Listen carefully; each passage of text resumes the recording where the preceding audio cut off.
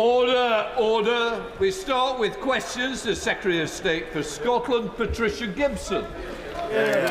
Number one, Mr. Speaker. Secretary of State. Mr. Speaker, last weekend Scotland once again showed the world that we can host fantastic sporting events with the World Indoor Athletics Championships held in Glasgow. And I offer my congratulations to everyone involved, especially medal winners Gemma Reekie from Ayrshire and Josh Kerr from Edinburgh, the first Scottish man to win a gold medal in these championships in over 30 years. Mr. Speaker, I also congratulate the Scottish rugby team, who, thanks to their recent victory over England, have now won the Calcutta Cup 4 times in a row. And Mr. Speaker, I would add it would have been 5 in a row, but COVID got in the way. Turning to question 1, Mr. Speaker, contrary to what we hear from the SNP, the Scottish Government is well funded. This UK Government has provided a record block grant averaging £41 billion a year, with an additional £2.4 billion across the last 3 fiscal events. Scotland continues to benefit from the Barnett formula, under which the Scottish Government receives around 25% more funding per person than equivalent spending across the United Kingdom. Patricia Gibson. Can the Secretary of State explain how his government's £1,600 million cut to Scotland's capital budget over the next 3 years will impact on the provision of infrastructure, roads, hospitals, schools, new homes, digital connectivity and the economic growth we need to escape the recession into which the Tories have dragged us? Secretary of State. Well, Mr. Speaker, it's nice to see the Honourable Lady and her colleagues have turned up for work today, even if that's in defiance of the Deputy Leader of the SNP, who thought they shouldn't bother coming. But I want to be clear on the resource spending, on the capital budget. The Scottish Government are able to divert their resource spending for capital and infrastructure investments, and they also can borrow to enhance capital investments if they so choose. Douglas Ross. Mr. Speaker, the Secretary of State is correct that the block grant from the UK Conservative Government to Scotland is the highest it's ever been. But despite that, just last week, the SNP Green Government pushed through their tax and acts budget in Scotland. So does my right honourable friend agree that the Nationalists have got the wrong priorities for Scotland, cutting services while increasing the income tax rates for anyone earning over £28,867? Well, Mr. Speaker, I do agree with my honourable friend, and I'd further add that the Scottish Government's 6 tax bans, as opposed to the 3 tax bans that the UK Government have, are really holding Scotland back. Shadow Minister Michael Shanks. Thank you, Mr. Speaker. And while the SNP and the Tories argue about the financial settlement between 2 governments, there are 2 things that they do agree on. Firstly, that working people should pay the price of this economic mess with raising tax to sky-high levels. And secondly, until at least today anyway, they agreed that oil and gas giants earning record profits shouldn't face a proper windfall tax, although it now seems like the SNP might be the only people holding out that position. So now the question is, who does the Secretary of State support? The Scottish Tory leader who's standing up in Holyrood today attacking an extension of the windfall tax, or the Chancellor, who we understand is about to announce exactly that? Well, Mr. Speaker, my position's always been clear. I believe that the energy profits levy on the excess profits caused by Putin's illegal war in Ukraine was the right thing for the government to do, to give support to people with their cost of energy, the cost of living prices. SNP spokesperson Gavin Newland. Thank you very much, Mr. Speaker. He started so well. Can I agree with him on the Calcutta Cup? I was there to witness a historic occasion, and also in the World Athletics Championships in Glasgow as well. I actually played rugby with Gemma Reekie's cousin for many, many years, so my congratulations to them. However, everything from that point on, from all sides of the House, has been absolute nonsense. At a time when many Scots are struggling to pay their energy or shopping bills due to the rampant inflation his government has presided over, and with inflation in the public sector running even higher, his government has cut the Scottish Government's funding in real terms again, and now Commons Library research shows the Scottish Block Grant will be at its lowest level of UK Government spending since the start of devolution. So, as the Secretary of State counts down the weeks to his departure, is he proud of his legacy? Secretary of State. That's a very easy one to answer, Mr. Speaker. I'm very proud of my legacy. Whether it's been rather like winning 4 Calcutta Cups, I've won in court with the Scottish Government 4 times, whether it's any number of things I'd like to list with my legacy, but importantly, it's a record block grant of £41 billion that this Scottish Government received, and on top of that, record Barnett consequentials, and another, because spending in Scotland is 25% higher per person than the average in the UK, that equates to an extra £8.5 billion. Newlands. I had no idea, Mr Speaker. We should all just be very grateful. Very grateful indeed for the largesse of the Secretary of State. But does that largesse extend to capital funding? Because capital funding to the Scottish Parliament hasn't just been cut, it's been slashed by 10% in his watch.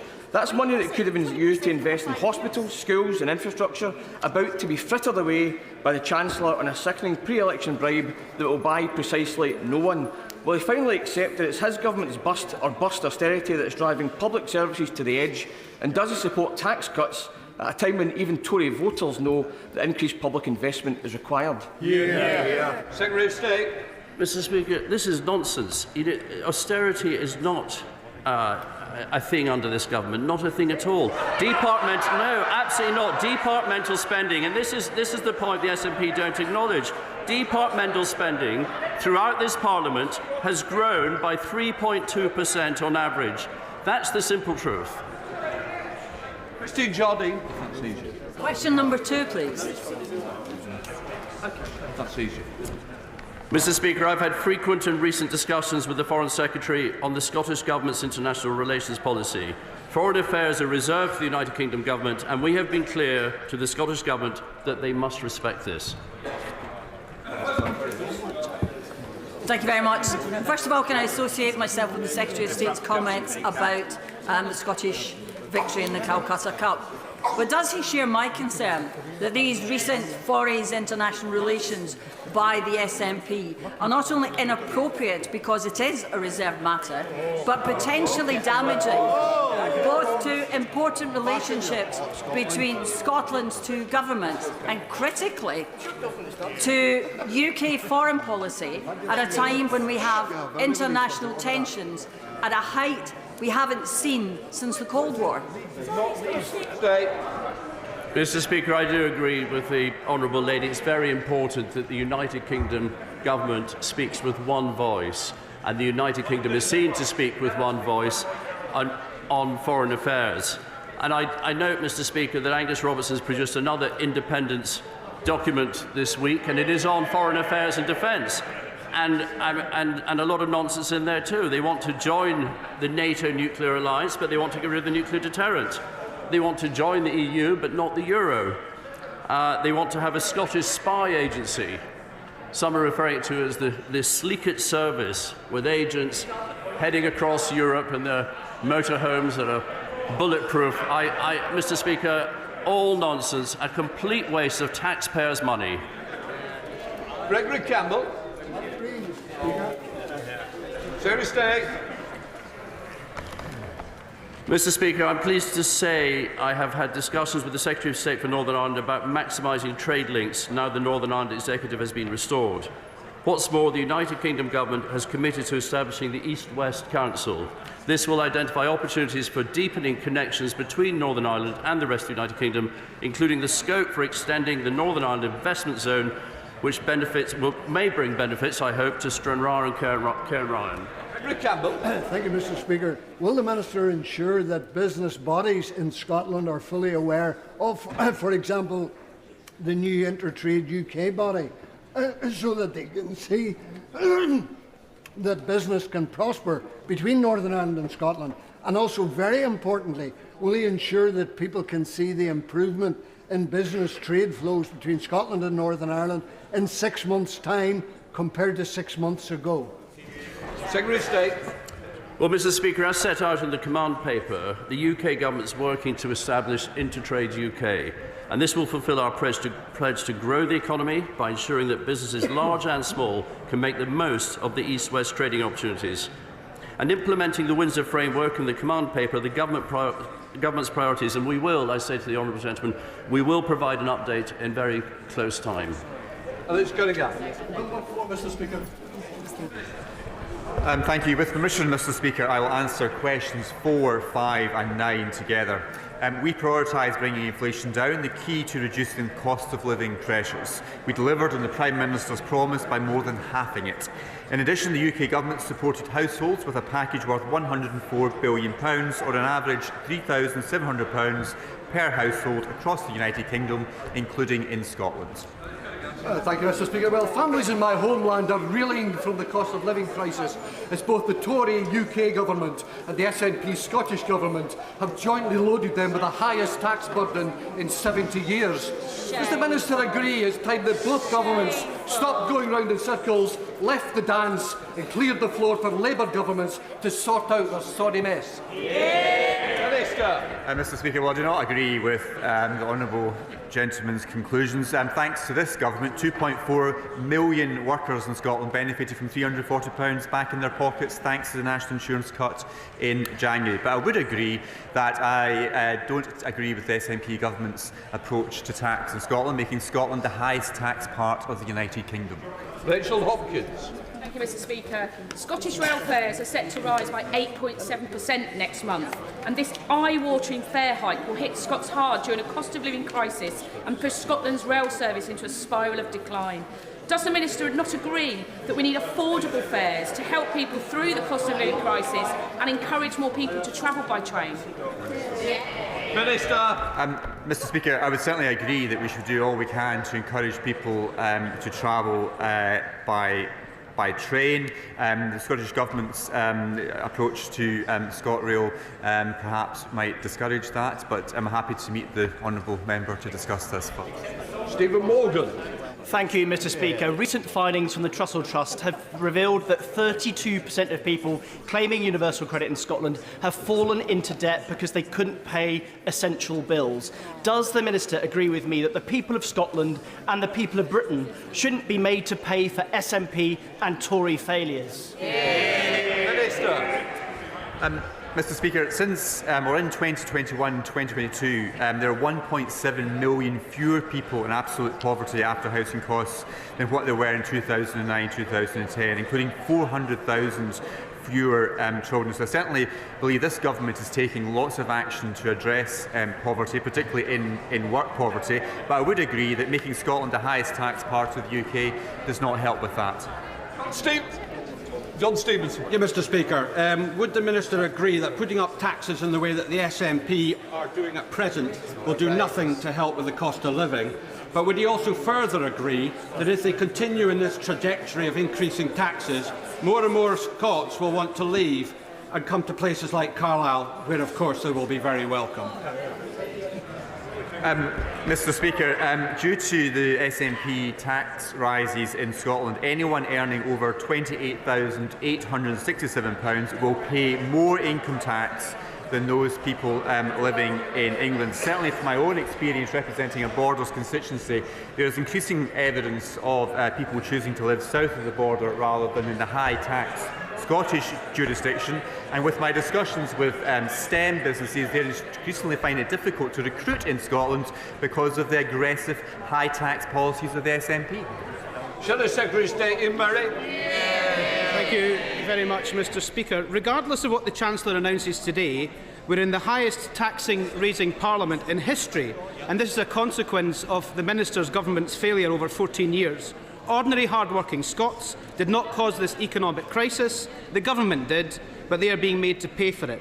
There have been 25 Tory tax rises since the last election, and the average family is much worse off as a result.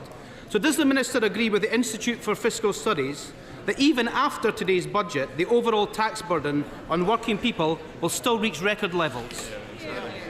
Mr Speaker, well, clearly I'm not going to speculate on what the Chancellor will be announcing shortly, but I would just remind the honourable gentleman that 2.4 million workers in Scotland have benefited from £340 going back into their pockets thanks to the changes to national insurance which have already been announced. In relation to his wider points about the tax burden, we should not forget the reason why, as a consequence of the huge interventions the government made to support workers and families and communities and businesses during the pandemic, and we're having to repay that. But that saved jobs and saved many businesses from going under during the COVID pandemic. Ian Murray. Chancellor says today, working people will still be paying a much higher tax burden at the end of this Parliament, and it will reach record levels. And shockingly, the tax burden in Scotland is even higher. Anyone in Scotland earning more than £29,000 per year is paying more tax after the SNP voted for yet another income tax rise on working people. That means we're in the absurd position in Scotland of the SNP raising taxes on nurses and teachers whilst opposing Labour's plan for an extended windfall tax on the oil and gas giants. We even hear the leader of the Scottish Conservatives threaten to resign last night on potentially another U-turn from the Chancellor on the windfall tax. So doesn't the Minister accept that the best thing to happen now would be for this circus to be brought to an end and for the Prime Minister to call the election? As I said to the honourable gentleman earlier, I'm not going to speculate on the content of the budget, but when the election comes, Mr Speaker, the voters of Scotland will have a very clear choice. A party that's going to stand up for Scotland's place within a strong United Kingdom, or the Scottish National Party, which wants another referendum. I'm unclear what the Labour Party has to offer. Alistair Carmichael. Number 6, Mr Speaker. Thank you, Mr Speaker. We want all farmers to get a fair price for their products, and the Government is committed to tackling contractual unfairness that exists in the agri-food supply chain. We will use the powers in the Agriculture Act 2020 whenever necessary. At the NFU conference, the Prime Minister announced the UK Farm to Food Summits would be an annual event. This will help strengthen the joint working by government and external partners to support a prosperous agri-food sector. Thank you, Mr Speaker. The Minister should be aware that his colleagues in DEFRA have recently concluded a consultation on contractual relationships in the fresh produce industry. At a time when 23% of dairy farmers doubt that they will continue in business into 2025, will he impress on his colleagues in DEFRA and the Department of Trade that action now in relation to that consultation is urgent? Minister. Mr Speaker, as a Borders farmer's son, I completely understand the invaluable work that farmers and crofters do to put food on our tables across Scotland and indeed across the United Kingdom. And this Government will continue to support the agriculture and food production sector. Scotland Office Ministers regularly attend the Interministerial Group for the Environment, Food and Rural Affairs, along with representatives from the devolved administrations. This group oversees how changes to price, supply and trade affect our markets, and will continue to take whatever action is necessary to support this important sector. Smith. Question number 7. Mr Speaker, our union is strong. Scotland's contribution, yes it is. Scotland's contribution to the United Kingdom is beyond doubt, and this Government's commitment to Scotland is without question. From free ports and investment zones to the record block grant and the £1.5 billion for the 12 city and region growth deals, we deliver for Scotland. Councillor Smith. Thank you, Mr Speaker. SNP MPs have been disengaged from Westminster for years, so does the Secretary of State agree with me that it's a disgrace that their deputy leader has said should they win seats at the next general election they will not engage? Does he agree with me that members elected to this House should turn up and do their jobs? I do agree with the Honourable Lady. Davis. 3 years ago, on the 16th of March 2021, we had a debate in this House on precisely the subject of this question. At the time, I was concerned Nicola Sturgeon's government were covering up interference in the complaints process against the First Minister. Since then, in defiance of the Information Commissioner and of a court order, they've continued to cover up. Can the Cabinet Secretary look at whether the Ministerial Code and the Civil Service Code have been broken in this context? Mr Speaker, I would say to my right honourable friend that he should write to the Cabinet Secretary and ask him to do that very thing. Richard Graham. Mr Speaker, successive energy ministers have hugely... Number 8. Minister. Thank you, Mr Speaker. The Government is firmly committed to supporting Scotland's marine energy sector to grow. Around 80% of tidal stream contracts awarded through contracts for difference in the last 2 rounds were deployed, will be deployed in Scotland. In addition, Horizon Europe selected 2 Scottish-based UK tidal stream developers to develop projects in Orkney. They will lead to construction on 2 £17 million projects funded by the UK Government's financial guarantee. Richard Graham. Now, I'm grateful, Mr. Speaker, to the Minister, and he knows successive energy ministers have hugely helped the development of the marine energy sector in Scotland as elsewhere in the United Kingdom. Would my honourable friend agree with me that there is an opportunity in the next round of renewables auction to allow for wave technologies alongside tidal stream technologies? And will he also encourage the Scottish Government to speed up approvals of the sites so that we can get great green energy projects started as soon as possible in Scotland as elsewhere? Thank you, Mr. Speaker. I'm grateful for my honourable friend for that important question. The Government is undertaking an analysis of the technology pipeline available for contracts for difference auction round 6 against our legal obligation to ensure the auction round is competitive. We are considering the appropriate parameters for all technologies, including tidal stream and wave energy. Final parameters will be published in the budget notice this month ahead of the auction round opening. Jane Duggan. The Sea Star tidal farm off the coast of Orkney is set to be the largest tidal energy farm anywhere in the world and was supported by EU funding through the European Marine Energy Centre. This comes after Edinburgh University's report finds that the UK Government can save hundreds of millions of pounds by bringing forward the development of tidal by years if it worked closer with its EU partners. It's quite clear that the EU's role in this in Europe and around Scotland is very important. So if Scotland is better together with anyone, isn't it better together with the EU and its investment in tidal?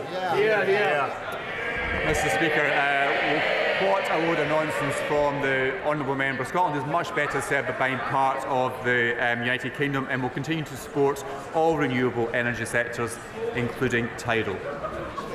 Jamie Stone. Number 10, Mr. Speaker. Minister. Mr. Speaker, this Government recognises the invaluable work that all NHS workers do. I see this every day of the week in my own constituency in the Scottish Borders. That's why the Secretary of State for Health and Social Care has written to the Scottish Government regarding working together to reduce patient waiting times. We continue to be open to exploring this further. Mr. Speaker, I have a lady constituent who suffers from a rare and dangerous condition called subglottal stenosis. There is only one clinic that has expertise to treat this condition, and it is in London. And yet our local health board is refusing to refer her. They say they can offer another treatment, but it is thought to be less safe and possibly not very effective. So can I ask, what steps is the Government taking to ensure that patients, regardless of which side of the border they live, will get the best possible treatment? Jim. Minister. Mr. Speaker, I'm regularly reminded, particularly as a border, as an MP for the borders, of the need of healthcare for benefits on either side of the border, particularly cross-border working with the NHS. Local people in the borders often get treatment faster and easier because of it. Sadly, the honourable member has highlighted a real problem with Scotland's NHS thanks to the mismanagement by the SNP government of Edinburgh, particularly of rural health services. Now, he's identified a very distressing case for his constituent, and I'm very happy to write to the Scottish Government along with him to raise this case with them. Theresa Villiers. Question 11, please, Mr. Speaker.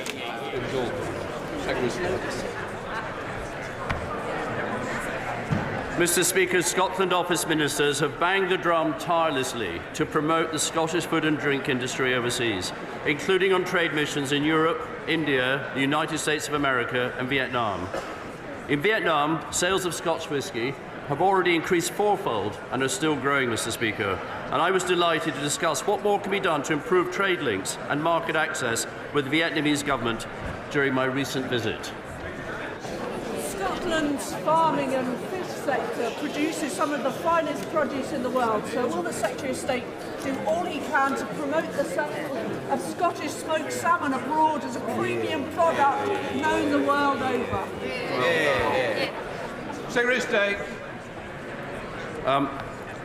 Well, I think I heard smoked salmon, Mr. Speaker, and it's not just smoked salmon. The most recent figures show that Scotland's world-leading food and drink sector accounted for 29% of all UK food and drink exports. To help the sector continue to flourish, this government has secured trade agreements with 71 non-EU countries and the EU, and the total UK trade with these partners is worth £808 billion. Shannon. Thank the Minister for that answer. Minister, Scotland's food exports have shown... The order. Mr Cunningham, sit down. Jim Shell. Thank you, Mr Speaker. Scotland's food exports, some of those companies have been prevented of trading with Northern Ireland. There is now an Intertrade UK body set up as a result of the discussions that have taken place. Can I ask the Minister this question? What is the Minister and his department doing to ensure that those companies who have stopped trading are encouraged to start trading again with Northern Ireland? Well, Mr Speaker, that in the UK command paper, we're setting up the East-West Council, and the East-West Council will work to bring around those solutions. Jim Blackford. Question number 12, Mr Speaker. Secretary of State.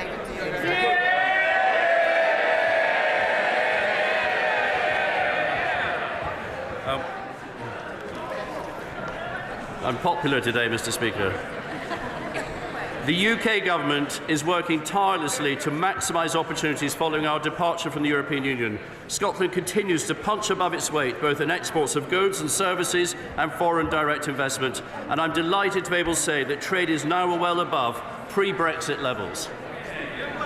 Mr Speaker, Scotland has been hammered by Westminster's imposition of a hard Brexit, with the Scottish salmon industry alone suffering additional £12 million of Brexit red tape costs. Across every sector of Scotland's economy, Brexit has added red tape costs, limited access to vital workers and limited markets. Is the Secretary of State proud of his legacy and includes a deliberate and avoidable undermining of Scotland's economy? Mr Speaker, as the honourable gentleman will appreciate, our departure from the EU has allowed us to forge new relationships. Consequently, Scotland's exports are performing well, up 13%. David Doig.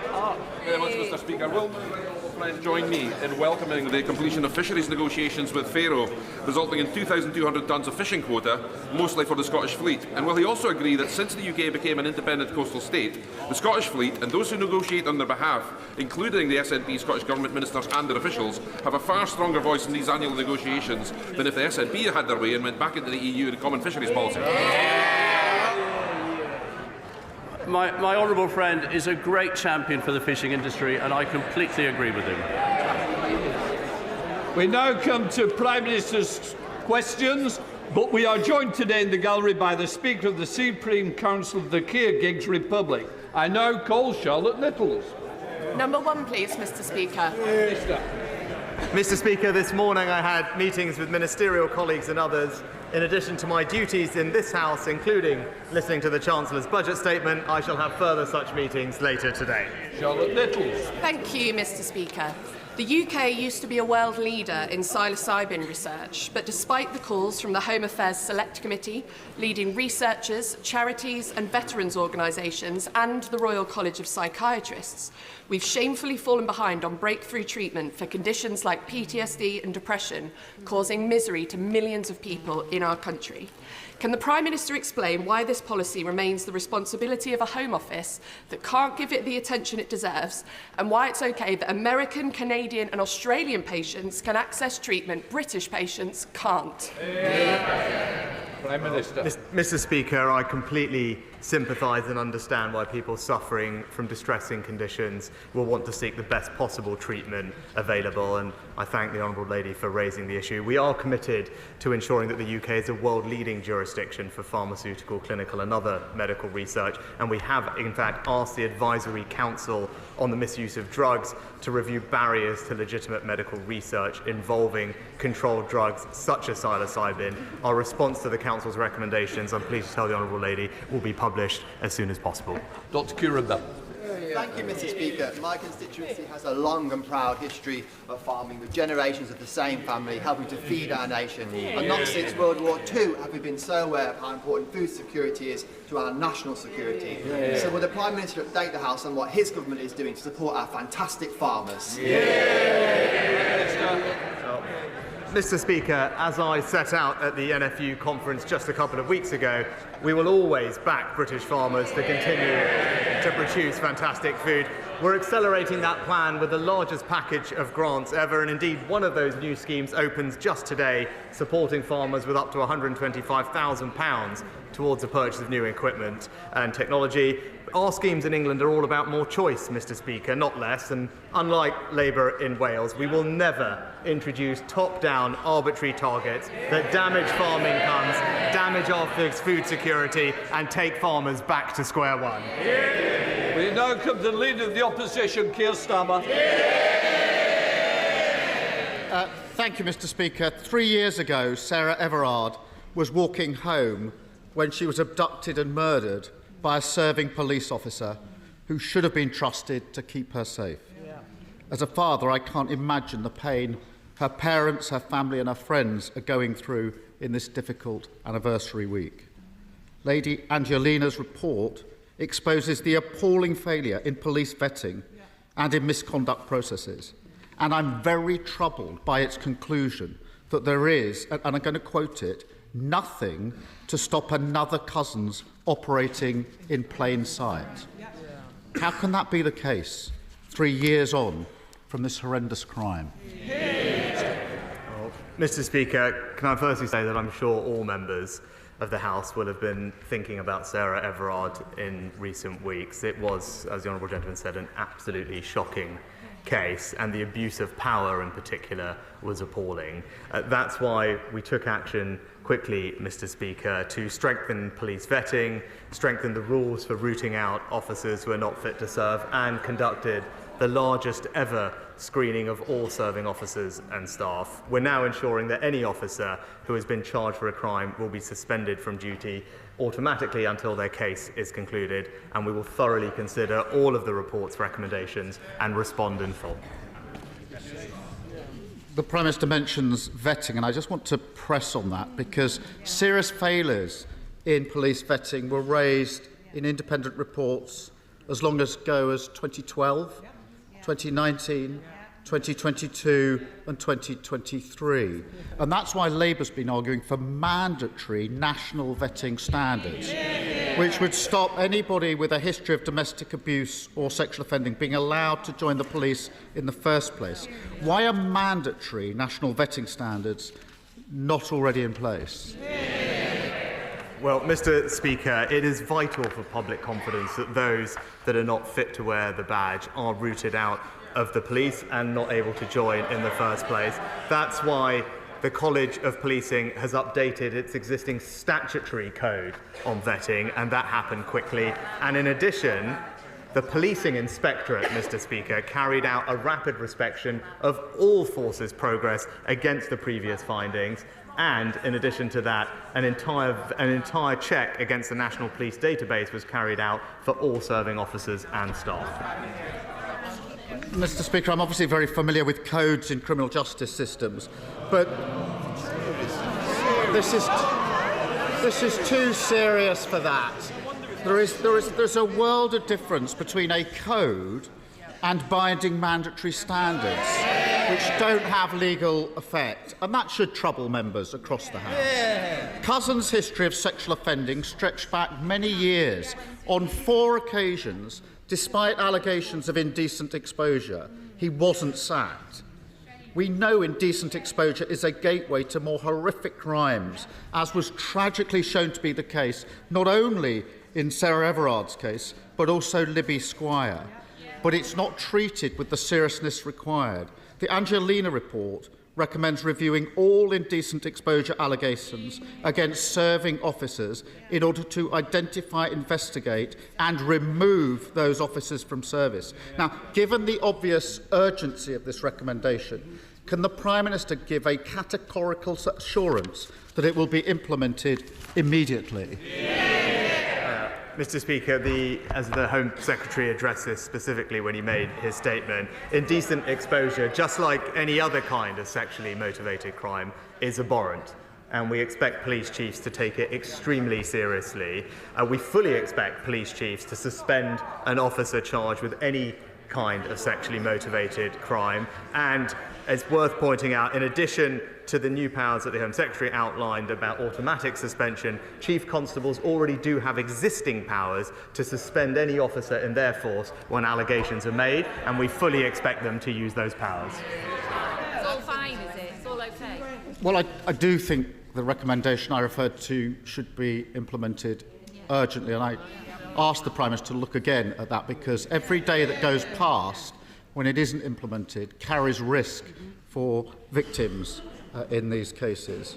Sarah Everard's murder should, of course, been a watershed moment on policing reform, on the criminal justice system, on violence against women and girls.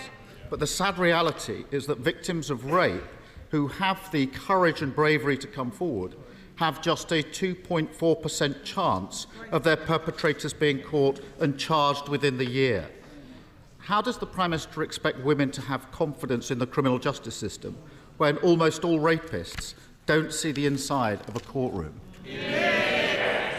Mr. Speaker, as we acknowledged a couple of years ago, of course we need to do more to improve rape outcomes in the criminal justice system.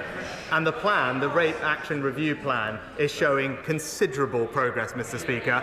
We've already increased the average sentences for rape by a third since Labour were last in office, Mr. Speaker. By the way, using a power that the Labour Party voted against in this House.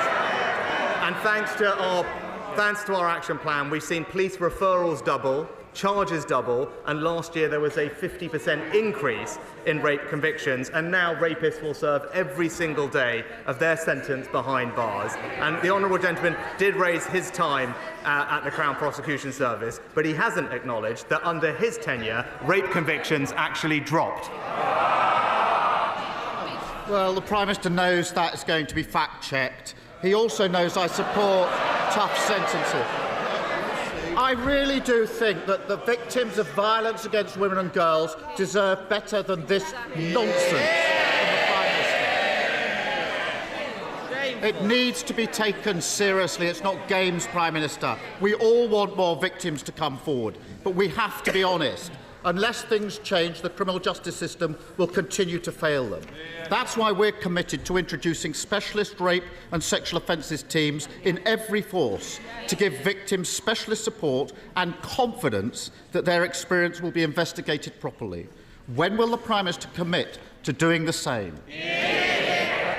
Mr. Speaker, we've already implemented a Rape Action Review Plan. He says about taking this seriously. Here are the things that we have done, Mr. Speaker. We have ended the appalling digital strip search that victims had to go through with their mobile phones. We've ensured that there's better use of pre-recorded cross-examination. We've rolled out Operation Sorteria with incredible success across all national police forces, and we have increased significantly the number of independent sexual domestic violence and abuse advisors to up to 1,000, and there is more specialist training in all police forces for these prosecutions. That is a plan that we've already put in place. It's a plan that is working to ensure that we can keep women and girls in our country safe.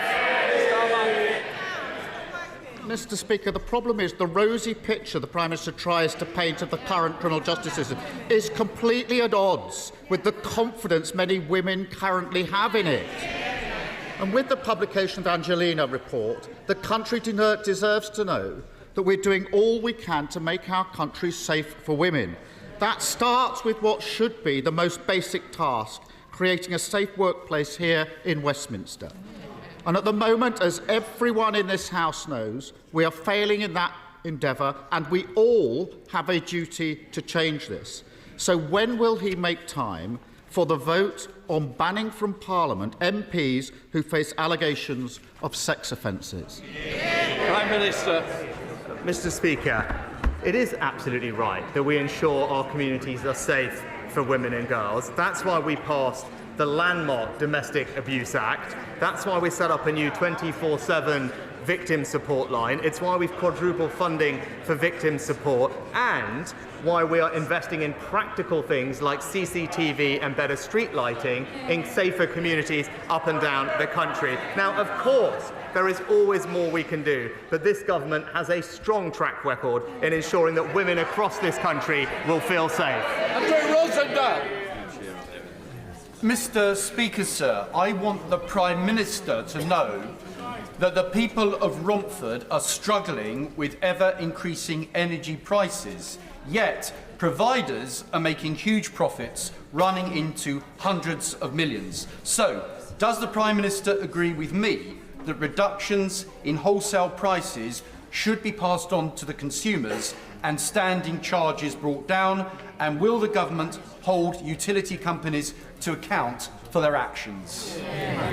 Well, Mr. Speaker, my honourable friend is right to highlight the challenge that high energy bills have posed, not just to his constituents in Romford, but across the country. That's why we stepped in with a significant package of support, paying for around half of a typical household energy bill when prices were at their highest. My honourable friend, I know, will join me in welcoming the fact that the energy price cap is set to fall by almost £250 in April, which will bring relief to many families, but we must hold companies to account, and that's why we introduced the energy profits levy on the windfall profits caused by an unexpected increase in energy prices, and we are going further to cut costs for people by cutting their taxes and putting more money in their family bank accounts.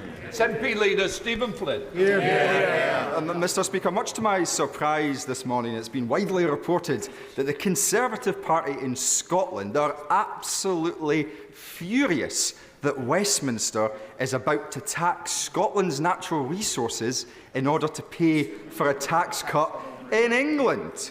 Mr. Speaker, is the Prime Minister in danger of turning his colleagues into nationalists? Mr. Speaker, obviously I wouldn't comment on the budget, but what I would say is, when I was in Scotland last week, it was crystal clear. There has only ever been one party consistently standing up for the North Sea energy industry, and it's the Scottish Conservatives. The Prime Minister knows that not to be the case, but there's a serious point to be made here, Mr. Speaker.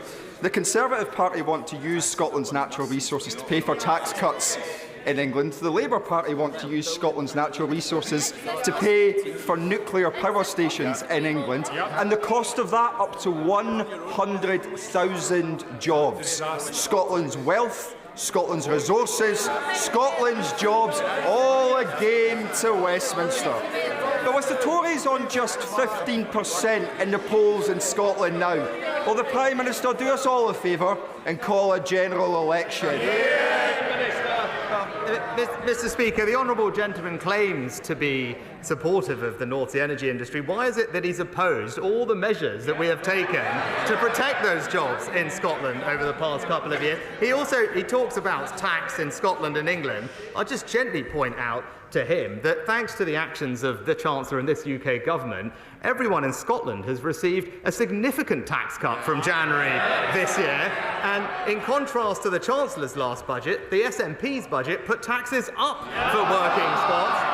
Scotland is now the high tax capital of the UK, but this Conservative government is going to keep cutting taxes for hard-working Scots. Speaker, the government is rightly acting to properly compensate the Horizon victims who are highlighted by Alan Bates's legal challenge.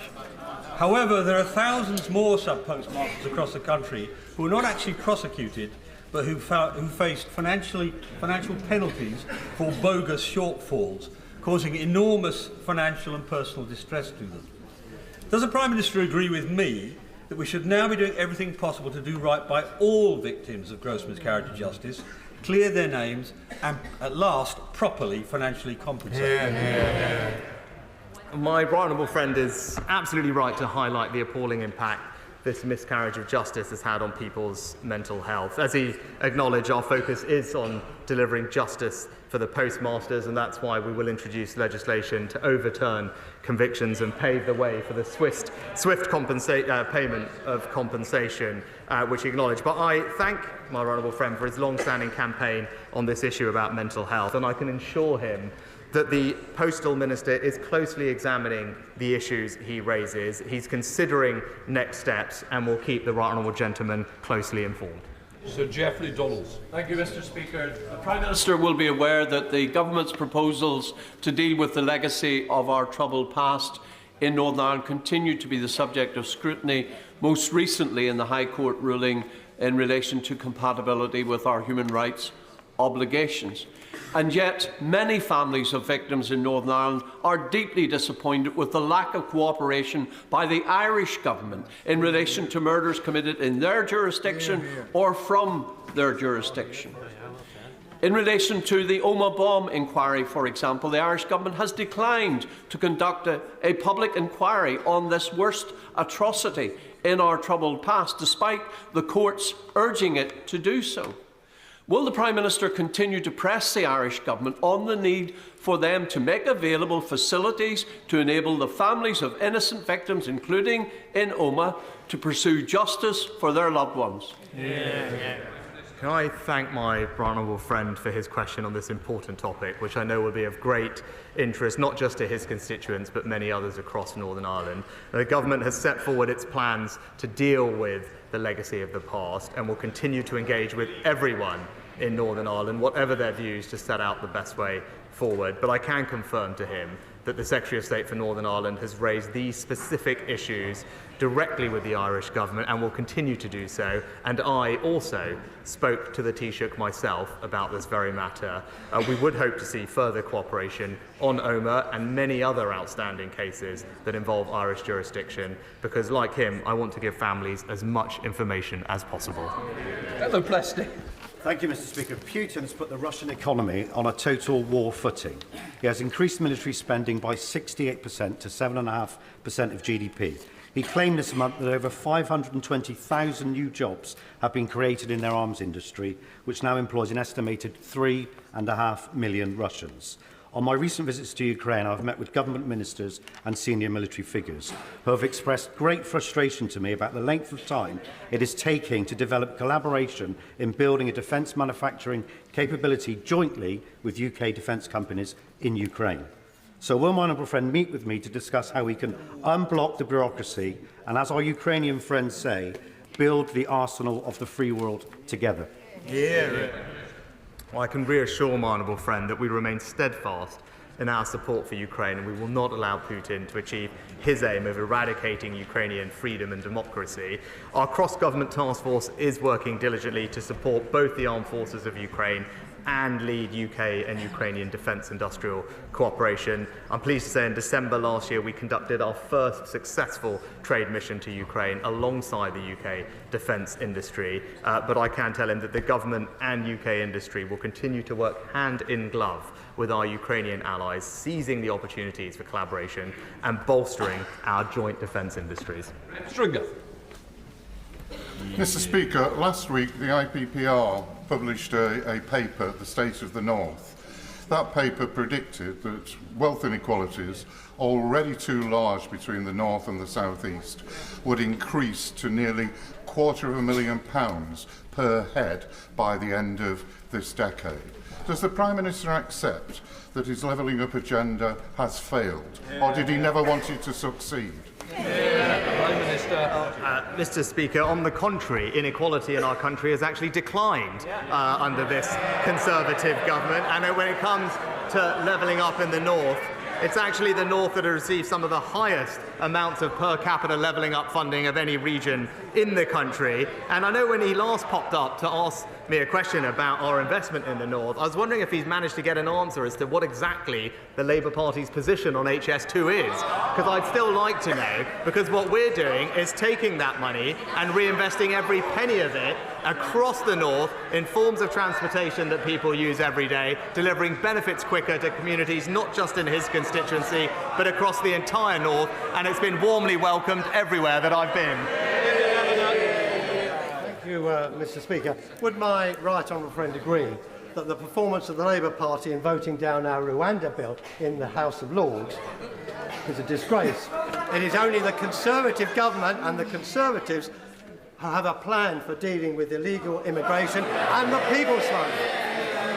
Action on illegal immigration is a top priority in my constituency, and Labour has no policy or plan on this at all.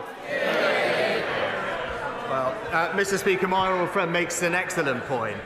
He knows, like I know, that if you want to fully stop the boats, you need to have a working deterrent. That means if someone comes here illegally, you must be able to remove them to a safe third country alternative. That's why the Rwanda scheme is so important, and that's why we're determined to see it through. But it was just in the last week an independent report was published talking about the Labour Party's policies in this area, which made it crystal clear that they don't have a plan to stop the boats, and in fact their idea would see the UK accept hundreds of thousands more migrants.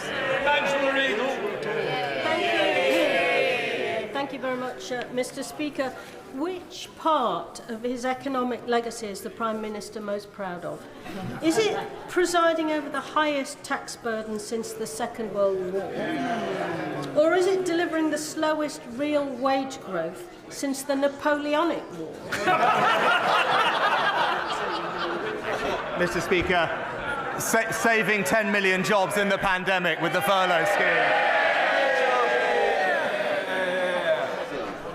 The Prime Minister will know that there is consensus across this House on the need to build new houses. Where that consensus breaks down is where those houses should be built. Does the Prime Minister agree with me that wherever possible, new houses should be built on brownfield sites, not on green spaces, not on greenfield, and certainly not on prime farmland? My honourable friend is absolutely right. It's sustainable planning that must be at the heart of our planning system, and that's why we're committed to meeting the needs of communities by building homes in the right places and, as he says, making best use of brownfield land. We've made it clear that that's what should be the priority. We've put extra funding aside to unlock those sites, and our recent changes to the MPPF provide clearer protection for the Greenbelt, making it clear how future housing supply should be assessed, and that is the clear difference between our two parties. On this side of the House, we will protect the Greenbelt, and the Labour Party will concrete right all over it. Thank you. Mr. Speaker, in some jurisdictions, ministers routinely publish their tax returns. The Prime Minister voluntarily published his UK tax returns last year. Does the Prime Minister agree that ministers of the Crown should publish their tax returns as a matter of course? And has he ever filed any returns in the USA that have not been published? Mr. Speaker, I don't think that would be proportionate or appropriate, and what I've done is... No, I don't think it would be proportionate for all ministers to publish their tax returns. In keeping with a long-standing tradition, I voluntarily published my tax return, as did the Chancellor. I think that is the right balance, and I've been completely transparent about that as I've done it.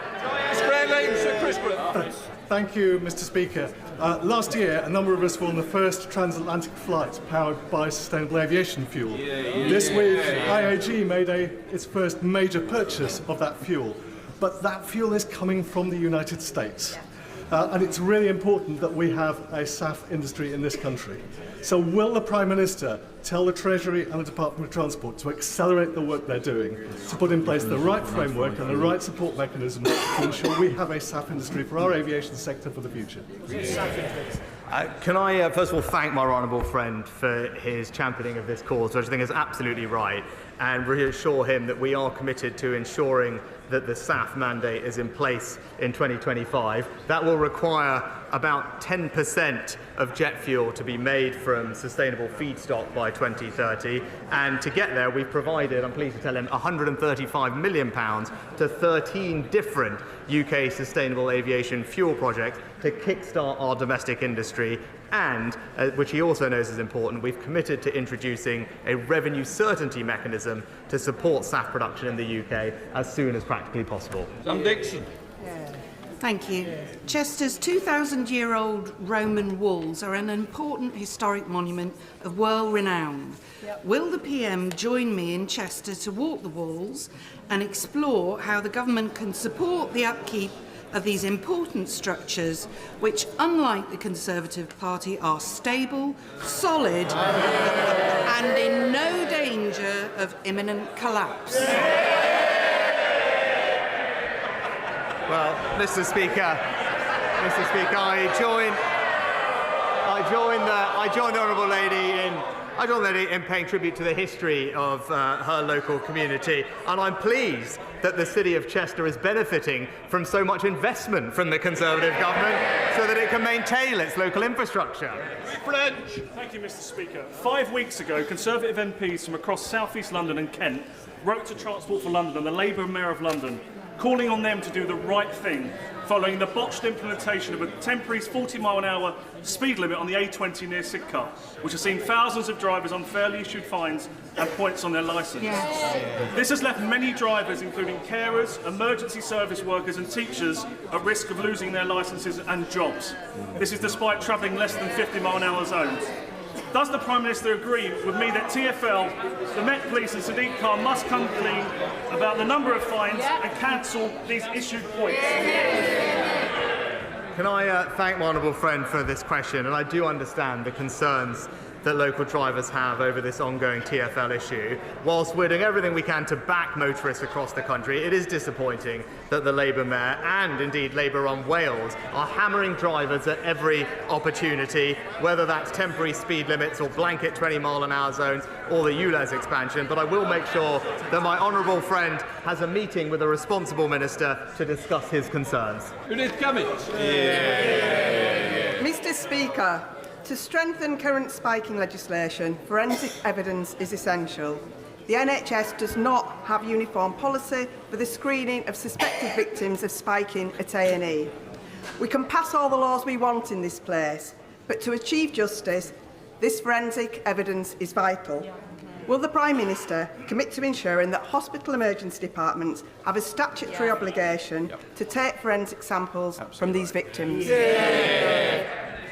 I agree with the honourable lady that spiking is an appalling, violating crime which seriously undermines public safety, particularly the safety of women and girls, and we want to make sure that the existing laws recognise the threat that spiking poses, and that's why at the end of last year we announced a raft of new measures to confront spiking and support victims, including changing the law to make it clear without any doubt that spiking is illegal, as well as other measures like an online reporting tool, investing in research and rapid testing kits, and training for bar staff. But I'll ensure that we look into the issue that she raises and write back to her.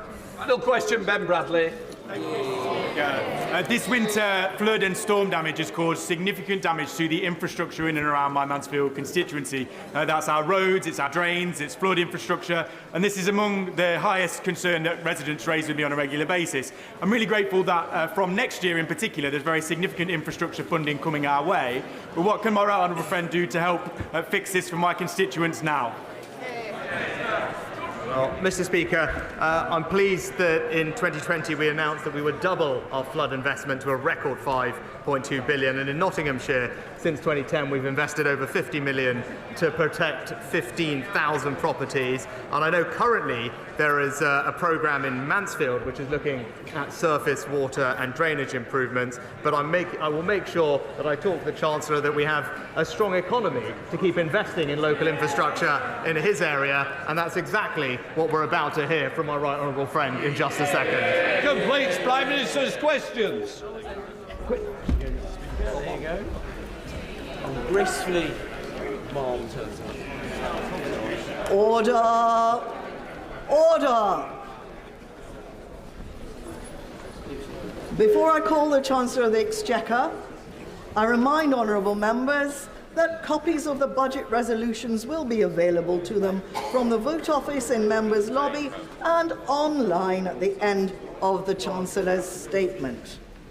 I also remind honourable members that interventions are not taken during the Chancellor's statement, nor during the replies of the Leader of the Opposition, or indeed of the spokesman for the Scottish National Party. I'm hoping that the hubbub on my right here is going to die down and some politeness will prevail before I call the Chancellor. Mr. Chancellor of the Exchequer.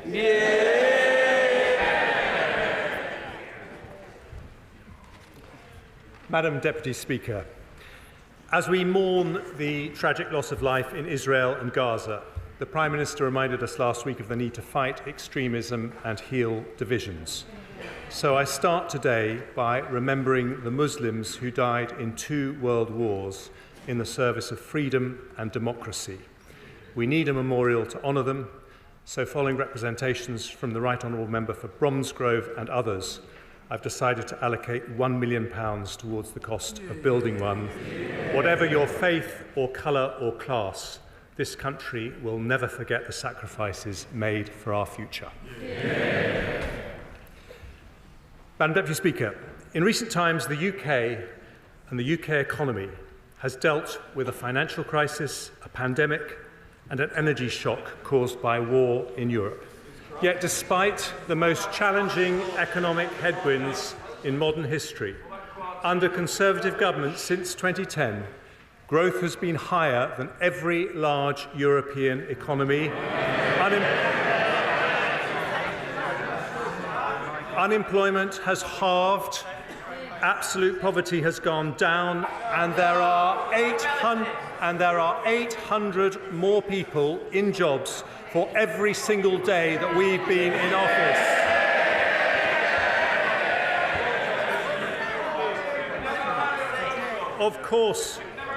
Of course, interest rates remain high as we bring down inflation. But because of the progress we've made, because we are delivering the Prime Minister's economic priorities, we can now help families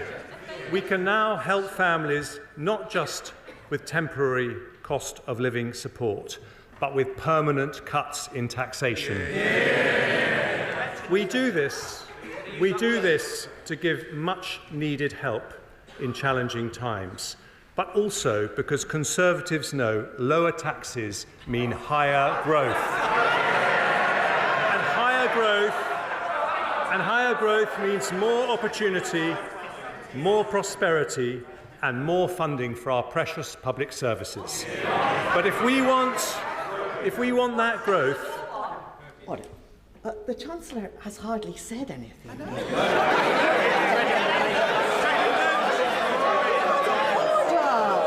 Order! You can't get excited yet. Now, other people want to hear what the Chancellor has to say, and it's matters. So, we'll have a bit of good behaviour, please. Chancellor. Thank you, Madam Deputy Speaker.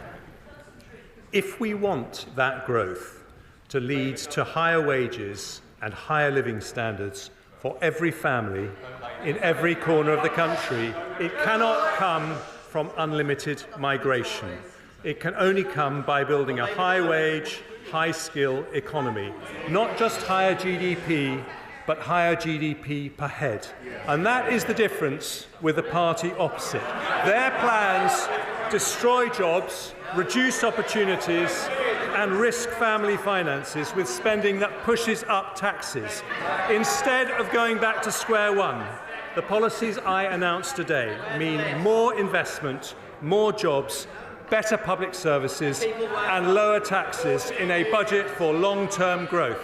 And Madam Deputy Speaker, I start with the updated forecast from the OBR, for which I thank Richard Hughes and his team.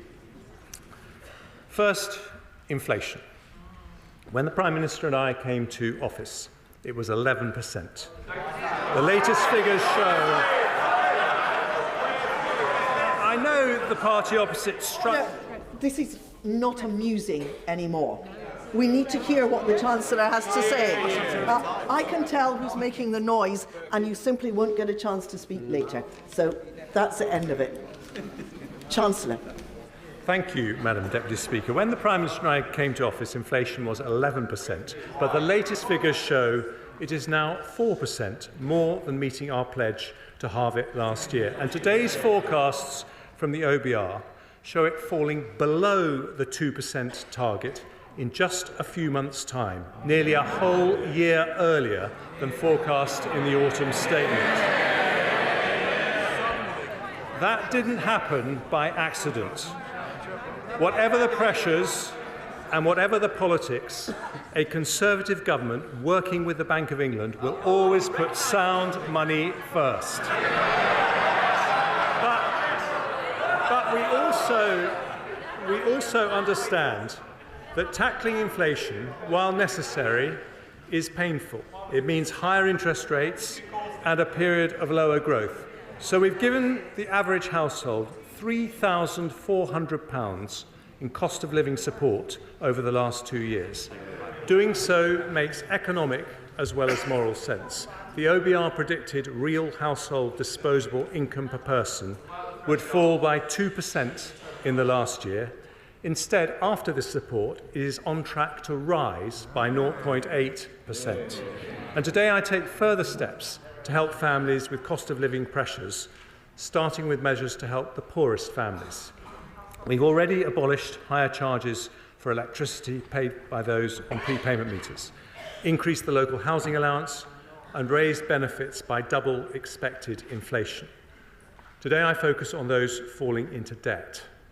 Nearly 1 million households on universal credit take out budgeting advance loans to pay for more expensive emergencies like boiler repairs or help getting a job.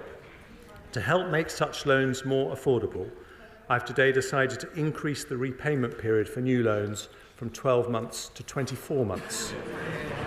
For some people, I thought they cared about people on the lowest incomes.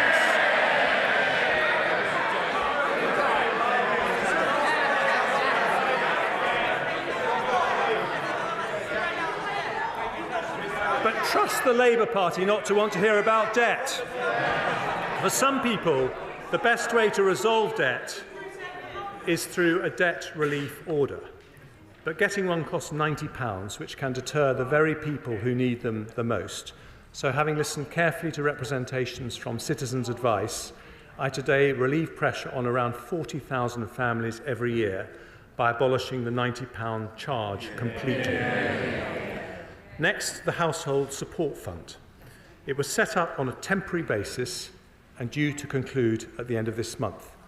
Having listened carefully to representations from the Joseph Rowntree Foundation, the Trussell Trust, and honourable members from East Ham, Colchester, Ruislip, Northwood and Pinner, and Suffolk Coastal, amongst others, I've decided that with the battle against inflation still not over, now is not the time to stop the targeted help it offers. We will therefore continue it at current levels for another 6 months. Next, I turn to a measure that will help businesses and households more broadly. In the autumn statement, I froze alcohol duty until August of this year. Without any action today, it would have been due to rise by 3%. But I've listened carefully to my right honourable friends from Altrincham and Sale West, the Vale of Glamorgan, and my right honourable friend from Murray, who is a formidable champion of the Scottish whisky industry. I also listened to Councillor John Tonks from Ash, a strong supporter of the wonderful Admiral pub, who pointed out the pressures facing the industry. So today I've decided to extend the alcohol duty freeze until February 2025. This benefits 38,000 pubs across the UK, and on top of the £13,000 saving a typical pub will get from the 75% business rates discount I announced in the autumn. We value our hospitality industry and are backing the great British pub. Another cost that families and businesses worry about is fuel. Now, the Shadow Chancellor complained about the freeze on fuel duty, and Labour has opposed it at every opportunity. The Labour Mayor of London wants to punish motorists even more with his ULEZ plans, but lots of families and sole traders depend on their car. If I did nothing, fuel duty would increase by 13% this month. So instead, I've listened to my right honourable friends for Stoke-on-Trent North, Dudley North, Witham and others, as well as the Sun newspaper's Keep It Down campaign. I have, as a result, decided to maintain the 5p cut and freeze fuel duty for another 12 months. This will save the average car driver £50 next year and bring total savings since the 5p cut was introduced to around £250. Taken together with the alcohol duty freeze, This decision also reduces headline inflation by 0.2 percentage points in 24/5, allowing us to make faster progress towards the Bank of England's 2% target. Madam Deputy Speaker, there can be no solid growth without solid finances. An economy based on sound money does not pass its bills to the next generation. When it comes to borrowing, some believe there is a trade-off between compassion and fiscal responsibility. They are wrong. It is only because we responsibly reduce the deficit by 80% between 2010 and 2019 that we could provide £370 billion to help businesses and families in the pandemic. The party opposite opposed our plans to reduce the deficit every single step of the way. But in fairness, they were consistent. The Lib Dems supported controlling spending in coalition, but now say they would prop up a party that will turn on the spending taps. It's the difference between no plan and no principles.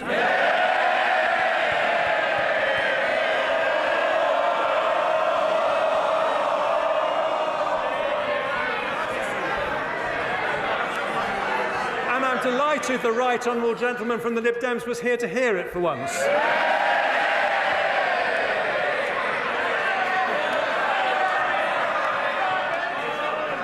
Today, we say something different. There is nothing compassionate about running out of money. With the pandemic behind us, we must once again be responsible and build up our resilience to future shocks. That means bringing down borrowing so we can start to reduce our debt. And today's figures confirm that is happening. Ahead of my first autumn statement in 22, the OBR forecast headline debt would rise to above 100% of GDP. Today, they will say it will fall in every year to just 94% by 28-29. Underlying debt, which excludes Bank of England debt, will be 91.7% in 24/5, according to the OBR, then 92.8%, 93.2%, 93.2%, before falling to 92.9% in 28-29, with final year headroom against debt falling of £8.9 billion. Our underlying debt is therefore on track to fall as a share of GDP, meeting our fiscal rule. And we continue to have the second lowest level of government debt in the G7, lower than Japan, France or the United States. We also meet our second fiscal rule for public sector borrowing to be below 3% of GDP 3 years early. Borrowing falls from 4.2% of GDP in 23/4 to 3.1%, 2.7%, 2.3%, 1.6% and 1.2% in 2028-29. By the end of the forecast, borrowing is at its lowest level of GDP since 2001. None of that, of course, would be possible if Labour implemented their pledge to decarbonise the grid 5 years early by 2030. By their own calculations, that costs £28 billion a year to do. But last month, after flip-flopping for months, they said they're not going to spend the £28 billion after all, but somehow they'll meet their pledge. Somehow, Madam Deputy Speaker, can only mean one thing: tax rises on working families. Same old Labour. Today, in contrast, a Conservative government brings down taxes with borrowing broadly unchanged. In fact, borrowing is slightly lower than the autumn statement. And the fact that we are bringing borrowing down is something of particular importance to one very special person. Sir Robert Stamen is the outgoing Chief Executive of the Government's Debt Management Office. And after 20 years of exceptional public service, he is in the gallery. Thank you, Sir Robert. I now turn to growth. Just after I became Chancellor, the OBR expected GDP to fall by 1.4% in the following year. In fact, it grew, albeit slowly. Now the OBR expects the economy to grow by 0.8% this year and 1.9% next year, 0.5% higher than their autumn forecast. Our after that, growth rises to 2.2%, 1.8% and 1.7% in 2028. Since 2010, they don't want to hear this, but these are the facts. Since 2010, we have grown faster than Germany, France or Italy, the three largest European economies. And according to the IMF, we will continue to grow faster than all three of them in the 5 years ahead. Surveys by Lloyds and Deloitte show business confidence is returning. In other words, because we have turned the corner on inflation, we will soon turn the corner on growth. And today's OBR forecasts also show that we have made good progress on the Prime Minister's three economic priorities. Compared to when the three pledges were made, inflation has halved, debt is falling in line with our fiscal rules, and growth is fully 1.5 percentage points higher than predicted. And as growth returns, they don't have a growth plan, so they might as well listen to ours. As growth returns, our plan is for economic growth not sustained through migration, but one that raises wages and living standards for families.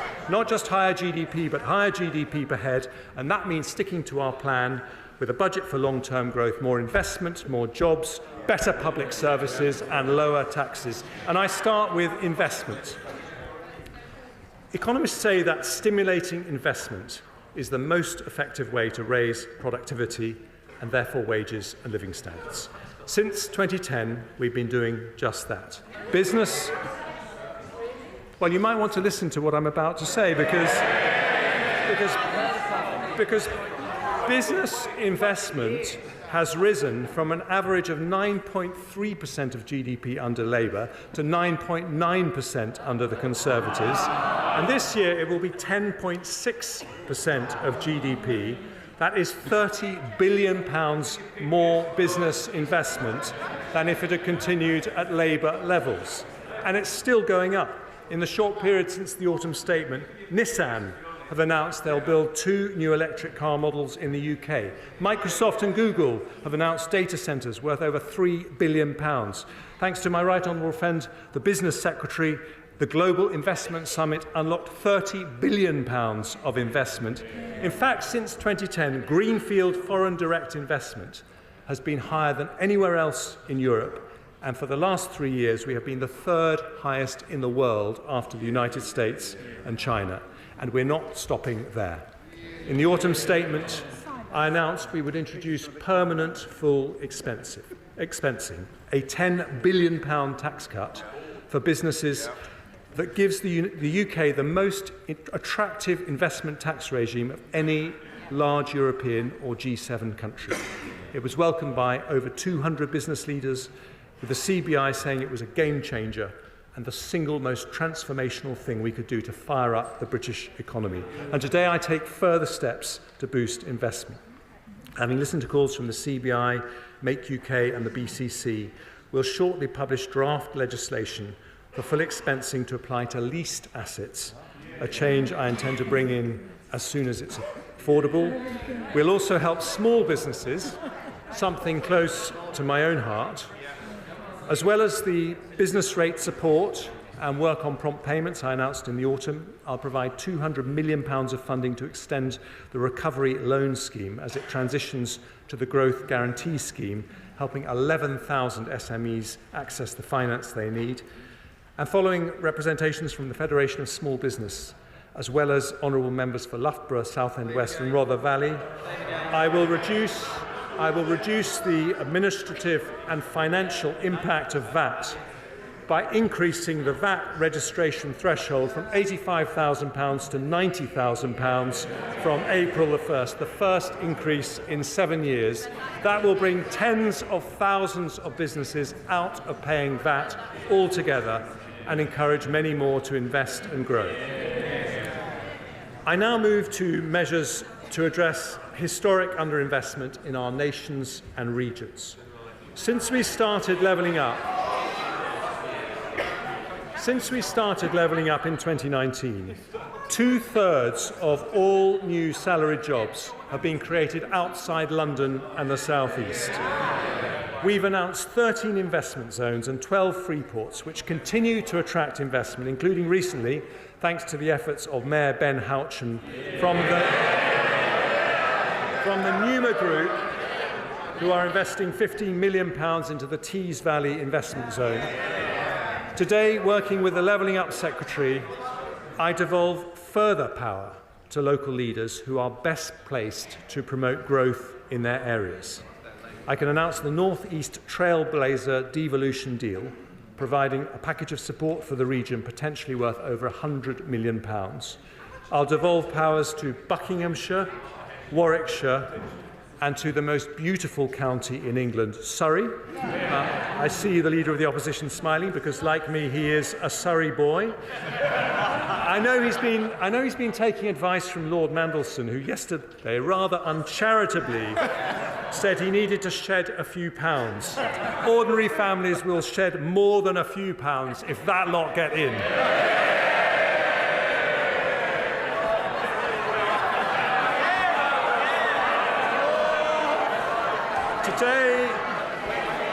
Today, if he wants to join me on my marathon training, he's most welcome as well. Today, we continue to spread opportunity throughout the country by allocating £100 million of levelling up funding to areas including High Peak, Dundee, Conway, Erewash, Redditch and Coventry to support cultural projects in these communities, alongside support for capital projects across the country, including in Bingley. We are expanding the long-term plan for towns to 20 new places, including Darlington, home of the Treasury's fantastic Darlington Economic Campus, Coleraine, Peterhead, Runcorn, Harlow, Eastbourne, Arbroath and Rhyl, providing each with £20 million of funding to invest in community regeneration over the next decade. We'll provide £15 million in new funding to the West Midlands Combined Authority to support culture, heritage and investment projects on the recommendation of our go-getting Mayor Andy Street. And we'll allocate £5 million to renovate hundreds of local village halls across England so they can remain at the heart of their communities.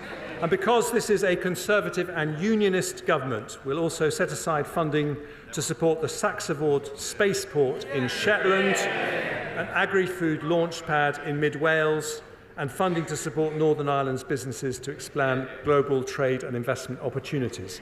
As a result of the decisions we take today, the Scottish Government will receive nearly £300 million in Barnett consequentials, with nearly £170 million for the Welsh Government and £100 million for the Northern Ireland Executive. I do appreciate that a tax-cutting budget is very uncomfortable for the biggest tax risers in the United Kingdom. We also want to level up opportunity across the generations, including building more houses for young people, and we're on track to deliver over 1 million homes in this Parliament. Last week, the Levelling Up Secretary allocated £188 million to support projects in Sheffield, Blackpool and Liverpool, and today I go further, allocating £242 million of investments in Barking Riverside and Canary Wharf, which together will build nearly 8,000 houses, as well as transforming Canary Wharf into a new hub for life science companies. We're launching a new £20 million community-led housing scheme supporting local communities to deliver the developments they want and need, and I'm pleased to announce the next steps for Cambridge to reach its potential to be the world's leading scientific powerhouse. I confirm there will be a long-term funding settlement for the Future Development Corporation in Cambridge at the next spending review, with over £10 million invested in the coming year to unlock delivery of crucial local transport and health infrastructure. The final levelling up measures I announced today support North Wales, where I have many happy childhood memories, in mould, following representations from the Honourable Member for the Vale of Clwyd. We will help fund the renovation of Theatre Clwyd.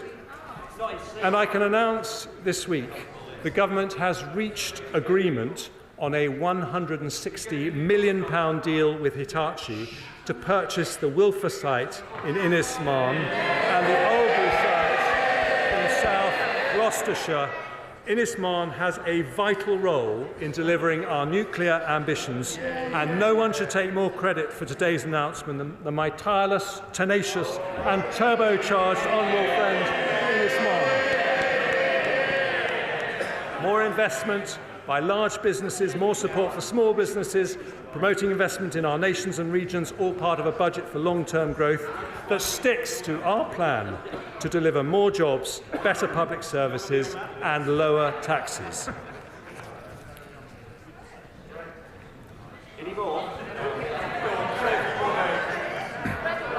I now turn to one of the most powerful ways to attract investment, namely supporting our most innovative industries.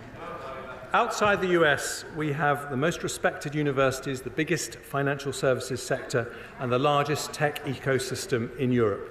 We have double the AI startups of anywhere in Europe, double the venture capital investment, and a tech economy now double the size of Germany and 3 times the size of France. We're on track to become the world's next Silicon Valley. In today's budget for long-term growth, I take further steps to attract investment into our technology-related industries. I want our brilliant tech entrepreneurs not just to start here, but to stay here, including when the time comes for a stock market listing. So we'll build on the Edinburgh and Mansion House reforms to unlock more pension fund capital.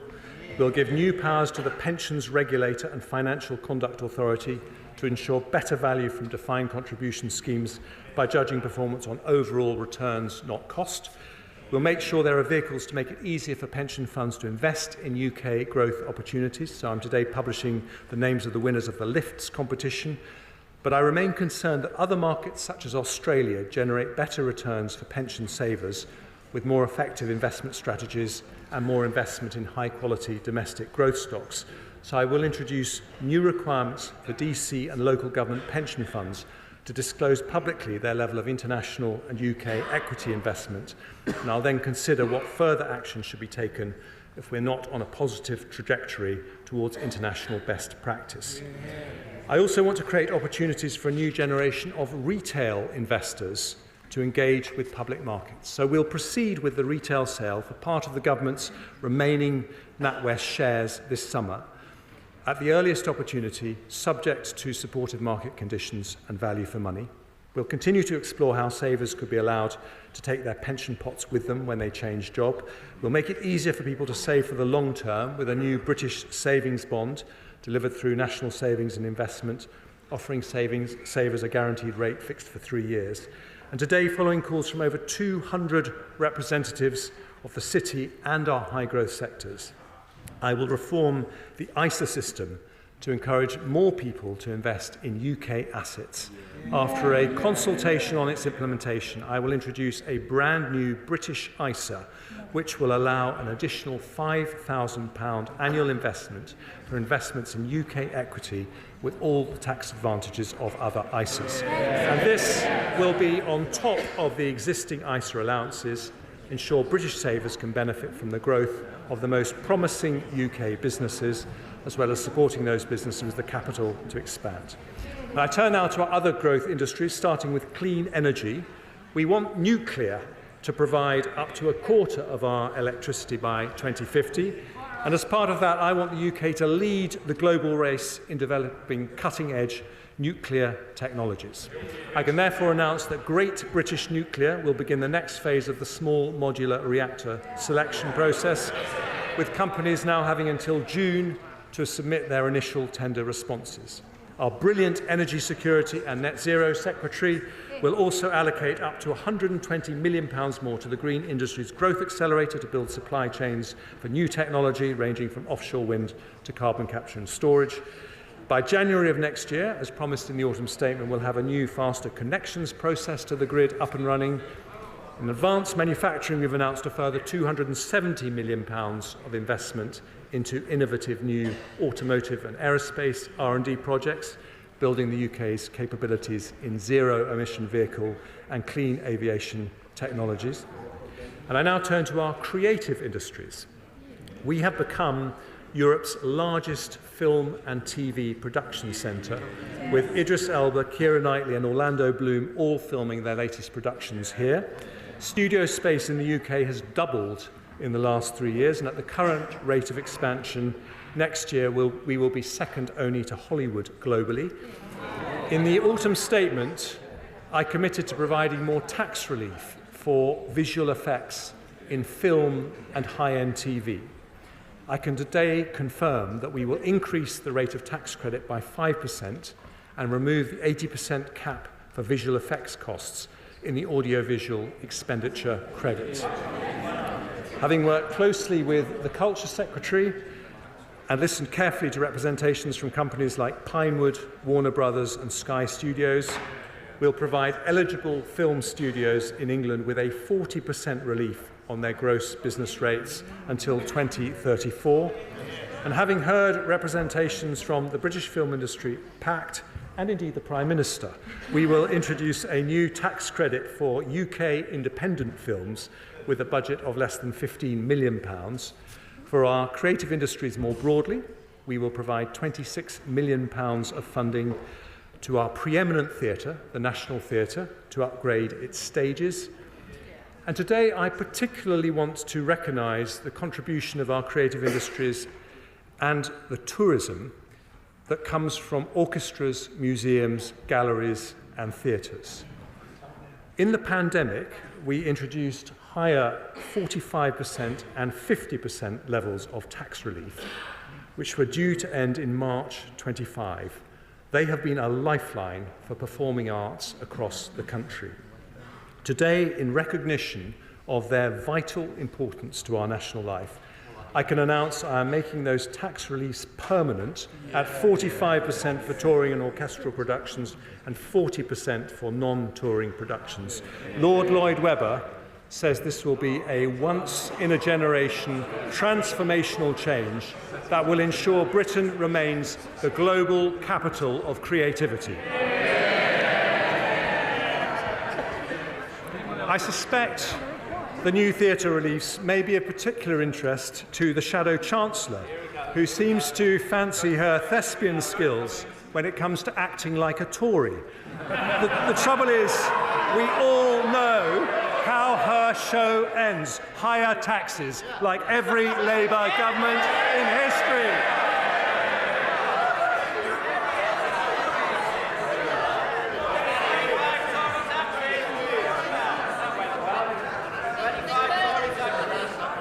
I'm delighted they are cheering the fact that Labour governments always put up taxes. They're right. And I also want to mention our life sciences sector, where we will support research by medical charities into diseases such as cancer, dementia and epilepsy, with an additional £45 million, including £3 million for Cancer Research UK. But I have long believed we should be manufacturing medicines as well as developing them. So I can today also announce a brand new investment by one of our greatest life science companies, AstraZeneca, led by mon ami, the irrepressible Sir Pascal Soriot. AstraZeneca made their COVID vaccine available to developing countries at cost, as a result saving over 6 million lives. And today, because of the government's support for the life sciences sector, they announced plans to invest £650 million in the UK to expand their footprint on the Cambridge Biomedical Campus and fund the building of a vaccine manufacturing hub in Speke in Liverpool. More investment, better jobs in every corner of the country in a long-term budget for growth from a Conservative government.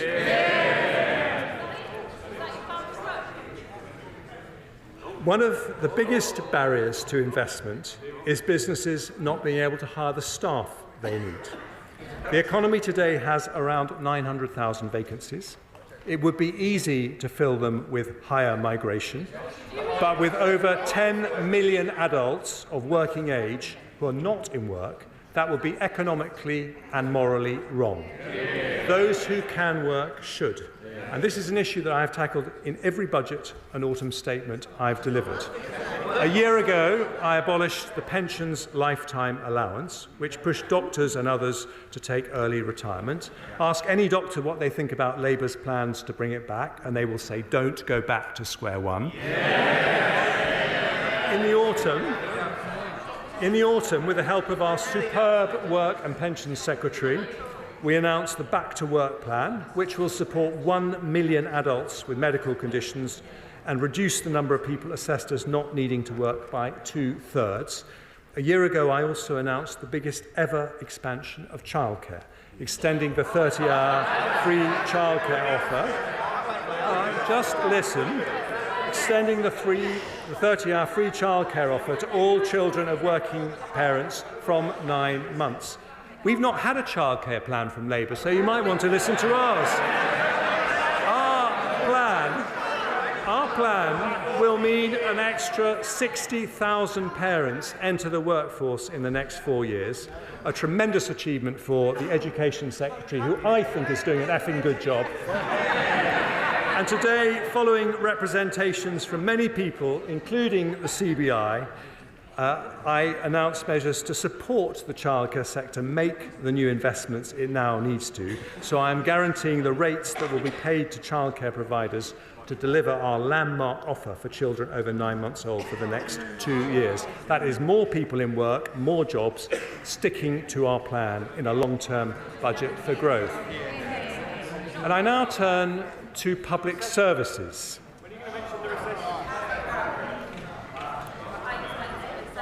I thought they were supposed to be interested in public services.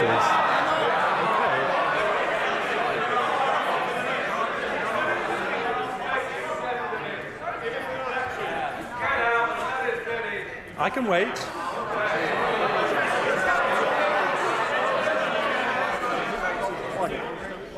Order.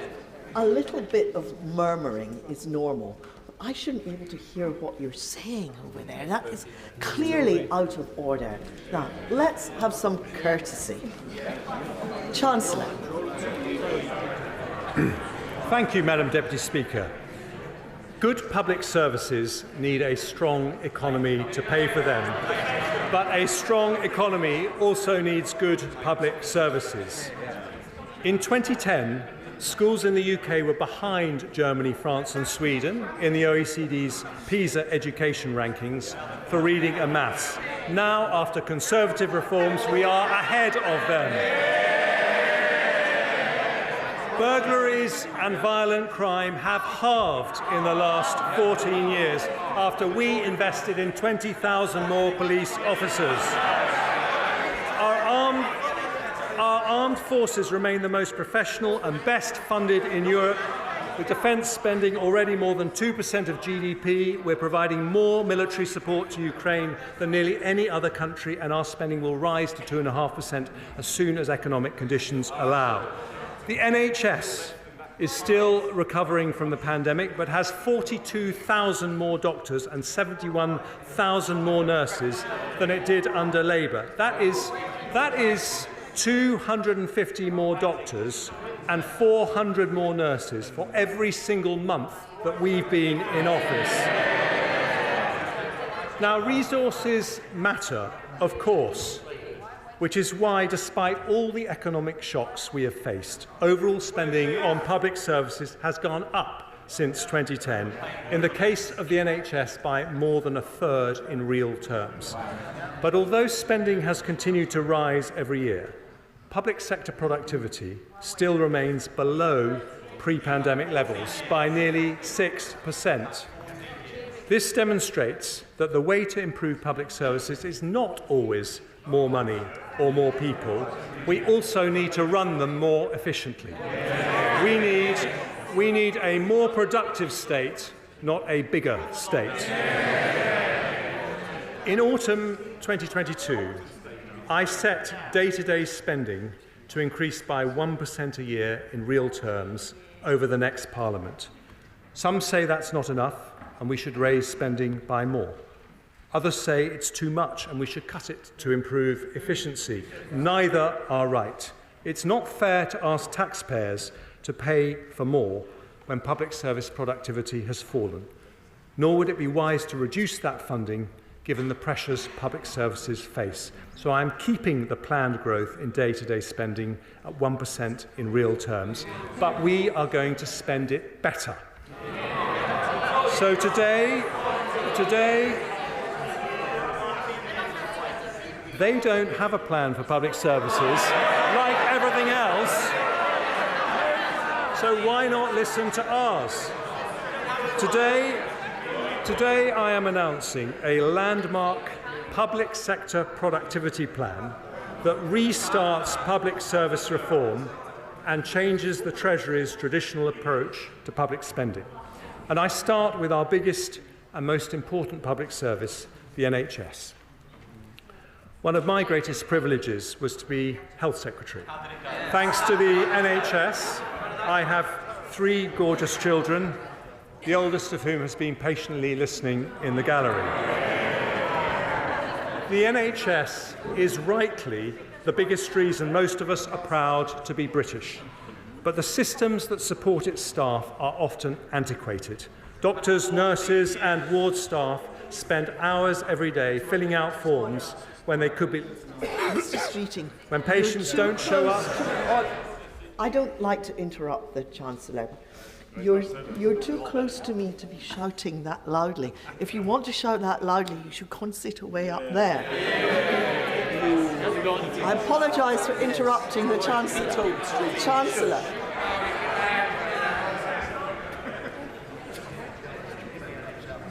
When patients don't show up, or one member of a team is ill, operating theatres are left empty despite long waiting lists. Now, when we published the NHS long-term workforce plan, I asked the NHS to put together a plan to transform its efficiency and productivity. I wanted better care for patients, more job satisfaction for staff, and better value for taxpayers. Making changes on the scale we need is not cheap. The investment needed to modernise NHS IT systems so they're as good as the best in the world costs £3.4 billion. But it helps unlock £35 billion of savings, 10 times that amount. So in today's budget for long-term growth, I have decided to fund the NHS productivity plan in full. Yeah. With that new investment, we will slash the 13 million hours lost by doctors and nurses every year to outdated IT systems. We will cut down and potentially halve form filling by doctors using AI. We will digitise operating theatre processes, allowing the same number of consultants to do an extra 200,000 operations a year. We'll fund improvements to help doctors read MRI and CT scans more accurately and quickly, speeding up results for 130,000 patients every year and saving thousands of lives, something I know would have delighted my brother Charlie, who I recently lost to cancer. We'll improve the NHS app so it can be used to confirm and modify all appointments, reducing up to half 500,000 missed appointments annually and improving patient choice. We'll set up a new NHS staff app to make it easier to roster electronically and end the use of expensive off-framework agencies. And as a result of this funding, all hospitals will use electronic patient records, making the NHS the largest digitally integrated healthcare system in the world. Today's announcement doubles the amount the NHS is investing on digital transformation over 3 years. And on top of this longer-term transformation, we'll also help the NHS meet pressures in the coming year with an additional £2.5 billion. This will allow the NHS to continue its focus on reducing waiting times and brings the total increase in NHS funding since the start of the Parliament to 13% in real terms. The NHS was there for us in the pandemic, and today, with nearly £6 billion of additional funding, a Conservative government is there for the NHS. The head of the NHS, Amanda Pritchard, today says that this investment shows the government continues to back the NHS. She says that as a result of it, the NHS can commit to delivering 1.9% annual productivity growth over the next Parliament, more than double the average productivity growth in public services between 2010 and 2019. But today is not just about the NHS. I want this groundbreaking agreement with the NHS to be a model for all our public services. Across education, the police, the courts and local government, I want to see more efficient, better value and higher quality public services. So today I can announce that in the next spending review, the Treasury will do things differently. We will prioritise proposals that deliver annual savings within 5 years, equivalent to the total cost of the investment required. And today we make a start with some excellent proposals. Violence reduction units and hotspot policing have prevented an estimated 136,000 knife crimes and other violent offences, as well as over 3,000 hospital admissions. Every crime costs money, so we will provide £75 million to roll that model out in England and Wales. Police officers waste around 8 hours a week on unnecessary admin. With higher productivity, we could free the equivalent of 20,000 police officers over a year. So we will spend £230 million rolling out time and money-saving technology, which speeds up police response times by allowing people to report crimes by video call and, where appropriate, use drones as first responders. Too many legal cases, particularly in family law, should never go to court, and it would cost us less if they didn't. So we'll spend £170 million to fund non-court resolution, reduce reoffending and digitise the court process. Too many children in care end up being looked after by unregistered providers that are much more expensive.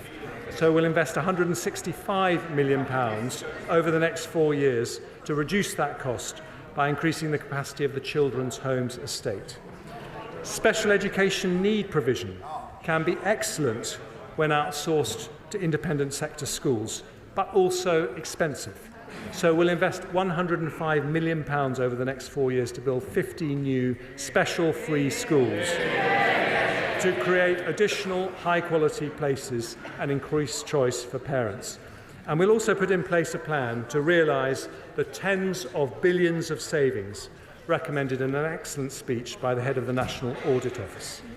The OBR say a 5% increase in public sector productivity will be the equivalent of around £20 billion in extra funding. With these plans, we can deliver that and more. And if we ensure they are cash-releasing savings, as we are committed to doing, it will be possible to live with more constrained spending growth without cutting services valued by the public. So with the energy and drive of my talented Chief Secretary to the Treasury, we launch our public sector productivity plan in today's budget for long-term growth, more investment, more jobs, better public services, and one more thing, lower taxes.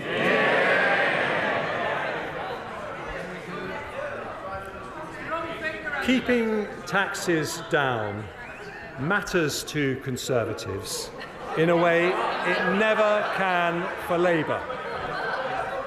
We believe that in a free society, the money you earn doesn't belong to the government, it belongs to you. And if we want to encourage hard work, we should let people keep as much of their own money as possible. Conservatives look around the world at economies in North America and Asia and notice that countries with lower taxes generally have higher growth. Now, economists argue about cause and correlation, but we know that lower taxed economies have more energy, more dynamism and more innovation, and we know that's Britain's future too. Before I explain how we will bring down taxes, I start with some measures to make our system simpler and fairer. To discourage non-smokers from taking up vaping, we're today confirming the introduction of an excise duty on vaping products from October 26 and publishing a consultation on its design. Because vapes can also play a positive role in helping people quit smoking, we'll introduce a one-off increase in tobacco duty at the same time to maintain the financial incentive to choose vaping over smoking. I'll make a one-off adjustment to rates of air passenger duty on non-economy flights only to account for high inflation in recent years, and I'll provide HMRC with the resources they need to ensure everyone pays the tax they owe, leading to an increase in revenue collected of over £4.5 billion across the forecast period. Next, I turn to property taxation. In recent months, following tenacious representation from the honourable members for St Austell and Newquay, North Devon, cities of London and Westminster, Torbay and Truro and Falmouth, I have been looking closely at our furnished holiday lettings tax regime.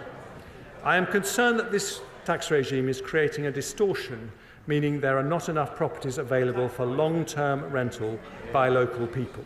So to make the tax system work better for local communities, I'm going to abolish the furnished holiday lettings regime.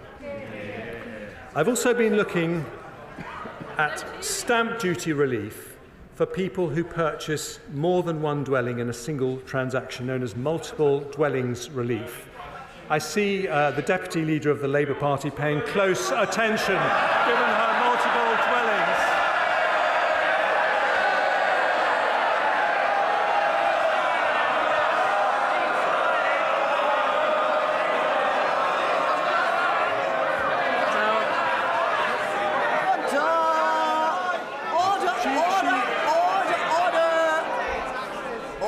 Order. Too much excitement.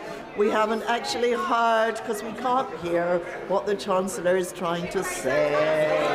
OK, and I can hear who is shouting there. You won't get to speak later. Chancellor. I'm sorry to disappoint her, but multiple dwellings relief was not actually designed for her, but intended to...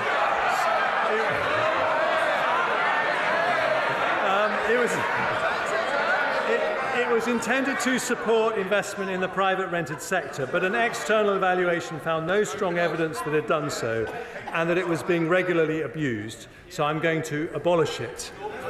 And finally, as part of this budget, both the Treasury, a part of our look on property taxation, both the Treasury and the OBR have looked at the costs associated with our current levels of capital gains tax on property.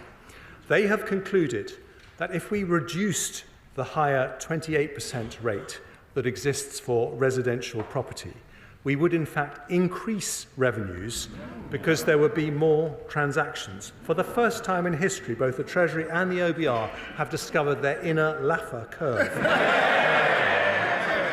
So today I'm going to reduce the higher rate of property capital gains tax from 28% to 24%. That really is for you, Angela.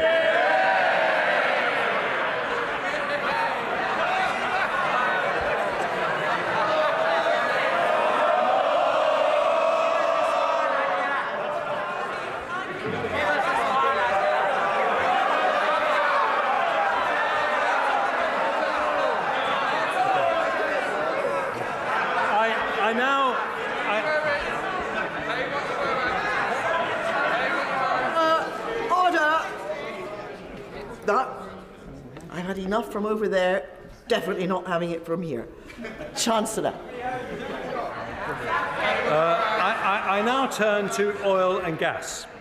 Unlike the party opposite, we want to encourage investment in the North Sea, so we will retain generous investment allowances for the sector. We'll also legislate in the Finance Bill to abolish the energy profits levy should market prices fall to their historic norm for a sustained period of time, after representations from the Honourable Member for Banff and Buchan.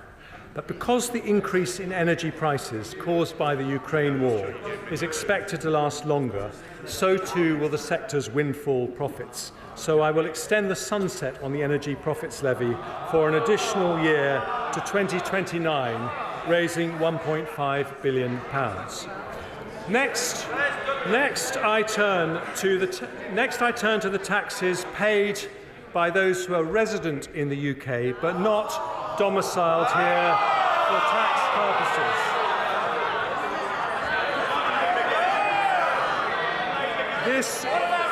This is a category of people known as non-doms.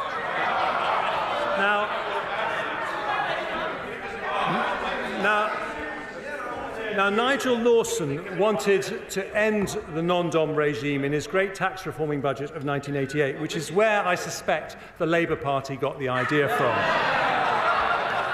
But I, too, have always believed that provided we protect the UK's attractiveness to international investors, those with the broadest shoulders should pay their fair share. After looking at the issue over many months, I've concluded that we can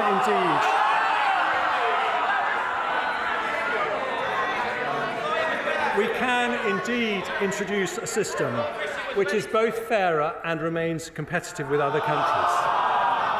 So the government will abolish the current tax system for non-doms, get rid of the outdated concept of domicile,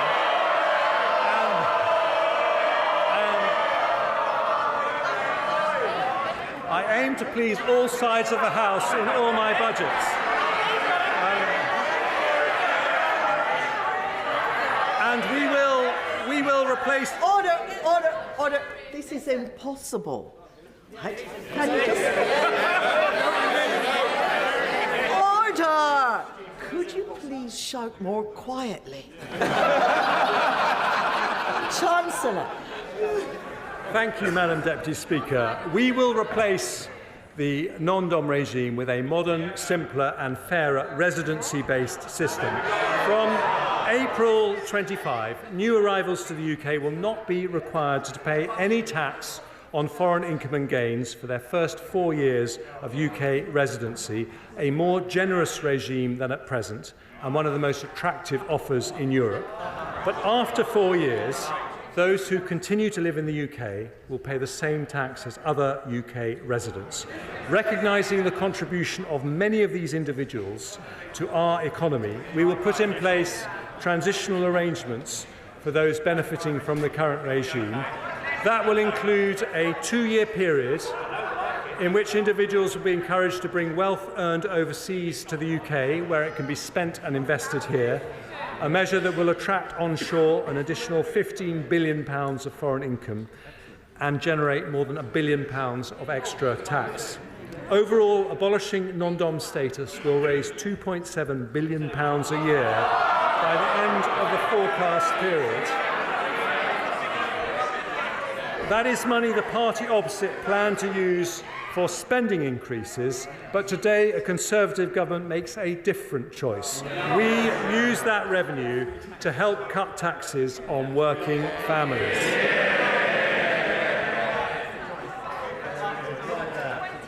And many of those families, Madam Deputy Speaker, depend on child benefit. But the way we treat child benefit in the tax system is confusing and unfair. It's a lifeline for many parents because it helps with the additional costs associated with having children. And when it works, it's good for children, good for parents, and good for the economy because it helps people into work. But we currently withdraw child benefit when one parent earns over £50,000 a year. That means two parents earning £49,000 a year receive the benefit in full, but a household earning a lot less than that does not, if just one parent earns over £50,000. Today, I set out plans to end that unfairness. Doing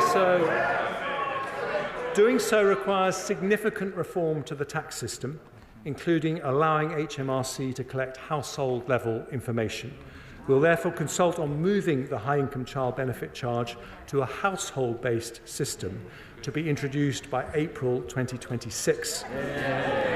But because that is not a quick fix, I make two changes today to make the current system fairer. Following representations from my right honourable friends from Penistone and Stocksbridge, Carshalton and Wallington, Bassetlaw and West Worcestershire, along with many others, I confirm that from this April, the high-income child benefit charge threshold will be raised from £50,000 to £60,000. We will raise the top of the taper, at which it's withdrawn, to £80,000.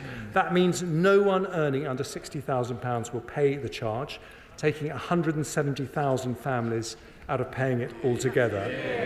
And because of the higher taper and threshold, nearly 500,000 families with children will save an average of £1,300 next year. According to the OBR, this change will see an increase in hours amongst those already working to the equivalent of 10,000 more people entering the workforce. More investment, more jobs, better public service and lower tax. Madam Deputy Speaker, there is one further set of changes I want to make today. The way we tax people's income is particularly unfair. If you get your income from having a job, you pay two types of tax: national insurance contributions and income tax. If you get it from other sources, you pay only one. This double taxation of work is unfair. The result is a complicated system that penalises work instead of encouraging it. If we are to build a high-wage, high-skill economy not dependent on migration, if we want to encourage people not in work to come back to work, we need a simpler, fairer tax system that makes work pay. That is why I cut national insurance contributions in the autumn. By reducing the penalty on work, the OBR said that tax cut would lead to the equivalent of 94,000 more people in work. In other words, it would fill more than 1 in 10 vacancies throughout the economy. Lower taxes, more jobs and higher growth. Today, because of the progress we have made bringing down inflation, because of the additional investment that is flowing into the economy, because we have a plan for better and more efficient public services, and because we have asked those with the broadest shoulders to pay a bit more. Order. Mr. Perkins.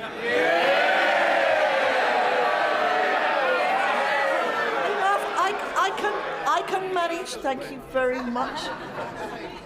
5 times I've heard what you said. I let you away with it. Now that's enough. One more strike and you're out.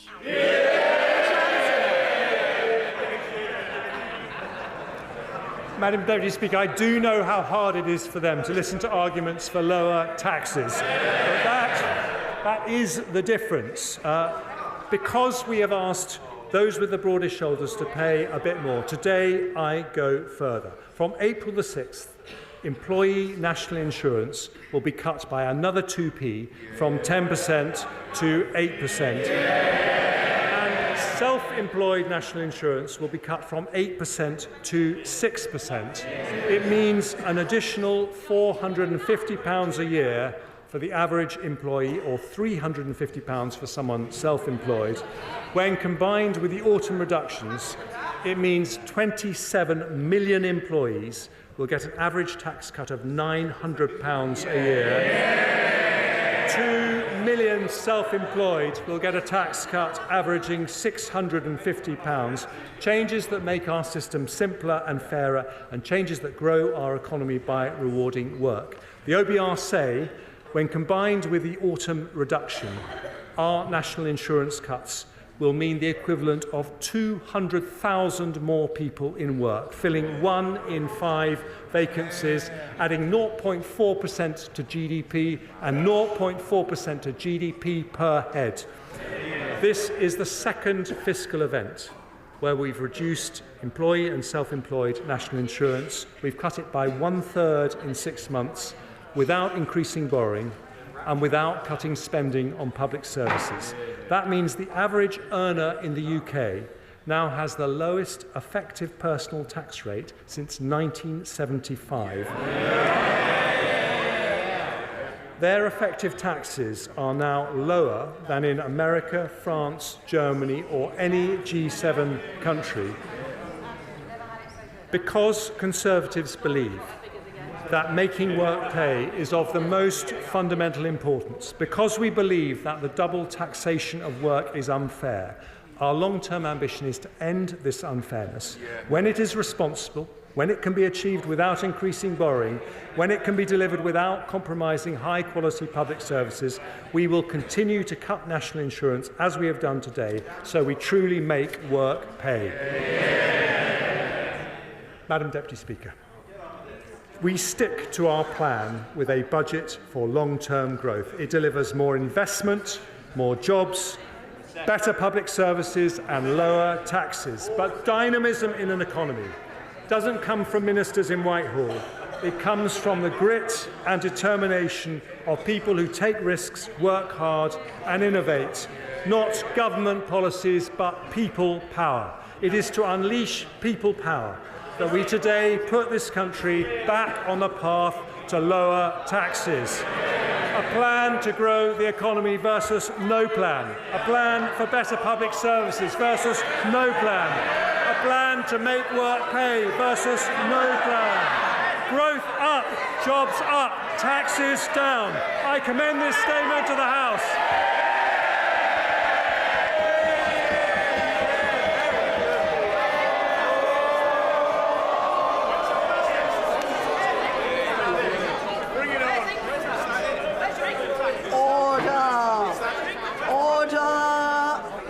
Standing order number 51, the first motion entitled Provisional Collection of Taxes must be decided without debate. Will the Chancellor of the Exchequer please move formally?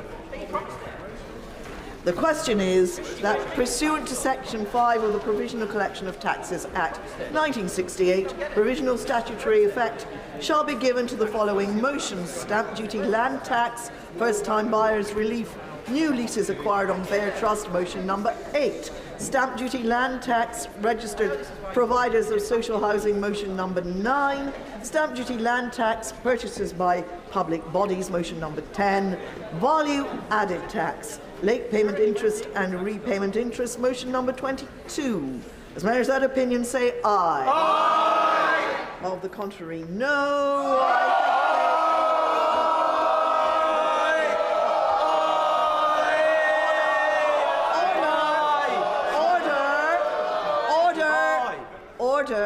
Order, let me explain for the clarification of the House that this is the provisional point, which is the provisional question which is asked at this stage, and that all members will have the opportunity, having heard the debate in detail, to vote on each of these motions next Tuesday, the 12th of March, at the end of the budget debate.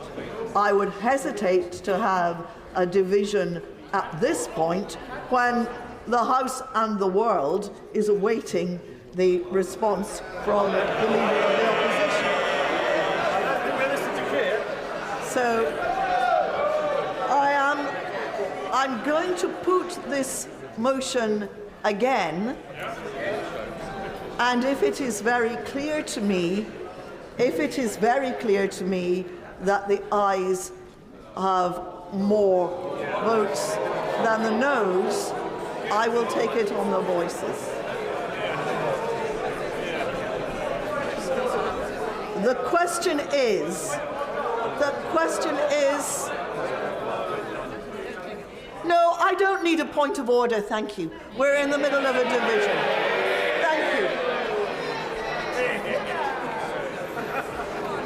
The question is that pursuant to Section 5 of the Provisional Collection of Taxes Act, as I said a few moments ago, as many as are of that opinion say aye. Of the contrary, no.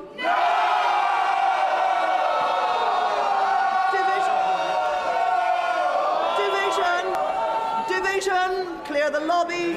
Shouting.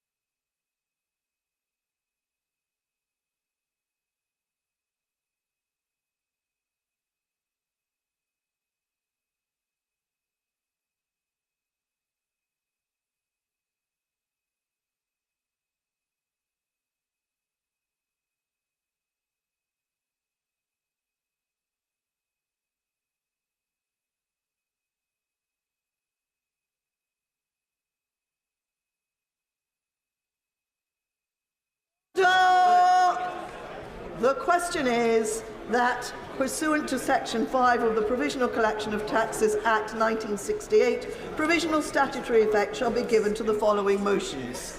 Stamp duty land tax, motion number 8. Stamp duty land tax, motion number 9. Stamp duty land tax, motion number 10. And value added tax, motion number 22. As mayors that opinion, say aye. Aye. Of the contrary, no. No. Tellers for the ayes, Aaron Bell and Robert Largan. Tellers for the noes, Gavin Newlands and Kirsty Blackman.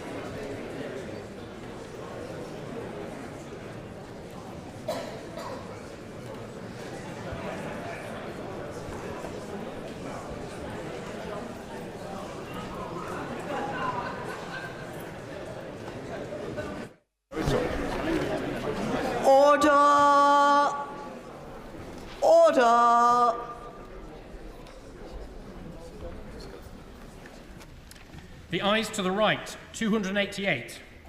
The noes to the left, 38.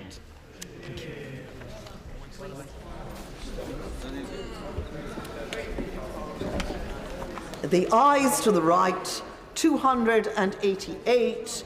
The noes to the left, 38. So the ayes have it. The ayes have it. Unlock. We now come to the motion entitled Income Tax Charge.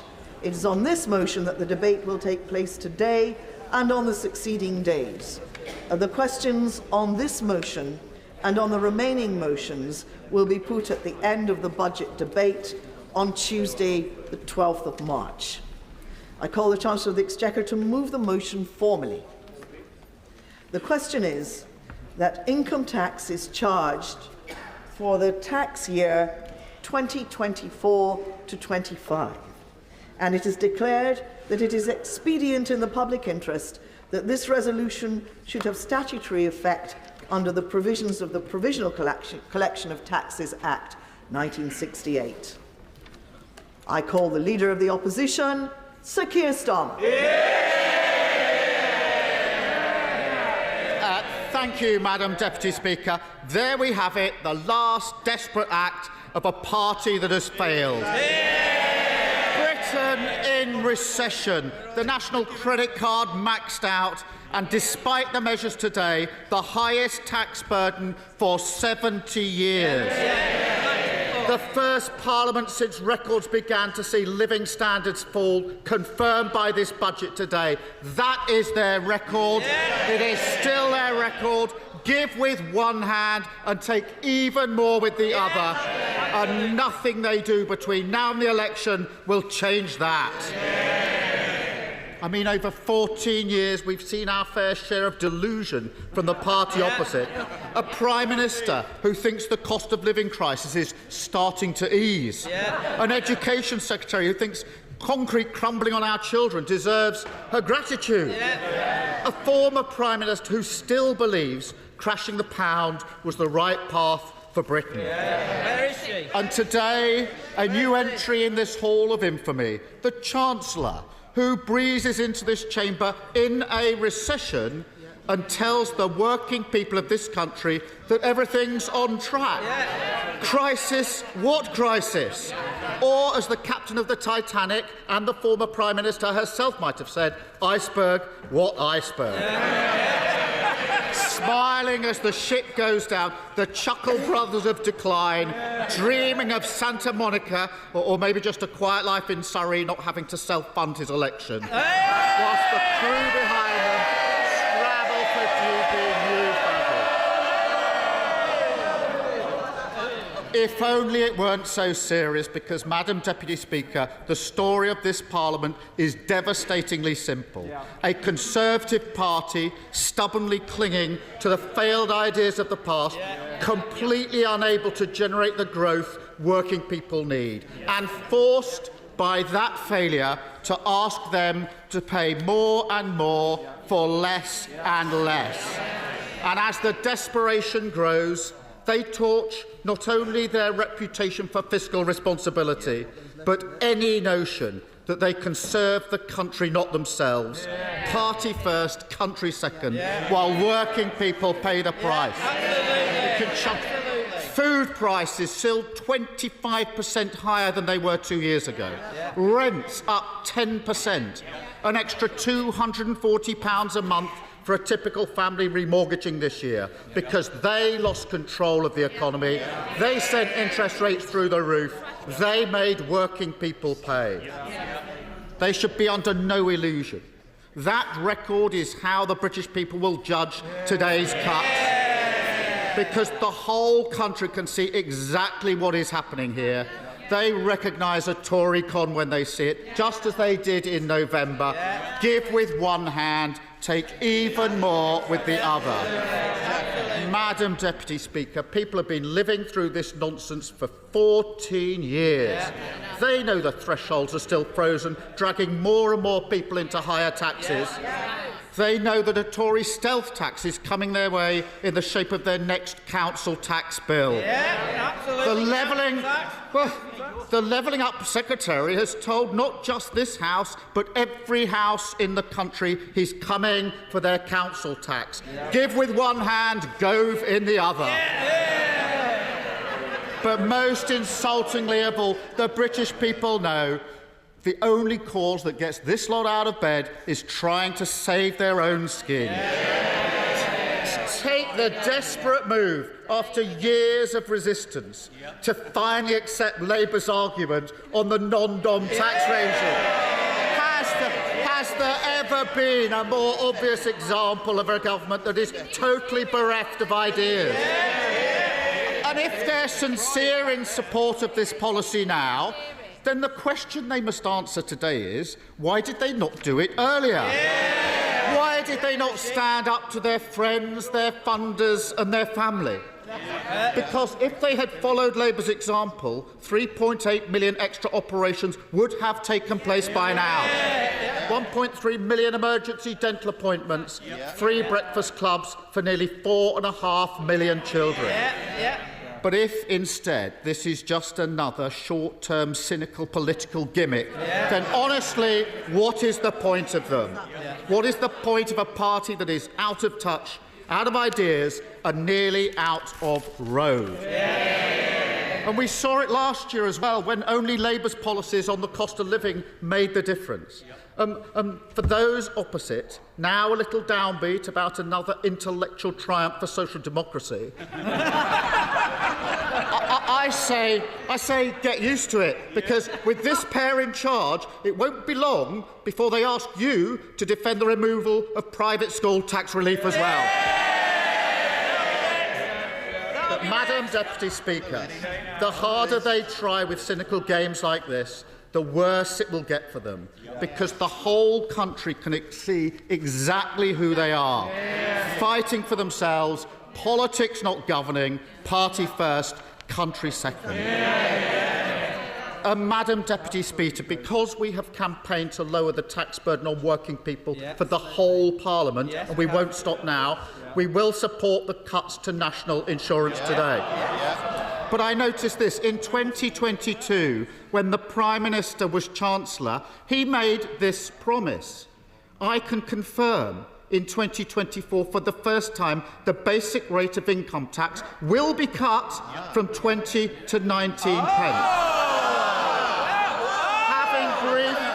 Having briefed that all week that an income tax was coming, that promise is in tatters today. And of course, we support the fresh investment in our NHS, although I have to note that the Chancellor, when he was Health Secretary 10 years ago, promised to make the NHS paperless by 2018.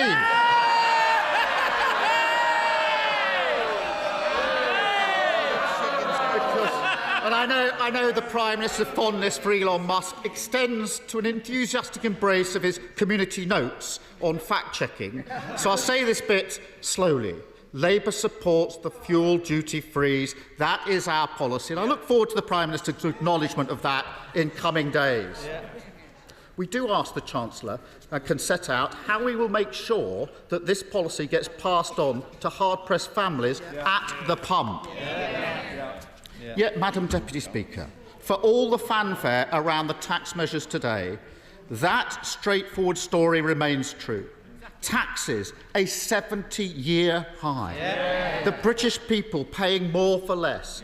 An unprecedented hit to living standards of working people. The first time they've gone backwards over a parliament, and they were cheering that today. And the reason is equally simple. There is no plan for growth. How can there be? He can say long-term plan all he likes. We see there. Well, Madam Deputy Speaker, last year he announced 110 growth measures. He said we've turned the corner. And where are we now? Britain in recession. An economy smaller than when the Prime Minister entered Downing Street. The textbook definition of decline, that is their record. I mean, after 14 years, who do they actually think feels better off? Productivity is flat. Mortgages through the roof. House building off a cliff. Worklessness rising and rising. Homelessness never higher. Crime virtually unpunished. Children who can't see a dentist. Sewage in our rivers. Billions and billions of taxpayers' money wasted. 7 billion by the Prime Minister on COVID fraud alone. 500 million on the Rwanda scheme that has achieved precisely nothing. I can keep going. A railway line that will never reach our great northern cities. In fact, it might not even reach central London. Billions upon billions for a white elephant without a trunk. While today we learn taxpayers are picking up the bill for the Science Minister's libel. And all the time, one thing that is growing, the waiting list in our NHS, now nearly 8 million. They've had 14 years. 14 years running out of road. Madam Deputy Speaker, this is what decline looks like. And the complacency they've shown today, it takes your breath away. Britain deserves better than this. Britain deserves a real plan for growth, an end to 14 years of stagnation, wealth creation across the whole of the country, higher living standards for working people. This is the mission we need. But yet again, what we got was the same tired old formula, the sticking plasters, the chopping and changing, the party first, country second politics, with no repudiation of the utterly discredited idea that economic growth is something the few gift to the many. But even then, Madam Deputy Speaker, I think his backbenchers are owed an explanation. Because when the Chancellor says Britain has grown more quickly than countries like Germany over the last 14 years, I'm sure they will be shocked to learn that this is a statistical sleight of hand.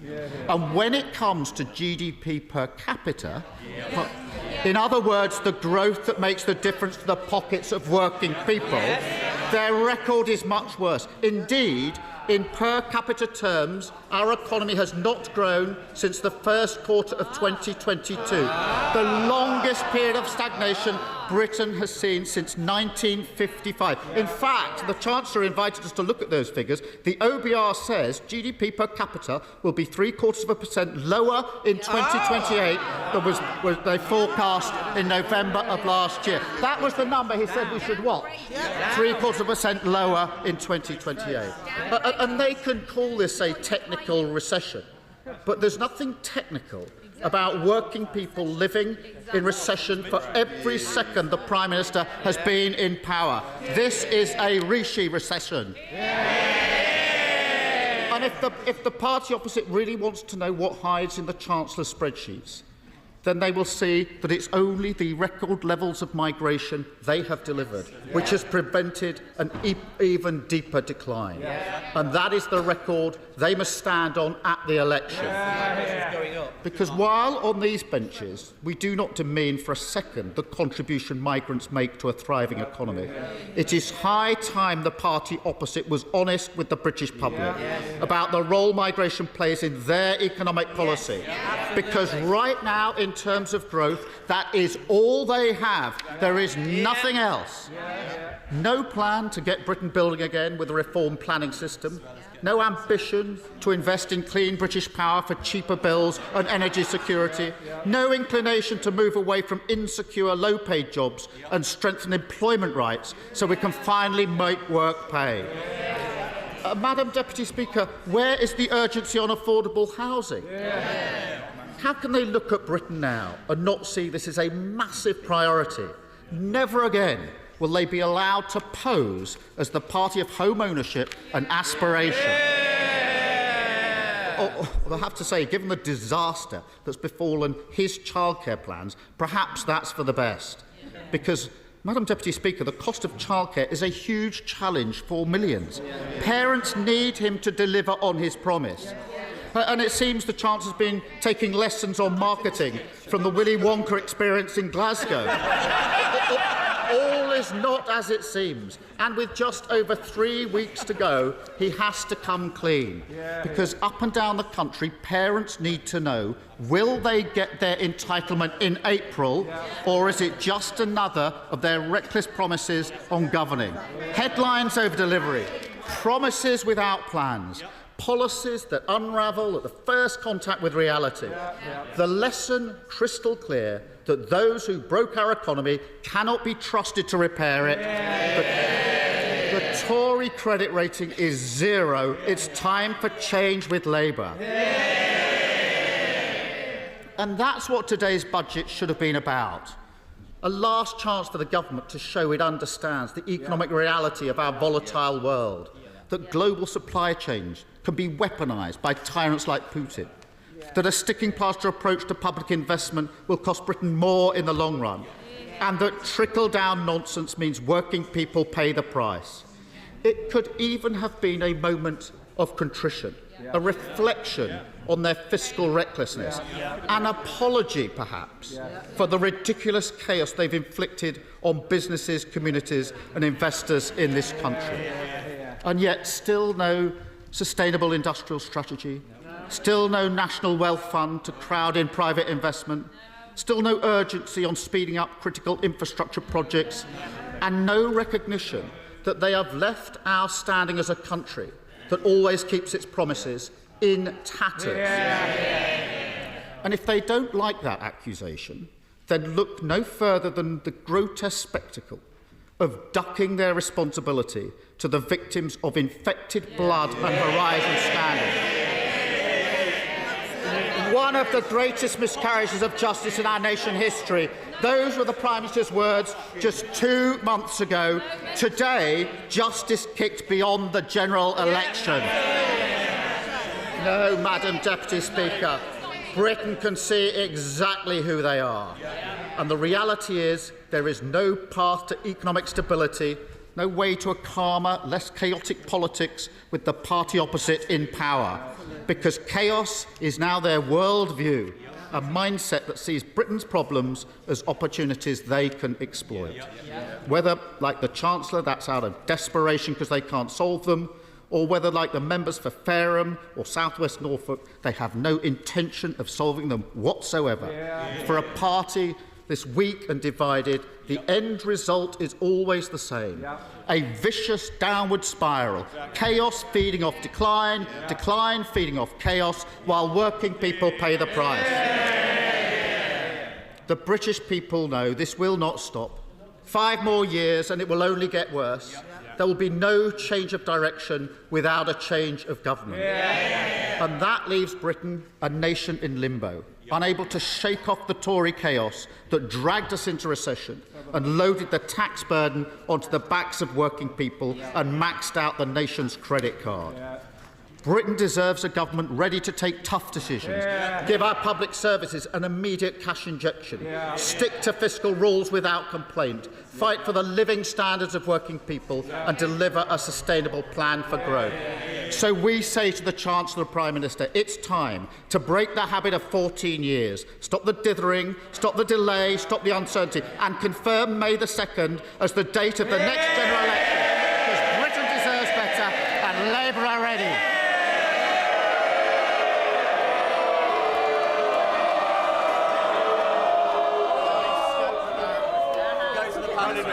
I'm not going to demand silence now. This is the moment for cheering. You can do that some more.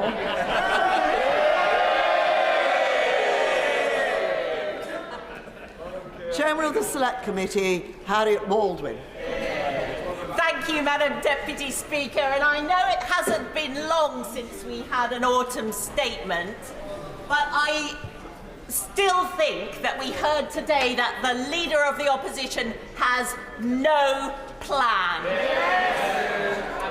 It's not been very long since we had the last forecast from the Office for Budget Responsibility. So I thought it was interesting to read today that in the just over 100 days since they made their last forecast, there have been a lot of changes for the better in the UK economy. In particular, I'd like to highlight that they are expecting better inflation outturn than they were just over 3 months ago. They're expecting and have noted the sharper fall in interest rates that we all pay on the national mortgage.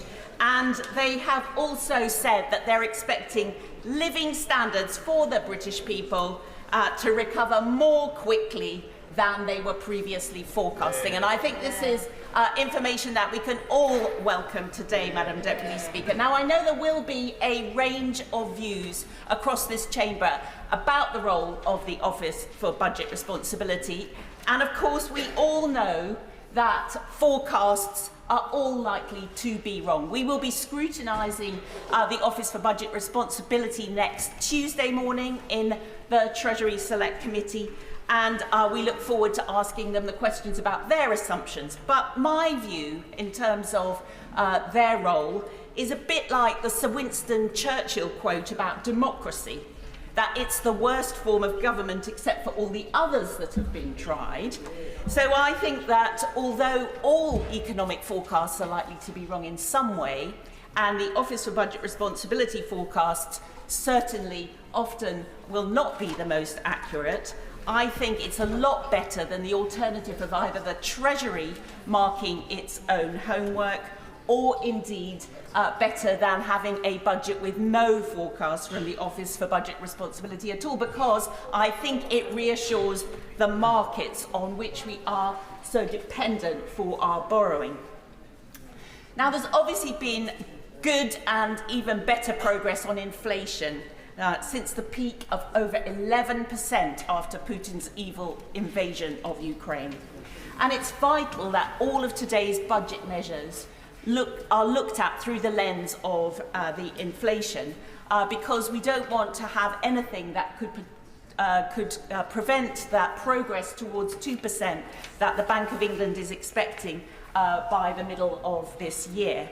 And I think that we heard today from the Chancellor that he has looked through exactly that lens when he has announced the measures today. So there are a range of things that will really help.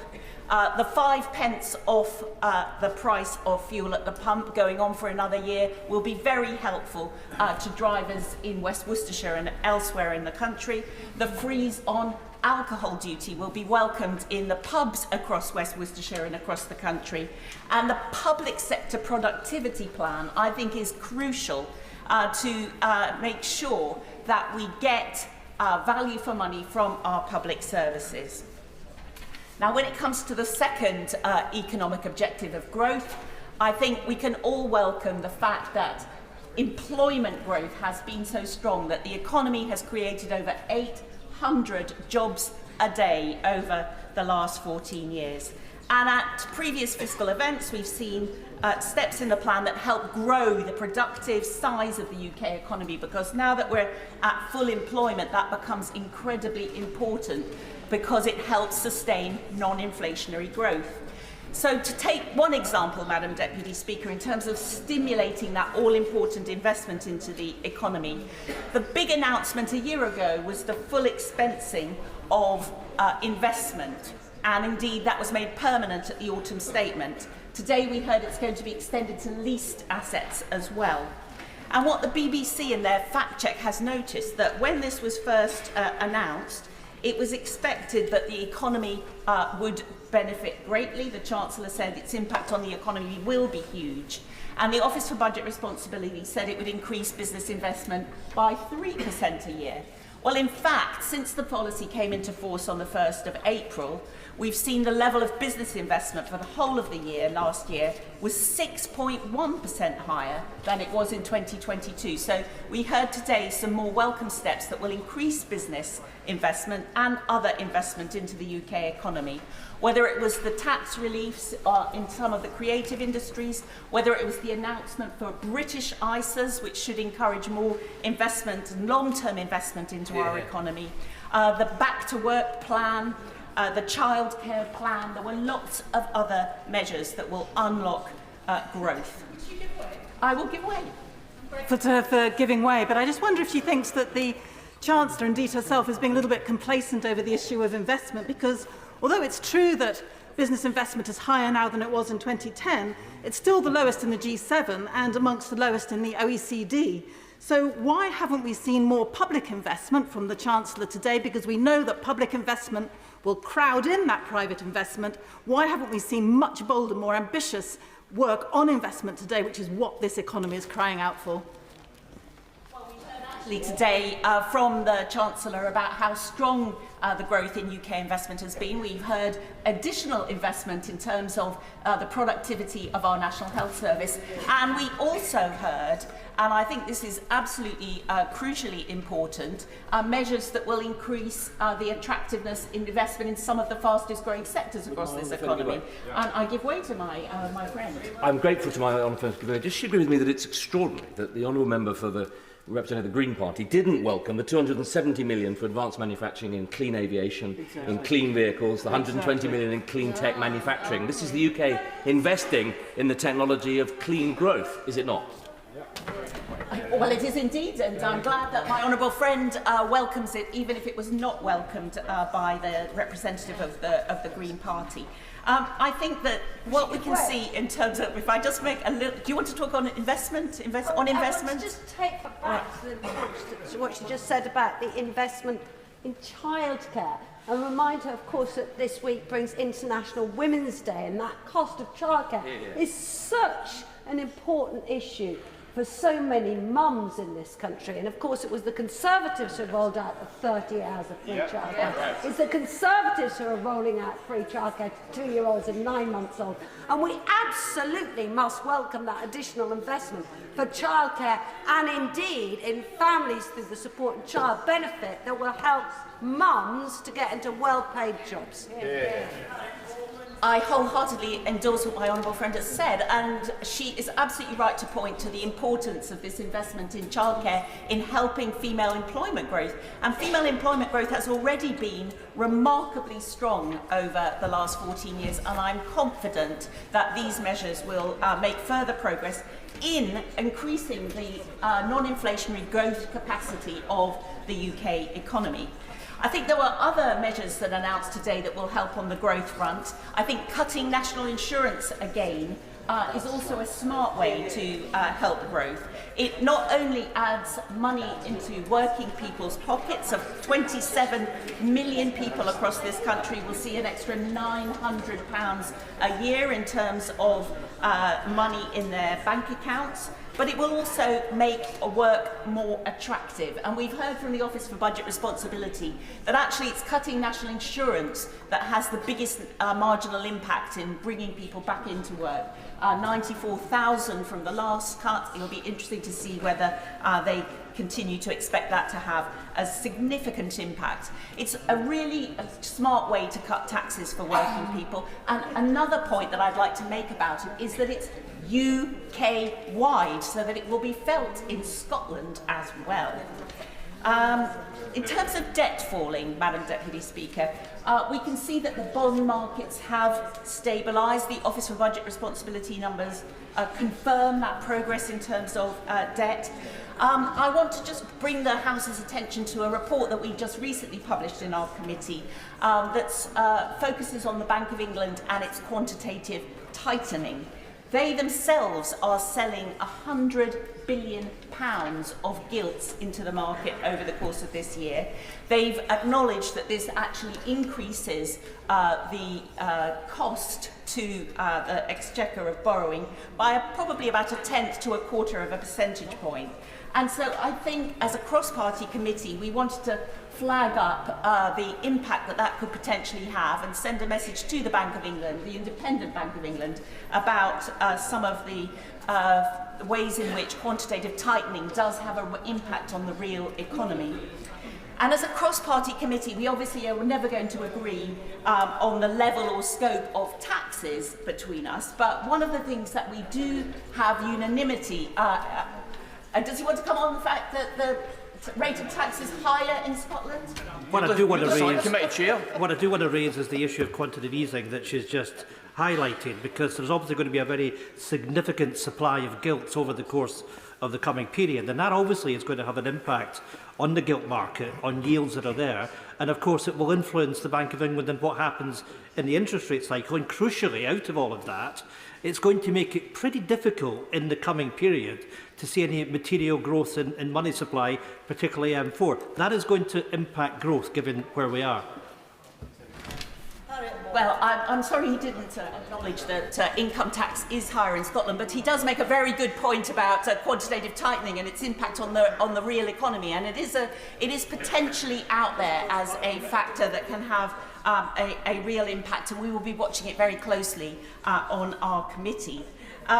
We're, as a cross-party committee, never going to agree on the level and scope of taxes, but we do agree that the tax system is too complicated. We have a very complicated tax system in this country with well over 1,000 different tax reliefs.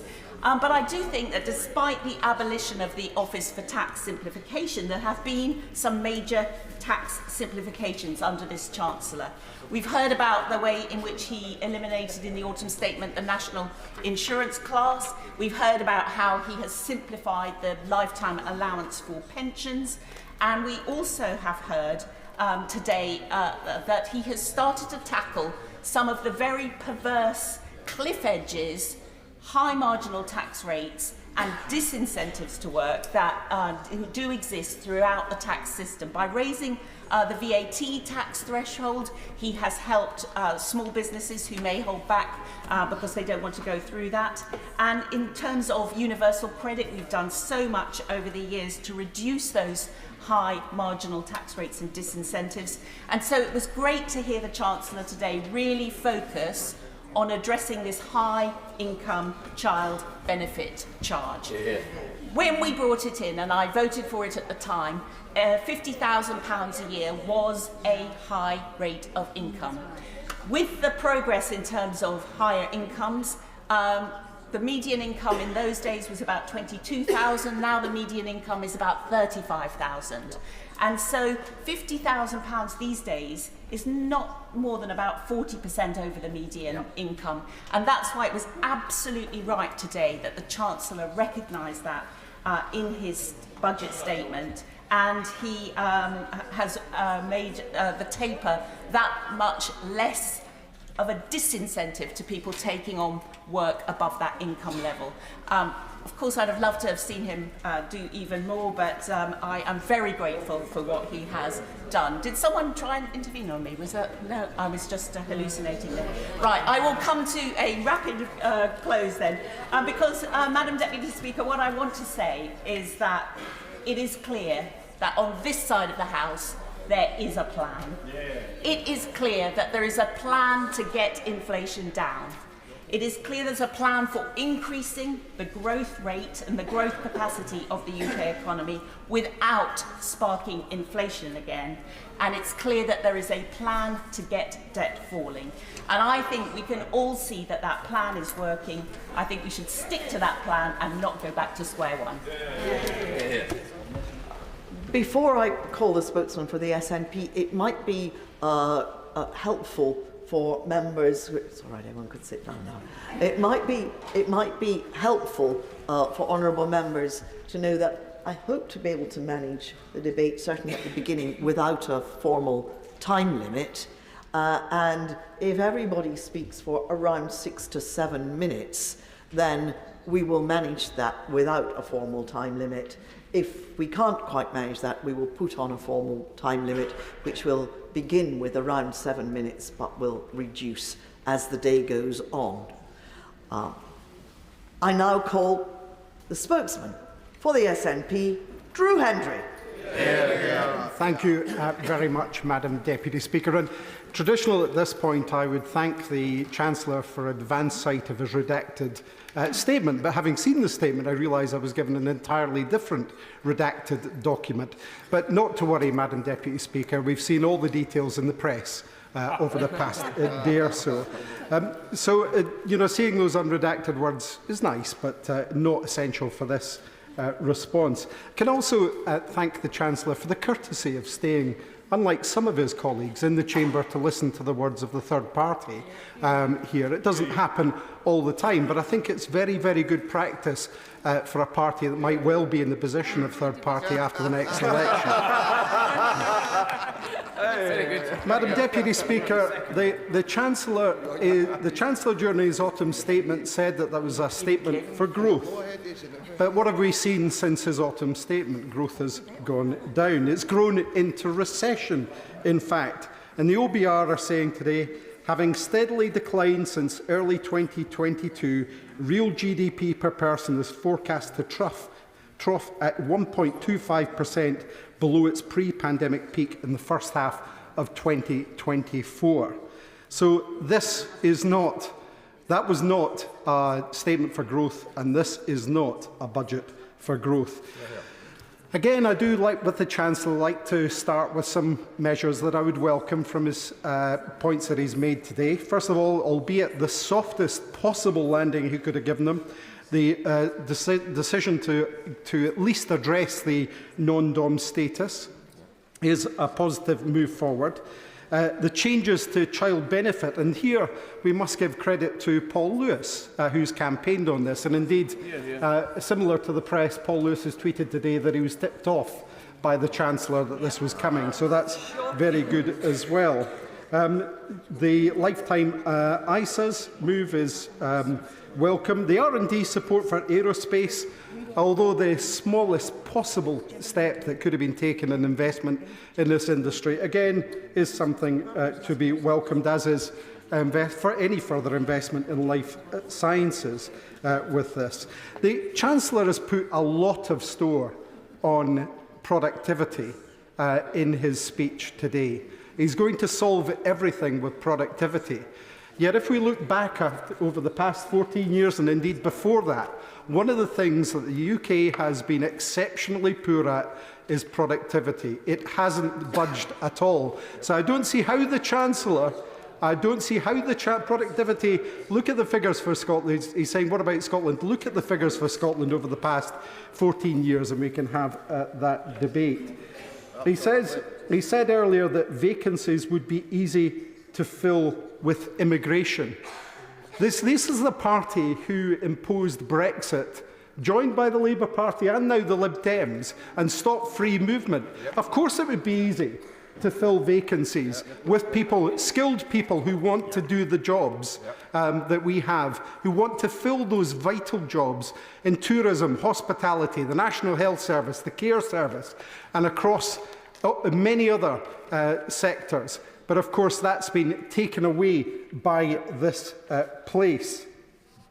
Now, his national insurance cuts today are already being measured by the economists who are looking at this, to point out that the gains will be cancelled, as was last time, by the freeze on thresholds. There's very, very little for people on low incomes, zero for 17.8 million people on less than £12,750. So there is not a lot of sense in the measure that he's taken. He also boasted about the fact of taking over with inflation at 11%, but I think it's important for us to remember the Tory government was in charge when inflation was at 11%. It is their child, this problem with inflation.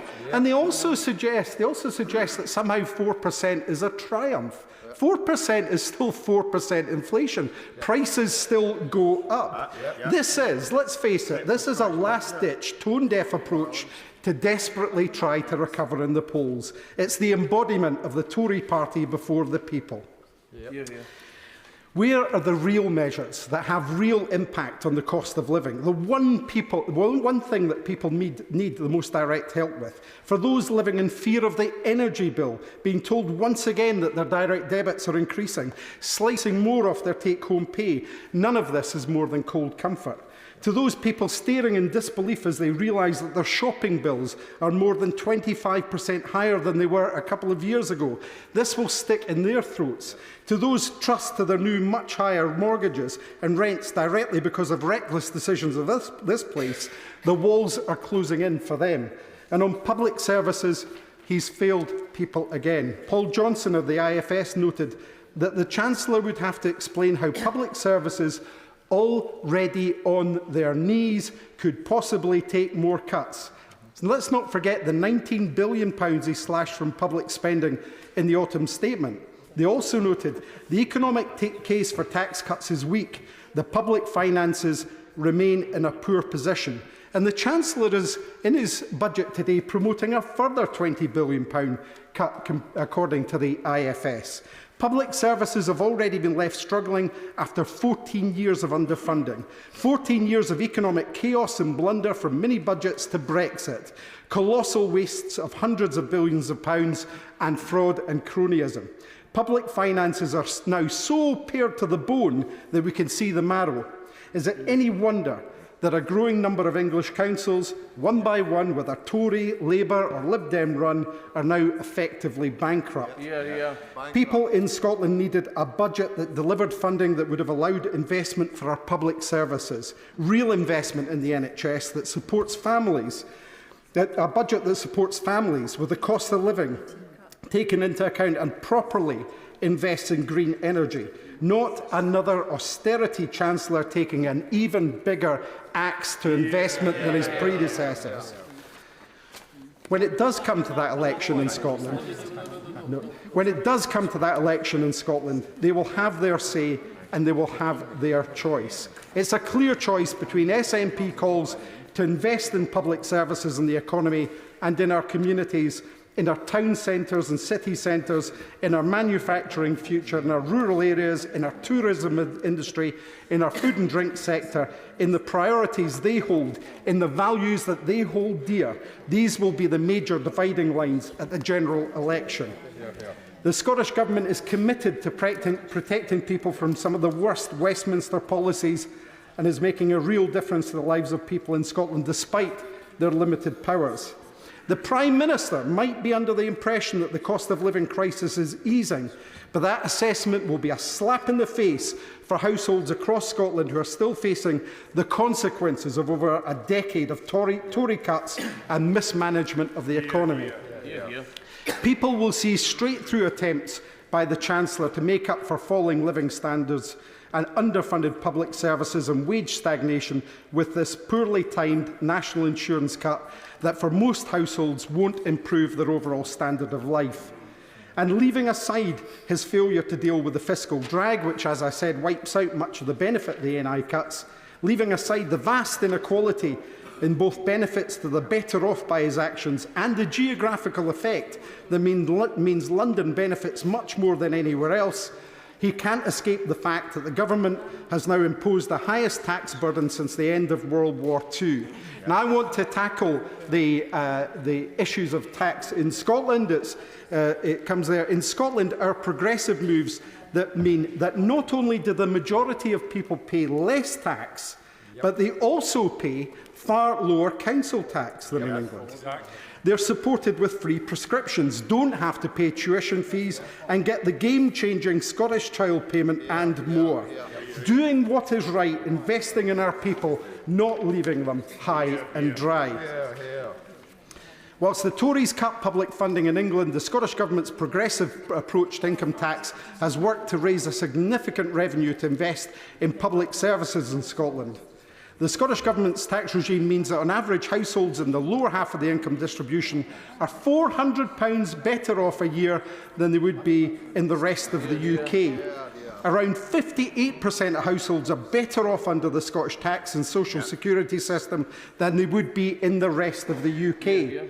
Taking a different progressive course on income tax in Scotland means that in 24-25, the Scottish Fiscal Commission estimates that the Scottish Government will have around £1.5 billion of additional revenues compared to if it had followed the UK Government's tax policies.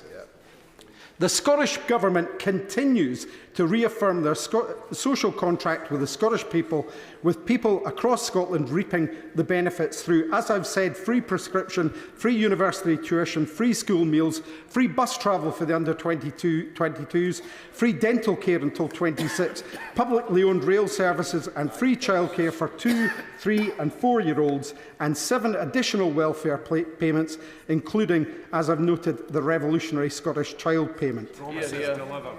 Now, before I move on to other matters, let's just talk about the economy and the other measure that that the Chancellor mentioned today, which was freezing the tax on Scotch whisky. As in the autumn statement, you'd say that is not enough. This is a massive industry to Scotland. It's a massive export for both Scotland in terms of food and drink, and indeed the UK, and yet it's still taxed at 70-odd%. They needed a cut in that tax today in order to deliver what they could do. And the fact that it wasn't addressed in the budget is a shame on them. Austerity is an ever-decreasing circle, and it's fiscal madness to pursue the same policies that have been failing so obvious for many years. Yet none of these parties can bear to face the truth that for an economy to grow, it needs proper investment, for public services to deliver, to free up the potential of our people. They need to be supported, not asset stripped and starved of those resources. The Chancellor mentioned £2.5 billion for digitisation of the NHS in order to get those so-called productivity gains. How much of that is going to go to private companies, I wonder, when the dust settles? They should have boosted NHS spending by £15 billion to improve healthcare after the UK Government imposed real terms cuts this year. Funding NHS pay properly to match Scotland, where there have been no NHS strikes and caught up for their previous cuts. Where was the announcement on settling with the victims of the contaminated blood scandal? Missing. Moving on to the economy, he should have turbocharged investment in green energy by investing at least £28 billion a year to compete in the global green energy gold rush and secure sustained economic growth. Where else is the serious high-return growth supposed to come from? We haven't heard it mentioned here today. We don't know where it is. That £28 billion is needed. The Labour advisers have told the Labour Party that £28 billion a year is needed. Everybody knows that £28 billion a year is needed, and yet none of them are willing to make the investment that's needed to protect us.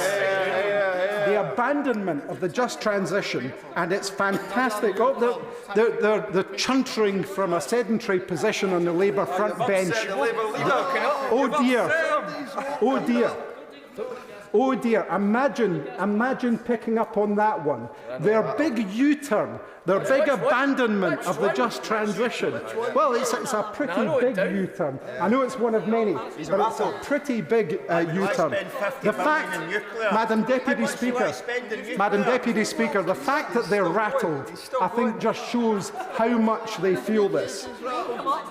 Their and the government's abandonment of the just transition and its fantastic opportunity from the Tories and from the shadows in the Labour Party is reckless and stupid, economically and for the desperate need to act on climate change.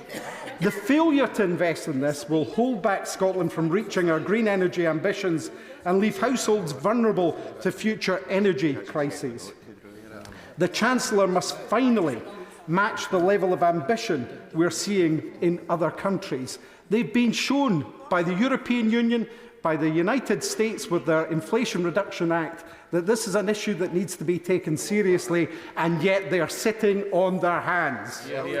Scotland can be at the forefront of the green energy revolution thanks to our incredible natural resources inshore and offshore wind, wave, tidal and hydro power. But with Labour and the Tories intent on pulling the rug from under the industry's feet, we risk seeing yet another generation of energy potential wasted by Westminster. So the Chancellor should finally commit to properly investing in renewables and must decouple the price of gas from the price of electricity. Yeah.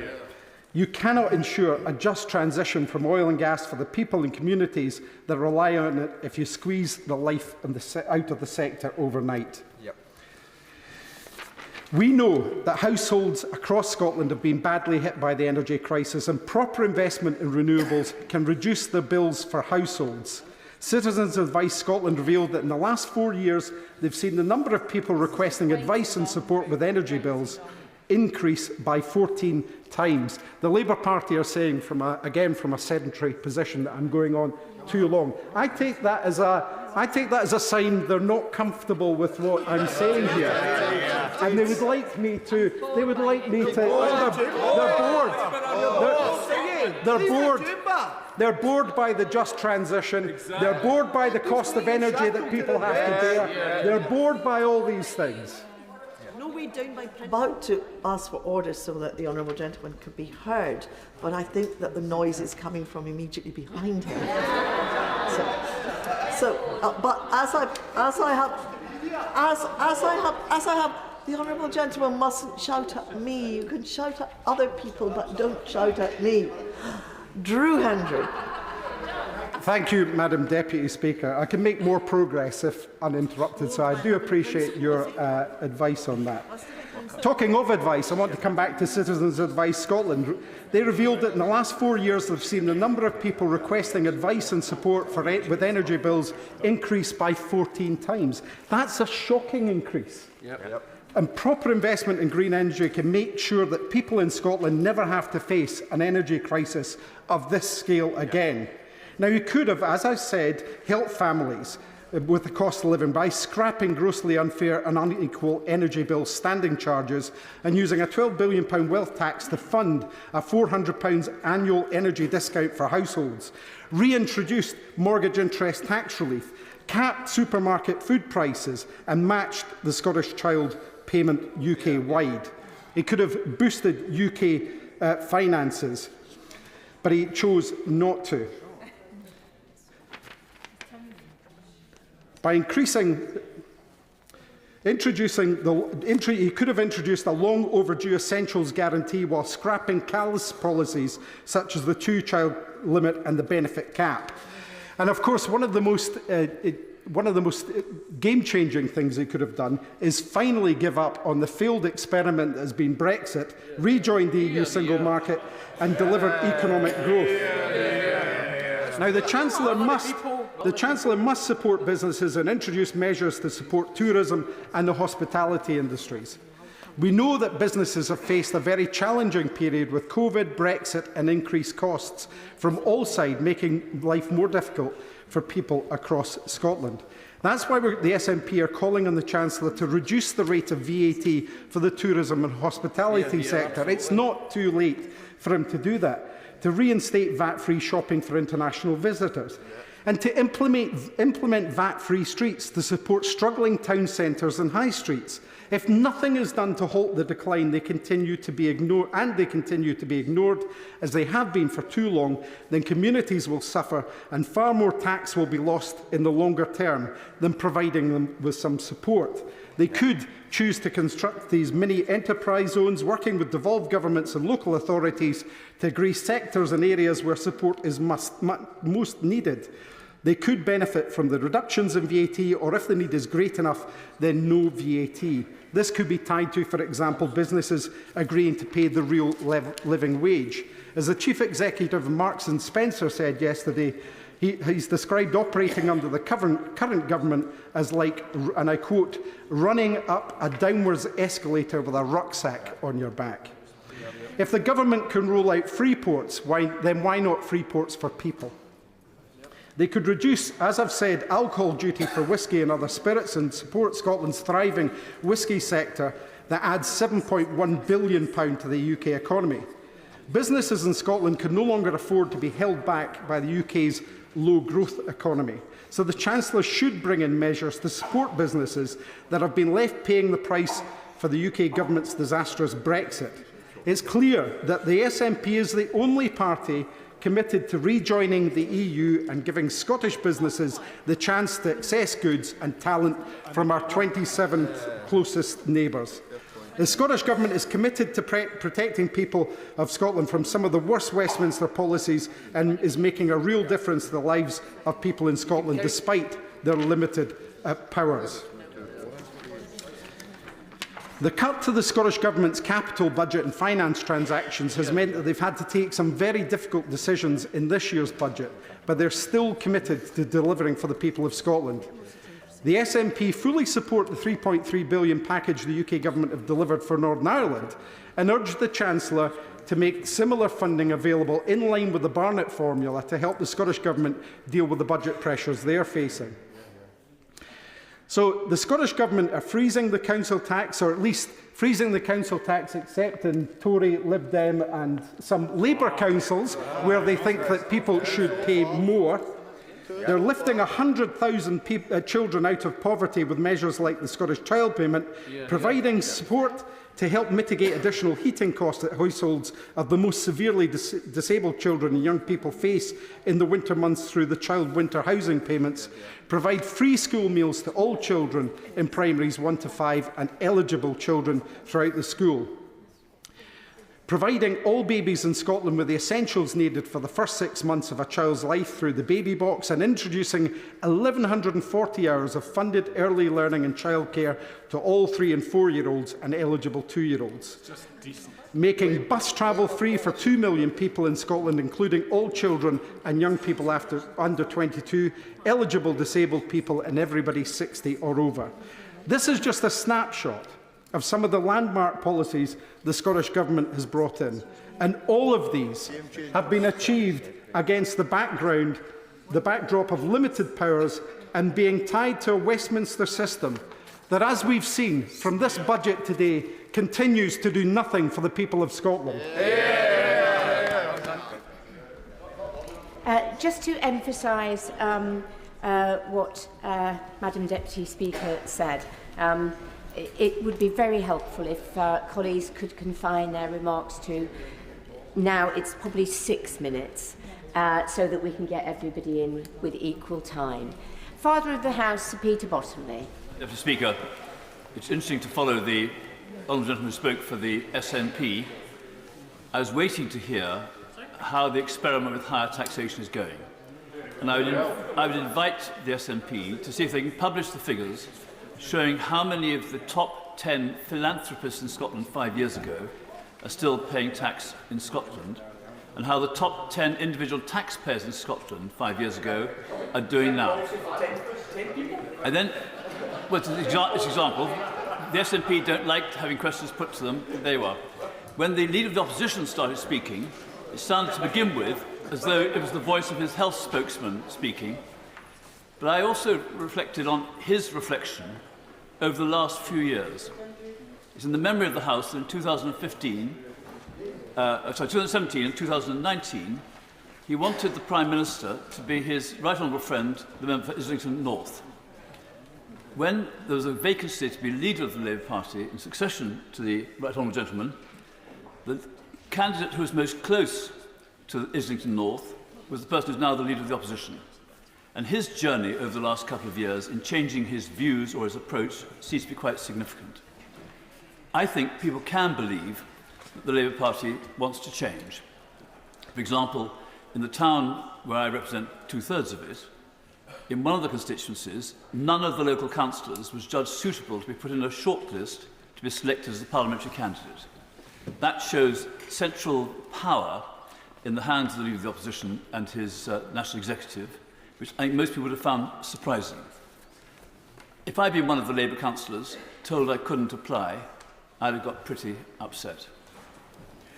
The reaction I've had from my constituents to the financial statement and the budget have come down to one particular point where someone said, could there please be a change on the level of pension pot that requires financial advice?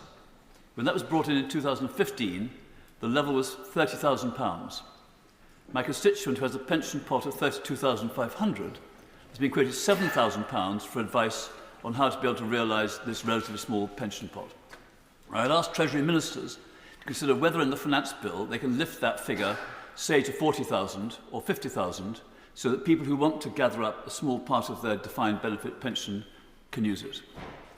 The second reaction I had from a constituent was that since Labour took control of Worthing Borough Council, 2/3 of the reserves have gone within 2 years, and people are worrying whether the council can remain solvent.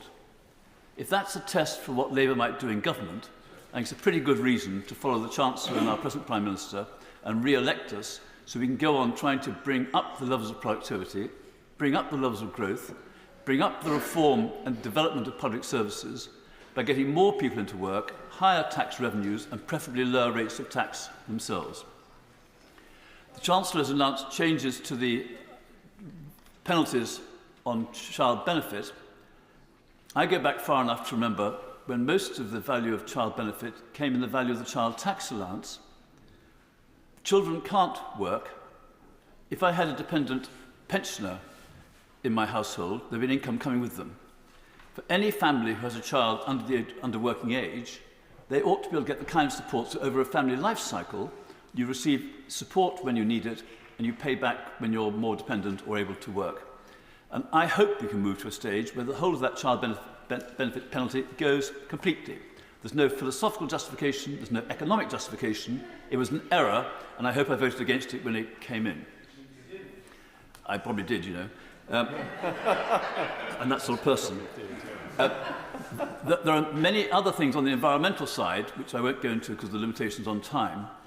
I hope that the proposed district heating scheme, which the government wants to have as one of their flagship projects supported by the local authority, can go ahead. There's a problem now with the cost of lane rental and putting hot pipes under our roads. But I think we do need to give serious attention to how we get the major investment so that nearly all our homes come off burning hydrocarbons, whether it's gas or the like, and get onto solar heating or heat pumps, either air or ground source heating. That's going to require a major effort, especially for residential leasehold properties. And my concluding point is the Chancellor announced more money for more free schools. I hope one of them will be the SEND school proposed in Worthing, in the new Durrington estate. Nearly 1 child in 5 in West Sussex has some kind of a statement. They deserve specialist support. It's good for them and it's good for the other children. And I hope we'll get an announcement on that very soon. Having said that, I welcome the government's plans. I think those who say that Labour would take us back to square one are exactly right. Dame Angela Eagle. Madam Deputy Speaker, I think this was a budget entirely focused on the electoral prospects of the Conservative Party, not the needs of the country or our people. And so the Chancellor decided his only chance to get them through that election was to trumpet so-called tax cuts. But the tax burden is actually going up. And he's made an incredible series of assumptions about departmental spending up to 5 years in the future, and then blown all the money that he's saved from making those assumptions on pre-election giveaways. It was obvious from the moment that the Chancellor sat down last November that this early budget would contain more so-called cuts to personal taxes, albeit against a background of rising taxes, as the OBR confirms at paragraph 1.21, page 12 of its report. Taxes will rise as a percentage of GDP all the way up to 2028-29. Now, the Chancellor said as much that he was seeking tax cuts before the OBR had even produced its current forecasts. He said it before the UK's economic situation had deteriorated, landing our economy in a technical recession, wiping out his expected fiscal headroom. And he hinted at tax cuts before it emerged that our economy is now smaller than it was when the Prime Minister first walked into Downing Street. So in recent days we've observed the Chancellor and Prime Minister engaged in an edifying, increasingly frantic search for tax rises and future spending cuts to top up the kitty for personal tax giveaways. And they've come up with a vape tax, changes to non-dom status, which were proposed by Labour and long ridiculed by the Chancellor himself. And perhaps the Minister, when he replies, will indicate whether those that no longer pay non-dom no longer have non-dom tax status will actually pay inheritance tax. And we've also had changes to the tax treatment of the holiday let regime. So, whilst the party opposite cheered the tax cut sleight of hand, let's bear in mind some facts. Despite all the Chancellor's smoke and mirrors, the tax burden at the end of this Parliament will be higher than it has been since the Second World War. Yet our public services are crumbling around us, with 1 in 10 local authorities on the verge of bankruptcy, and our infrastructure and public realm falling apart. And the cost of living crisis persists, with the UK's real wage growth the slowest than it has been since the Napoleonic Wars. No wonder we have a flatlining economy, because the freeze to income tax and national insurance thresholds is due to raise $44 billion in the next 5 years, as millions of people are dragged into higher rate tax. The personal tax cuts the Chancellor is brandishing today are, in other words, completely drowned out by these other huge increases in tax, and the Chancellor and his predecessor have announced even more. The Chancellor's claimed it's his moral duty to cut taxes, but in reality, he's put them up, and he just hopes nobody will notice.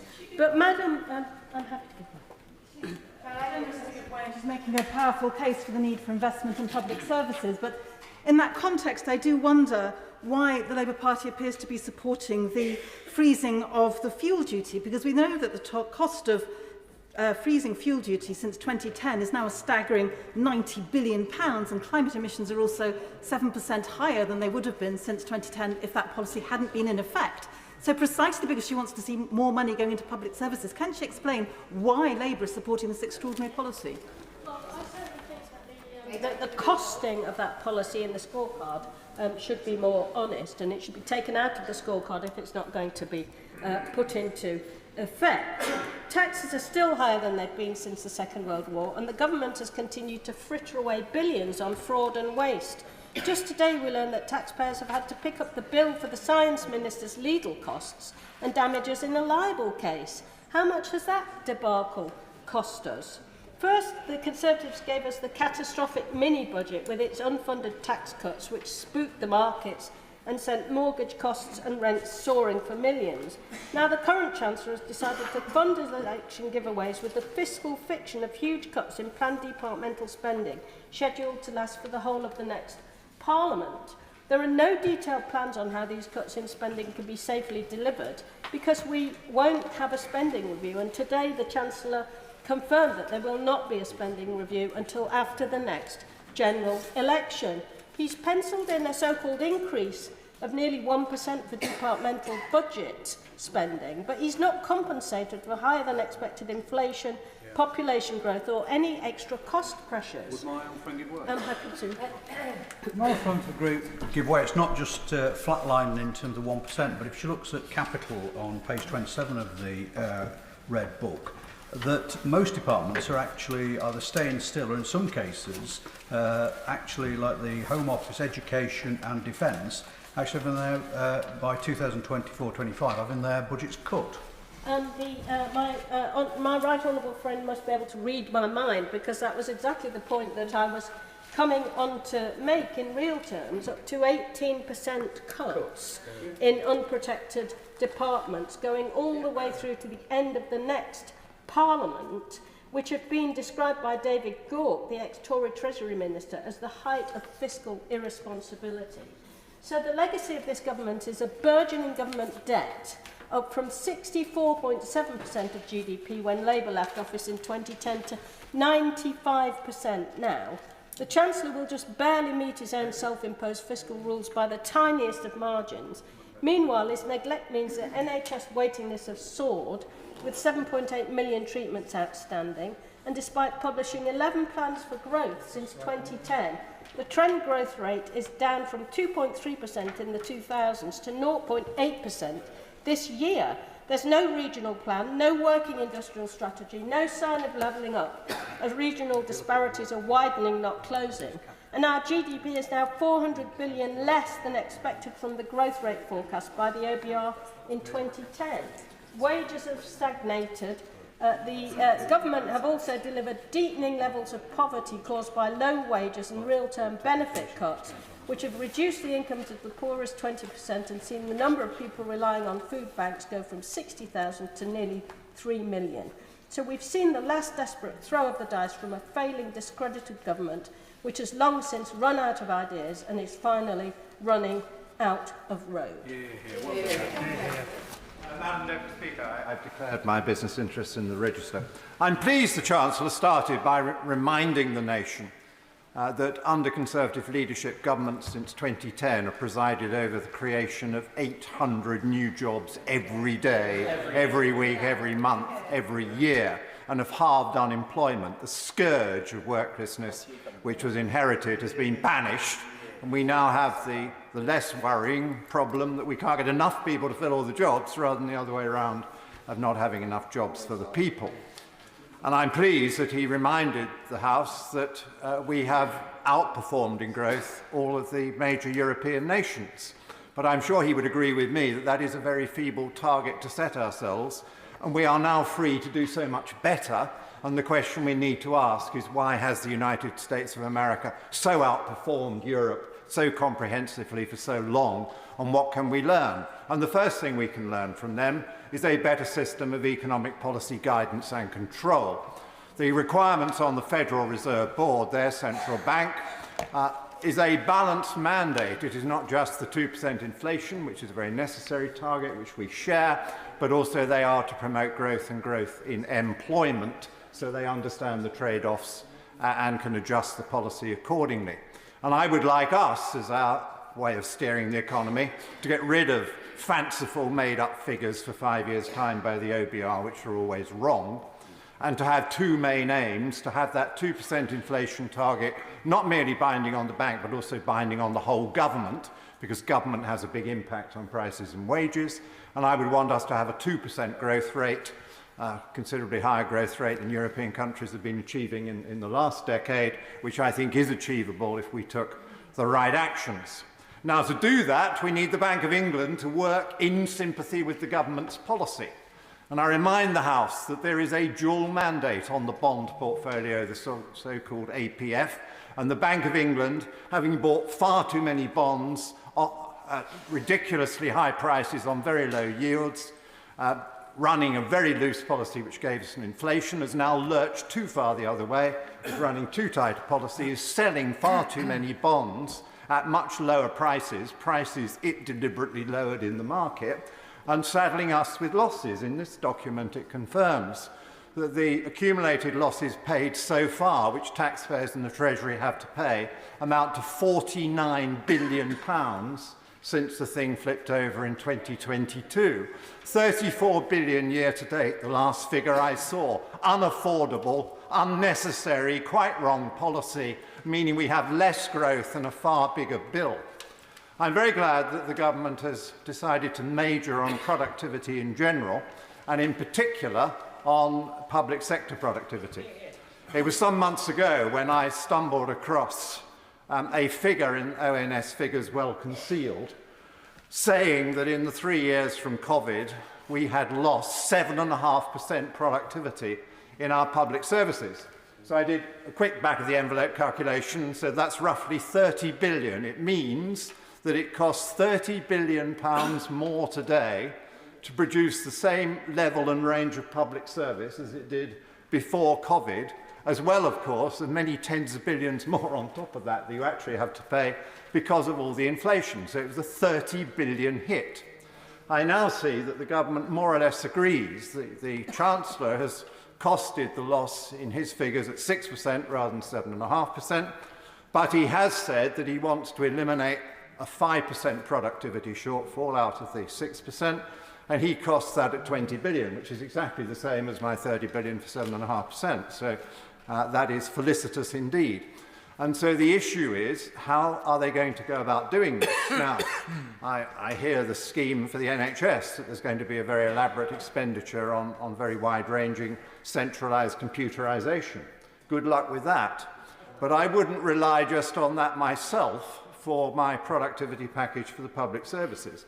And you don't actually need new investment to get yourselves back to the productivity level you were at in 2019. You don't need to use all today's wonderful AI. You just need to use what you already got, which you had in 2019.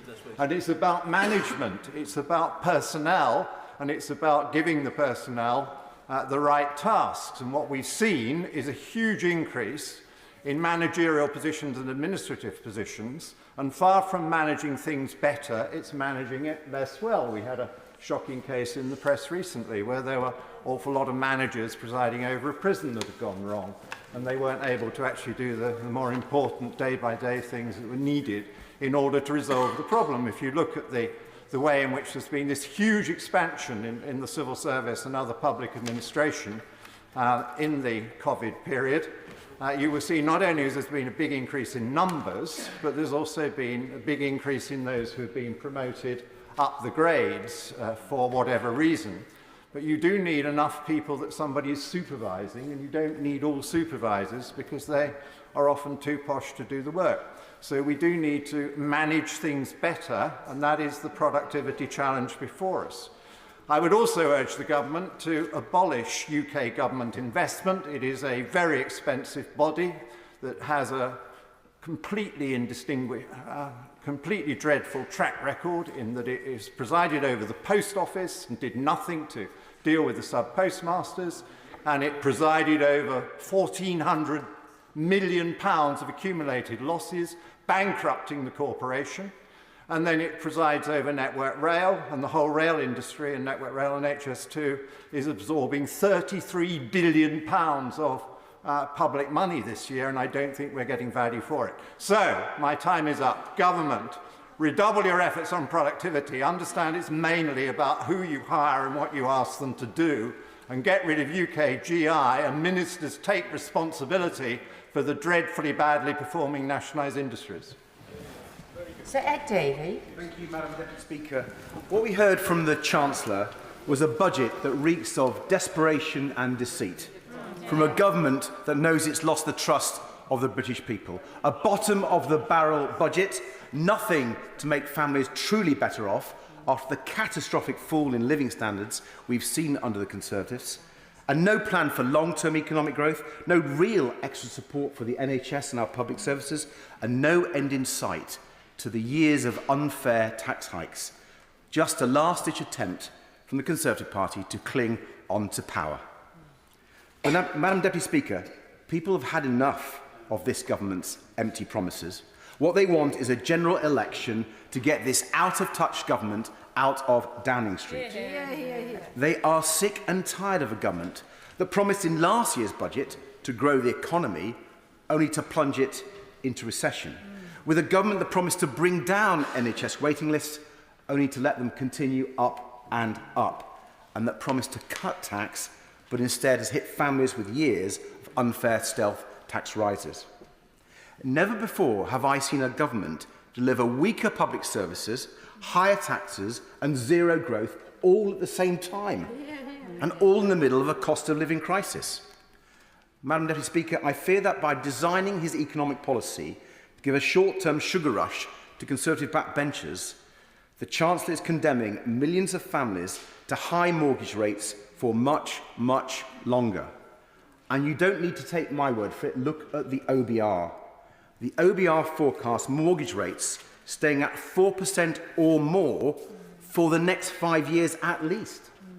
This is a disaster for homeowners across the United Kingdom. And let's look at taxes. The Chancellor seems desperate to convince people he's letting them keep more of their own money, but he's fooling no one. Everyone can see his supposed tax cut for what it really is, a badly executed conjuring trick. Giving with one hand, but taking away twice as much with the other. Since last April, a typical household has already paid another £1,500 extra because of the Chancellor's stealth tax on income tax thresholds. That's money they're simply not going to get back. But even after today's announcement, that same family will pay an additional £366 in tax next year because the Chancellor has frozen their tax-free allowance. And on top of that, they've got soaring mortgage payments, food prices and energy bills all to worry about. This tax cut has already been wiped out by the time the ink dried on the Chancellor's speech. But people were also looking for investment in our public services, especially our NHS. Across our country, I see more and more frustration that nothing seems to work anymore under this government. People can't get a hospital appointment in time, they can't get to see their GP in time, and they can't get an ambulance on time. Like in Hampshire, where the local NHS is so stretched, there's a proposal to close the A&E at the Royal Hampshire County Hospital. In Manchester, where Stepping Hill Hospital has had an entire outpatient ward closed for months because it's unsafe for patients and staff. Or in South London, where St Helier Hospital has been left to crumble with no sign of the investment promised by this government. A&E and maternity services are at risk of closure. Not for a second. When the Chancellor makes cruel cuts to vital services, it doesn't just affect numbers on a spreadsheet. It affects people's lives. He either doesn't get that, or he just doesn't care. I give way. I'm hearing what the right gentleman was saying about investment, but he was actually part of a coalition from 2010 to 2015, which savagely cut services in the North East, including local government expenditure and health expenditure and others, which is now having to be picked up because the austerity has continued. Does he take any responsibility for his role in where we're at with some of these crumbling infrastructure? But I say to the honourable gentleman quite gently, if he looks at the spending plans that were proposed by the Labour Party going to the 2010 election, they were actually worse than what actually happened. And moreover, we fought the Conservatives in the government to maintain spending on education, which we did, and then they cut it after 2015. Madam Deputy Speaker, if we look now at the economy, perhaps the most out-of-touch claim by the Chancellor is that the economy is turning a corner. The only corner the economy is turning under this government is from stagnation to recession. They left our economy smaller than it was in 2022 when the Prime Minister took office. The best growth rate they've achieved in the last 3 quarters of 2023 is 0%. GDP per capita, people's share in our country's wealth, has been falling for nearly 2 years in a row. That's the longest stretch on record, and it's left the average household £1,500 poorer. And there's worse to come, Madam Deputy Speaker. Nearly 5 million mortgage holders will soon see their repayments skyrocket by an average of £240 a month due to the high interest rates. This is the government's real track record, a recession made in Downing Street with no hint of a chance to turn things around. The Chancellor could have stood up today and given people a fair deal. He could have cancelled the unfair tax hike he's planned for April and raised the tax-free personal allowance. He could have properly funded the NHS to bring down waiting lists and let more people return to work, helping to grow our economy.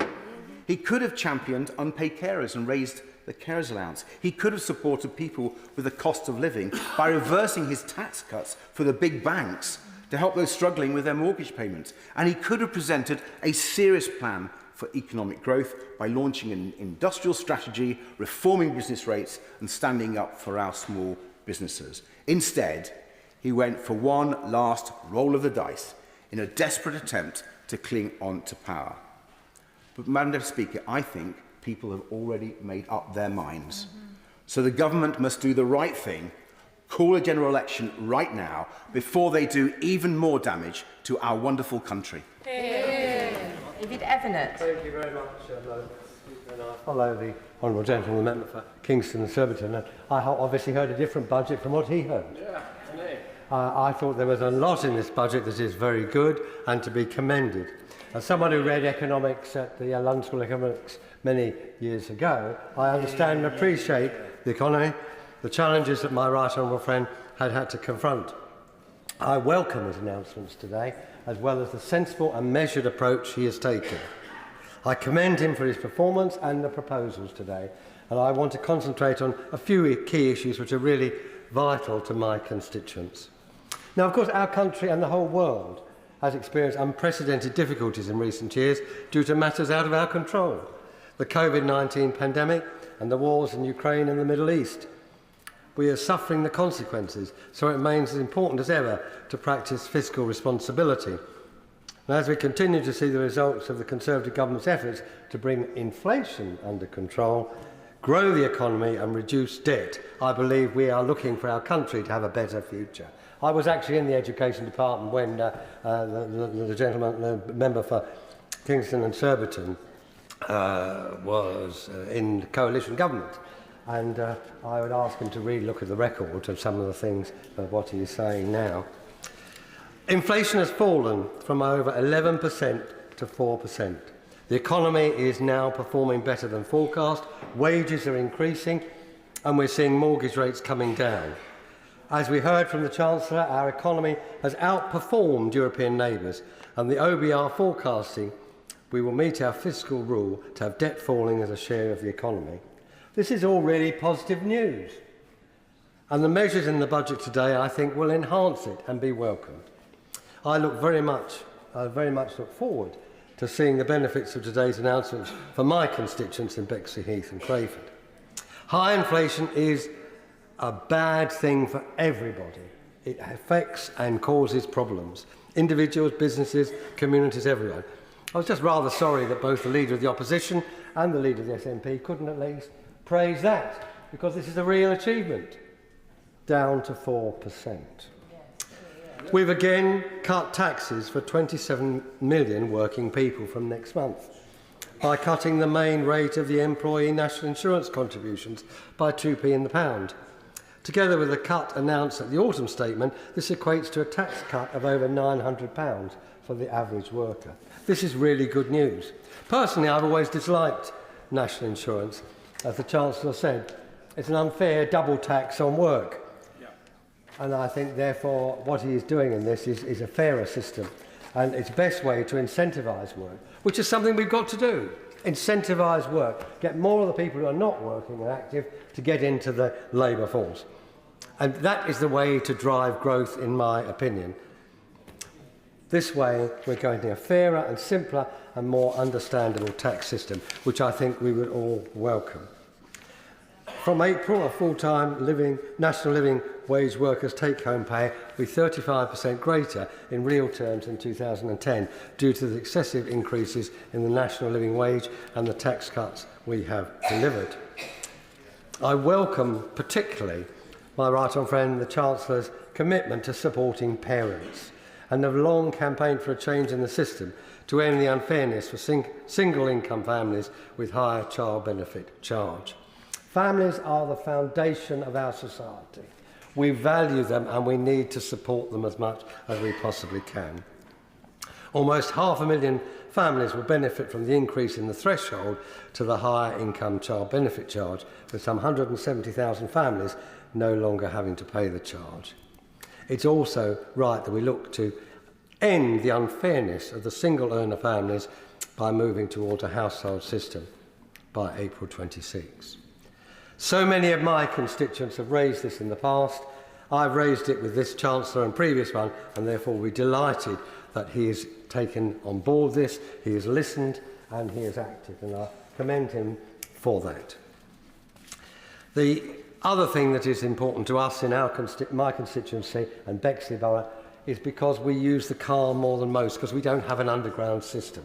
Therefore, people are so dependent on either the South Eastern, which is a mixed blessing. I know as my right honourable friend is nodding in my direction, because it has been somewhat problematical. So therefore they need their car.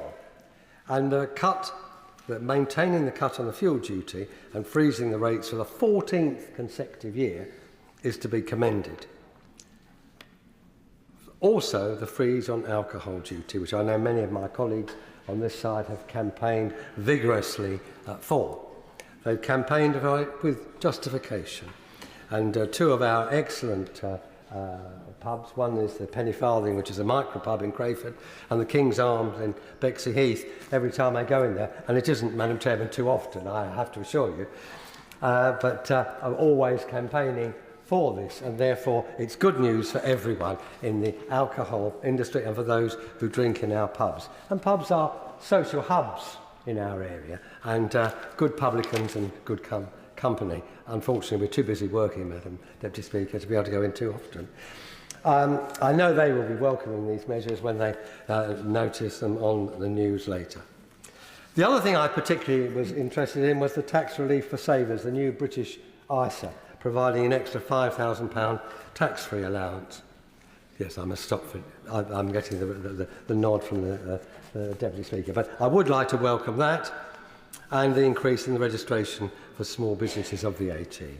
So there's so much in this budget that is good, so much I think that will make a difference to our economy and our country, and I welcome it. Yeah. Seema Malhotra. Thank you, Madam Deputy Speaker. And the context in which I speak to this budget today is one of chaos and instability following on from 14 years of Conservative failure on the economy. This budget has not changed the dial. The reality is that people will still be worse off after the last 14 years. And Sky's Ed Conway shares a graph that he says the Chancellor didn't want to talk about, which shows that after the budget, the UK tax burden will still be heading up to the highest level since the aftermath of the Second World War. So no, this is not a turning point. Household mortgage costs are up, prices are still rising, and the tax burden is at a 70-year high. The Chancellor likes to speak of stability, but he seems to forget that he comes from the same party that gave us the former Prime Minister, who was beaten by a lettuce, and her disastrous mini-budget with its impact on our national debt, our businesses, our local council finances and our family finances. Those consequences are still playing out and will for years to come. What Britain needs first and foremost is a serious plan for growth. We should be in no doubt, Madam Deputy Speaker, that our low-growth, high-tax economy is the endgame of 14 years of conservatism, the result of the hollowing out of our public sphere, the stripping back of businesses' potential, the levelling down of hope. Official figures show that people are worse off at the end of this Parliament compared to the start. The CPI average hourly pay for residents of Feltham and Heston has fallen by 6% since 2019, when it was around £17 in today's prices, and has fallen by 20% since 2010. The number of small businesses in Feltham and Heston has been falling for the past 2 years running and is now lower than it was in 2019. 40% of children are in relative poverty after housing costs, and it's no surprise that the average family will be £1,200 worse off under the Conservative tax plan, given 25 Tory tax rises since the last election. But, Madam Deputy Speaker, it does not have to be this way, and that's the point, isn't it? There is an alternative to the choices they are making that have left people in Britain worse off, while friends and donors do well on that VIP fast lane. Labour has a plan for growth. Growth which leads to businesses thriving, public services stronger, more money in ordinary people's pockets, and good, secure jobs, and an end to people and businesses paying more and getting less. A plan for stability and growth that commands national and international confidence and makes Britain the best place to invest and to start and grow a business, where we become leaders in the green economy of the future, creating opportunity for all. Under Labour, you will have stable and competent political leadership and stable and competent stewardship of the economy, the strengthening of our economic institutions like the Bank of England, the OBR, and our new Industrial Strategy Council. How you do politics and how you govern really matters. But under the Tories, business investment has been lagging for years, and today's budget brings more sticking plaster politics and nothing on the support for the cooperative sector and growth. But let me say a few words about skills, because we cannot grow our economy without investing in our people. The biggest opportunity we have for inclusion, for our productivity, for our economic growth, for the competitiveness of our nations is a strategy for human talent. A BCG report a few years ago highlighted how human capital is under intense pressure worldwide as powerful forces, globalisation, demographic and regional shifts, digitisation, gain momentum. So national So nation states need a national plan. But this budget comes on the back of years of failure and gives no answers to the skills challenges that we face. New official data from September shows worrying trends since 2017, when the last survey was done. The proportion of employers with a skills shortage vacancy has gone up from 6% to 10%. The proportion of the workforce with a skills gap, where an employee is judged by the employer to lack full proficiency, has gone up from 4.4% to 5.7%. The proportion of employers who had provided training for their staff has fallen from 66% to 60%.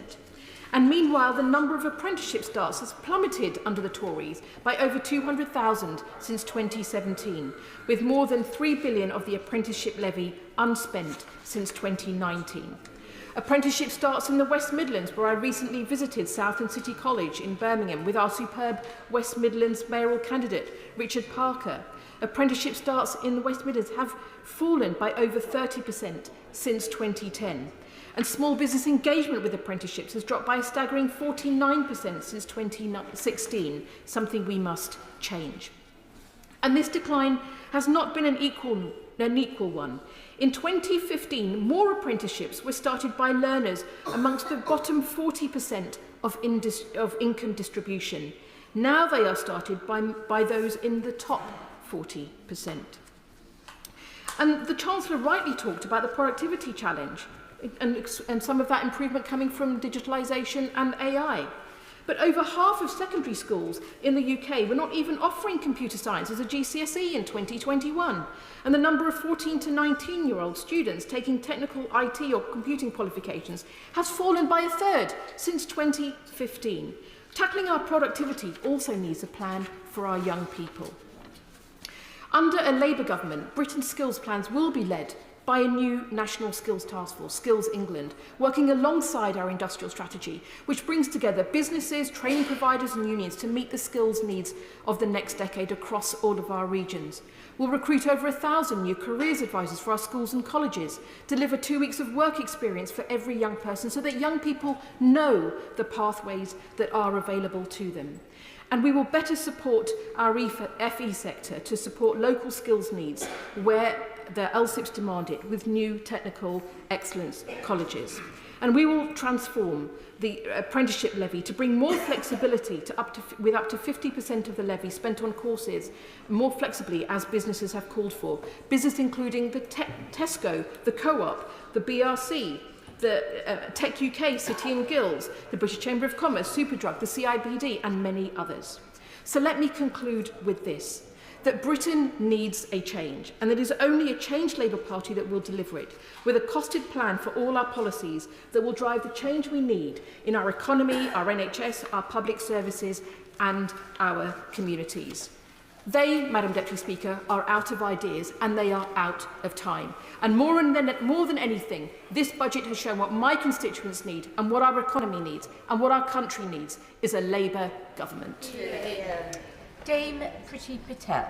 Madam Deputy Speaker, as a former Treasury Minister, I want to thank the Chancellor, but also Treasury Ministers and also government departments, because I actually know how hard it is to put a budget together and the level of representations that are made. And I think also I must put on record my thanks to the Chancellor for his due consideration, I think that's a polite way to put it, that he's given to the representations that I have made and I've consistently made in terms of supply side reforms and lower taxes. He knows exactly the case that I make around fiscal drag in particular, and for delivering greater efficiencies in government. The Chancellor has put forward a clear plan for the economy and targeted tax cuts, and I'm going to come on to that in a moment, but also around support for businesses and efficiency, not just across the board, but in the public sector.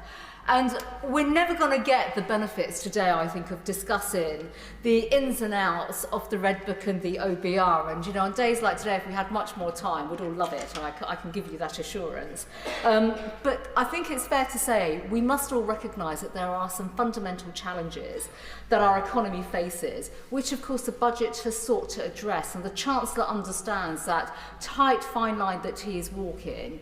right now, but also how we tackle some of the big issues around the size of the state, public spending in particular, which is constantly, when we look at the rate of growth of public spending, it has exceeded the rate of inflation and economic growth. Public spending is now in excess of 1.2 trillion per year, which is approximately around 44% of GDP. Now, I'm old enough to remember back in '97 when public spending was around 35 to 36% of GDP, and what a contrast that was. But, you know, as a consequence of sustaining high levels of public spending, we recognise also that tax receipts have risen to over 1.1 trillion. And of course, we know what that all means in terms of delivering, getting that balance on taxation, which I maintain is very burdensome, and we have to get those rates down. But I do actually pay a lot of tribute to the Chancellor for listening to comments around efficiencies. He has spoken today about a public sector productivity plan. The details of that are going to be fundamental and really important to hear. I was really pleased to hear about the way in which he's looking at cash savings across the economy, public spending that is, but also looking at how he is now going to grow aspects of some government spending around, for example, expansions of violence reduction units. We've seen pilots work very well across certain government departments, and we now have to look at how we get better delivery from public spending and how that actually drives down real outcomes in government. And it's something that I've spoken to the Chief Secretary about over recent months. So I'm pleased to see that there are some concrete proposals heading in the right direction. But of course, we've got a long way to go.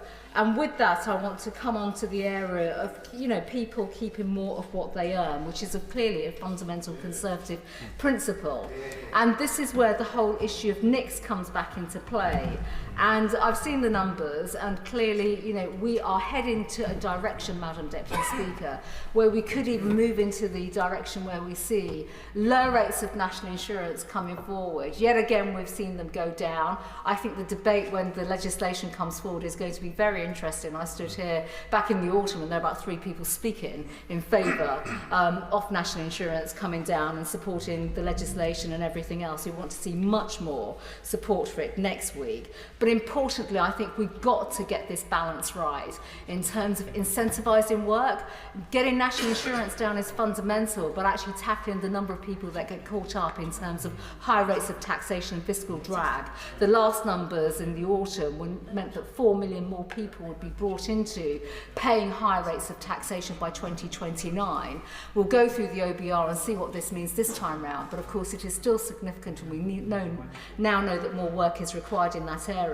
But it will be interesting to see, is this a government that's going to bring national insurance down again successively in future autumn statements too? That's something that we should look at. Clearly I welcome the reduction, or the decision to maintain the 5p reduction in fuel duty. We've already heard what that means for working households. I've made representations on that, and I will always continue to make representations in that area.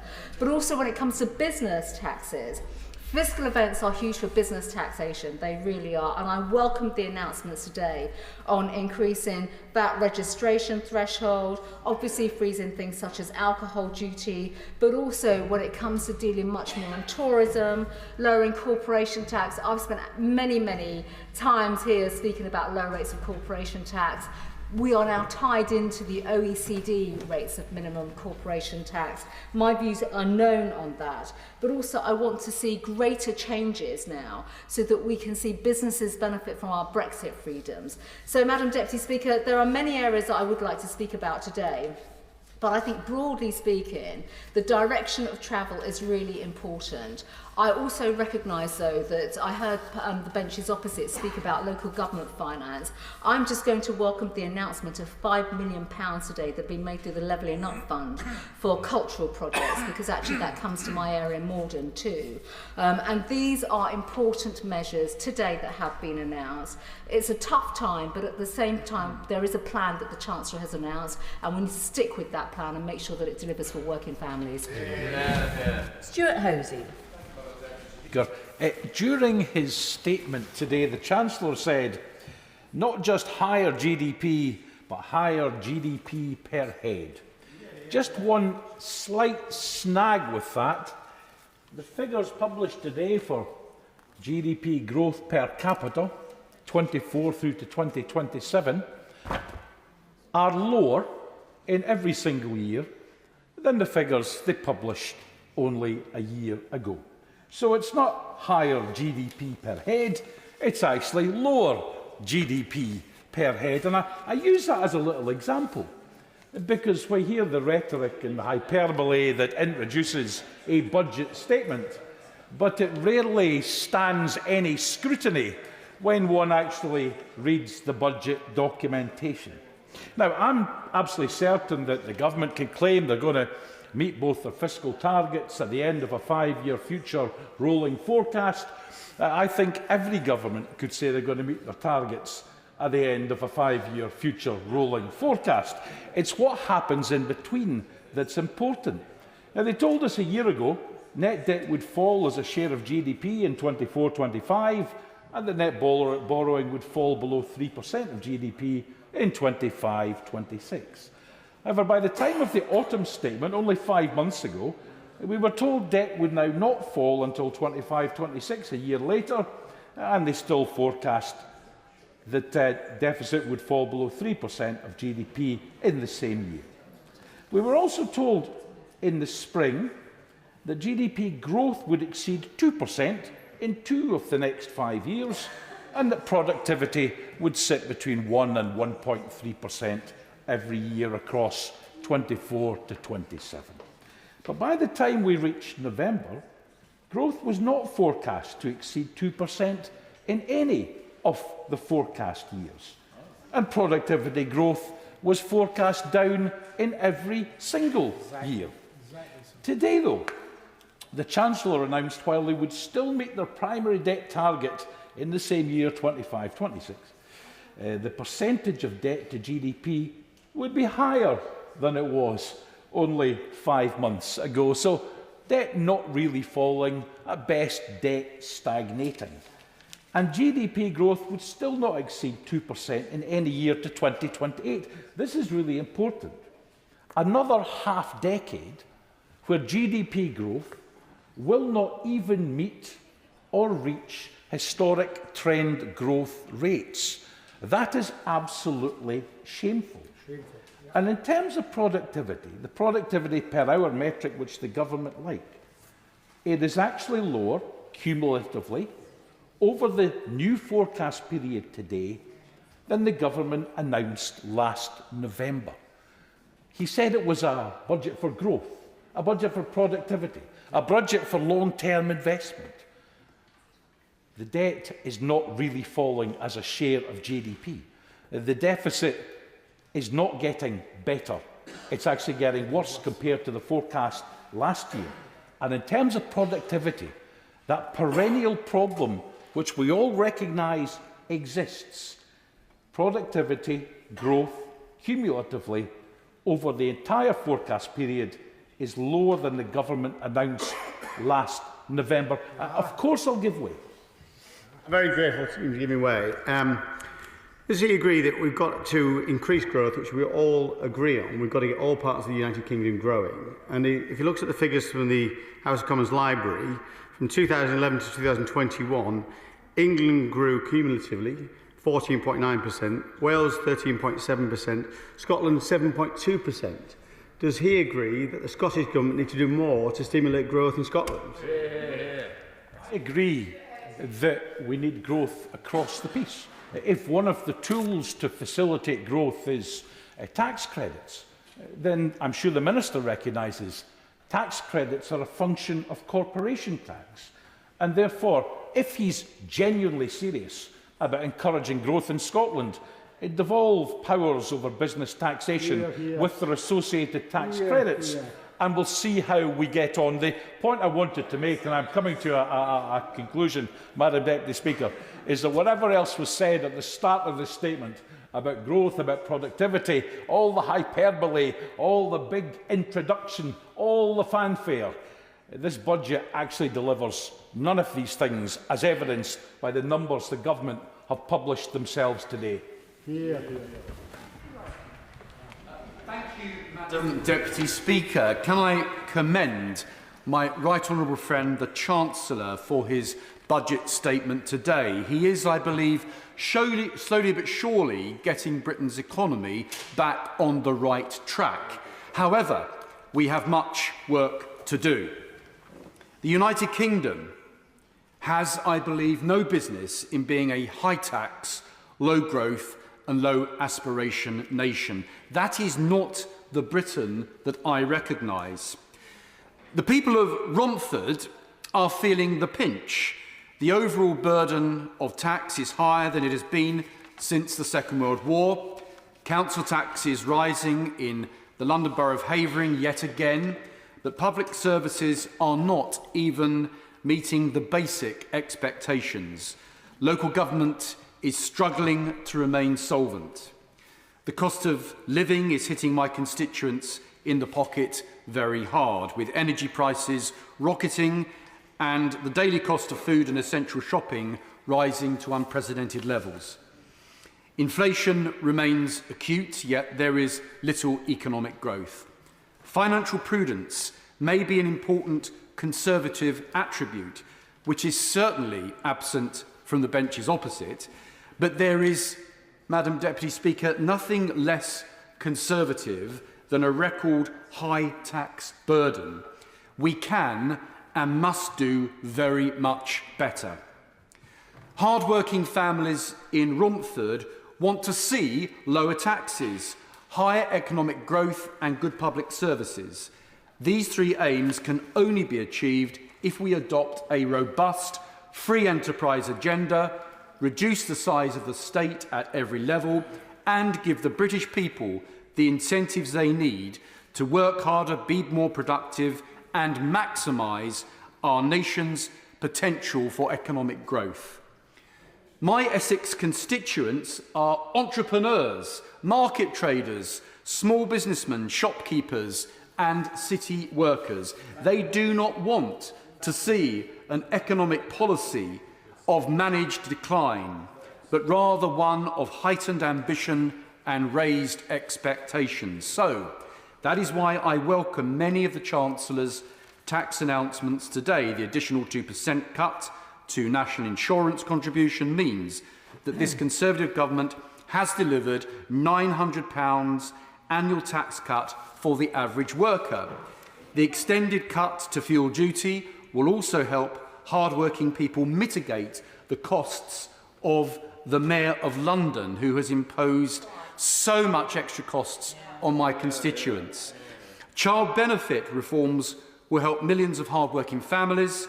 The reforms to stamp duty and reduction in capital gains will help millions of property owners. Nevertheless, the Chancellor has repeatedly recalled over recent days that nations with the most economic growth, whether they be in North America or Asia, are those with even lower taxes. I encourage the Chancellor to further emulate these countries' success in the years to come. Low taxes will put money back into the pockets of the British people, leading to higher growth and more resources for public services. My right honourable friend, the Chancellor, clearly shares this outlook with his announcements today of tax cuts, investment and reform to boost productivity in the public sector. However, I encourage the Chancellor to go much further. We should follow the footsteps of the Thatcher-Lawson budget, which led to unprecedented economic prosperity in the 1980s and the 1990s. We can and must succeed, but Britain has to be much bolder if we are to reap the benefits by becoming a low-tax, high-growth economy once again. But tax cuts and investment alone will not be enough. We need to adopt a radical plan to free our economy from needless bureaucracy that is holding Britain back. The benefits of becoming a sovereign nation once again following Brexit gives our nation exciting opportunities that we must seize to maximise our ability to generate growth and prosperity that we so desperately need. Margaret Thatcher showed the world how it could be done 40 years ago, rescuing Britain from the perilous situation she inherited following decades of a failed post-war socialist consensus. Today, we live in a post-pandemic world. But if we are to recover from the consequences of lockdowns, a radical approach is required to jumpstart our economy and unshackle ourselves from the red tape and over-regulation and government waste. Britain today is overgoverned, so reducing the size and role of the state must now be an imperative for our Conservative government. Regulation and public sector spending do not grow the economy, put cash into people's pockets or improve public services. It is the small businessmen in towns like Romford, the shopkeepers in towns like Romford, the people who are the entrepreneurs and market traders. They are the people that will provide and generate the economic prosperity for the future. I am disappointed that unfairness of local authority funding formula has not been addressed. Councils up and down the country, including my own borough, Havering, is facing acute financial pressures. The funding formula is unfair and outdated. It is also discriminatory against boroughs like Havering, Outer London in Essex. It fails to address differences in demographics. Most importantly, it leads to hard-working, tax-paying Britons without services they need and deserve. This issue too requires ambitious reform. Madam Deputy Speaker, ambition is key. Lower taxes, higher growth, reform and deregulation, exploiting all the advantages of Brexit, investment and reform of the public sector. This is the way forward for Britain. Our government has been right to tread a prudent path back to economic growth, but now is the time to be bold and fearless in the pursuit of greater ambitions we have for the British people. Meg Hillier. Deputy Speaker. And it is quite surreal to follow the honourable gentleman. Like him, I believe in small business, but it's not small business and how it grows that's going to fill the problems in the public sector, which has been squeezed under 14 years of this Tory government till the pips squeak. It's not small business, however good it is, that's going to refill council coffers and make sure the basic services of social services and special educational needs and schools are solved. It's not the small business that will solve the waiting lists in the NHS or bring schools off their knees. And we have seen this government, of course, as well as the years of austerity causing all of these problems, crash the economy in September 22, leaving families and businesses crushed. They may have survived the pandemic, but those that did have faced real hardship since. So this is really a budget of a desperate government, another slew of promises that will not deliver. And on the Public Accounts Committee, that's what we focus on, delivery. We look at optimistic, sometimes well-intentioned promises that fail because there isn't that plan for delivery. But in my own borough, we see such poverty. And earlier in Prime Minister's questions, the Prime Minister said that equality has increased under his government. Inequality has reduced. Not in my borough.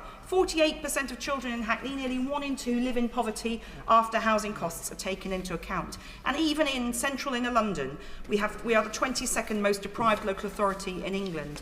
And there is real day-to-day poverty. And I invite anyone to come with me on my doorstep surgeries and see the reality. And let me tell you a story about that reality. A constituent of mine, it could be many, but this is a particular lady I visited just a few weeks ago. She lives in a 2-bedroom council flat with her husband and 4 daughters. The flat is only marginally bigger than my office in this building and only a bit smaller than a committee room. Three of her daughters share a very small bedroom with bunk beds. The toddler shares with her parents. The bathroom and kitchen are so tiny you can hardly fit 2 people in at any one time. They share one living space. And government failures over housing and Brexit mean that our children are also leaving London, which has meant for her that the local school is now closing because our rolls are dropping. And the cost of housing means that they have no prospect of moving anywhere else. The shortage of properties in the social rented sector, where there are over 8,000 households now on the waiting list, and only 671 homes became available during 21-22 for the last verified figures, compared with over 1,200 in 2016-17, and both of which figures could be outstripped by demand. It means there's no possibility. And the cost of housing means that many people are being shipped out to temporary homes, ripped from their schools, churches, mosques and communities. Yeah. And that means that this constituency school is closing, as are others. Her 4 daughters, on top of the overcrowding they've got, need to move. They are a family that works, that wants to do well, but they have little opportunity. And down the road from there is the product of government free school policy, a school with 25 pupils per class. So those of you who know how funding works for schools know that that school will never be financially sustainable, because you can't, full schools are funded on 30, 60 or 90 per class. So the trust that's taken over from the first that failed is struggling with the finances there. So a brand new building built that's unsustainable, and yet government policies that mean other schools are closing. And if you look at housing costs across my borough, it is absolutely wretched, where so many people are renting privately but unaffordably. More people rent socially than in private, but living in overcrowded conditions. An average two-bed rent is just under £2,000 a month. And there are 30% fewer privately rented properties available now on Rightmove compared to the pre the pandemic. And there are no properties available to those on low incomes at local housing allowance rates. This is the product, the real day-to-day impact of government policy. And we have now so many people housed outside the borough. Of the households in temporary accommodations, I'll give way. Forgive me if I'm misunderstanding the way that our system of government works, but isn't social housing in her constituency the responsibility of the Labour Mayor of London? Perhaps, Madam Deputy Speaker, I'm indulge the time. I haven't got time to explain it, but no, it is the responsibility of the council. But because of many properties sold off under right to buy, that means that we have fewer properties available. So people like my constituent are living cheek by jowl with people who are living in private rented accommodation, often sold to cash buyers if it's above 7 stories, and those people are having to pay private rents at the rate that I named. So the differential is extraordinary. The difference means that no one can move from one to the other, and the social rented housing, which is so desperately needed because of the cost of private housing and to buy or to rent, is just not available. My borough, under my mayor and the previous mayor, have been building social housing for social rent, council housing, as have many housing association partners. But because there is no government subsidy for that, every time they build a social rent, they pretty much have to build one to sell at market rates in order to cross-subsidise. So a quick lesson in social housing economics, but it shows the detachment that people do not realise in this chamber, the reality of the lives of people, so many people in London. And if you look at the real human impacts, as I say, there are 3,777 children in temporary accommodation from Hackney. That's enough to fill 8 primary schools, equivalent to 1% of the borough's population. And those children want to live in London but cannot afford to do so. And not only can they not afford to do so, but they're being passed from pillar to post, from temporary accommodation to temporary accommodation, moving school regularly. This is a squeeze on opportunity. And for those at the higher end who might be able to get onto the housing ladder, the lifetime ISA, an opportunity missed in this budget, because it only provides support for a property purchase up to £450,000 nationally, though it's higher in London. But even that higher rate in London doesn't cover the cost, when it's typically £750,000 for a brand new 2-bedroom property. Who is able to afford that? And on public spending, the Chancellor merrily talked about reductions in spending in most departments. And if you look at the Red Book, I haven't had time to go through it in detail, but we see a huge drop. I mean, the Home Office budget alone is going down significantly, which is a concern when you think of all the challenges in policing, immigration and other security that the Home Office has to deal with. And if you look at education, all of those budgets are reducing. And there are big nasties out there in every department that will cost money for whoever is in power. The civil nuclear decommissioning and rebuilding of our nuclear power stations, the nuclear enterprise, the costs of decommissioning nuclear submarines. We haven't even done one of those yet. The first will be decommissioned in 2026, and that is becoming an urgent crisis. The 700,000 pupils in crumbling schools. These are just some of the examples of issues where we really need the input. The schools budget, the Department for Education wanted £4 billion a year to build the new schools that were necessary. It was granted £2.7 billion, and we already see its capital budget reducing. And the Chancellor talked about public sector productivity and reform. Well, Public Accounts Committee, which I'm proud to chair, examines this endlessly. And too often we see, as I said at the beginning, there's optimistic plans which don't deliver. But the Chancellor's already spending what he's promising to deliver on that. And let me tell you all, it takes a long time. We do need to have reform. We do need to see digital transformation. But you can't deliver those changes and those budget savings overnight. What we need is a long-term approach, slow politics, if you like, where both sides of this House, whoever is in government, agrees that some things just have to happen and aren't at the the whim and the will of a government that's on its last desperate stages to try and prove that it's got something to offer to the British public. I'll give way briefly. She's making an excellent speech about all the things that have not been in the budget. Does she agree that the biggest missed opportunity is not investment into the green transition? There are so many missed opportunities, Madam Deputy Speaker. But the child benefit issue, one point on this, it was a mess of this government's making. They have now broken the independent taxation rule, and that is a problem. But this government has broken Britain. My constituents are worse off than they were 14 years ago, and worse, they have no hope. So we need to see a government that will deliver hope, opportunity, housing, school improvements and cutting waiting lists. We need to mend broken Britain. We need a general election and a Labour government now. John Stevenson. Thank you, Madam Deputy Speaker. A single budget rarely in itself makes a substantial difference or is remembered. However, a budget that is part of a story, a sense of direction, is important, and it can help to continue a narrative and build a vision. This budget, in my view, is one such occasion. A clear vision of where we want to go, in particular with regards to tax and, of course, growth. Last autumn, the Chancellor started this sense of purpose and set out a direction. First of all, supporting business with full expensing, and secondly, supporting those who are in work with a 2% reduction in national insurance. This budget continues that direction of travel and is one which I fully support. A further 2p reduction in national insurance is welcome and will be welcomed by all those in work. The equivalent has already been said of £900 per annum. And it also has help for those who are self-employed as well.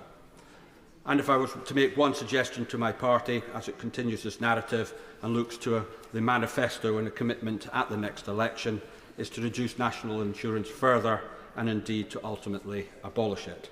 I fully agree with the Chancellor that simplifying the tax system, especially for those who are actually in work, is something that should be a priority. And of course, I just touched on some of the other budget measures, the freeze and fuel duty taxes, helping all motorists, alcohol tax freeze, the expansion of childcare, and further support for business with the VAT threshold rising and full expensing extended to leasing. And of course, the public sector support, the 40,000 new doctors, 71,000 additional nurses, and 20,000 new police officers do demonstrate our commitment to public services.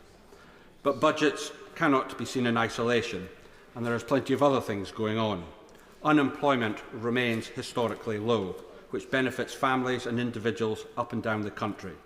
The living wage will rise by 11%, 25% higher in real terms than it was in 2010. Inflation at 4%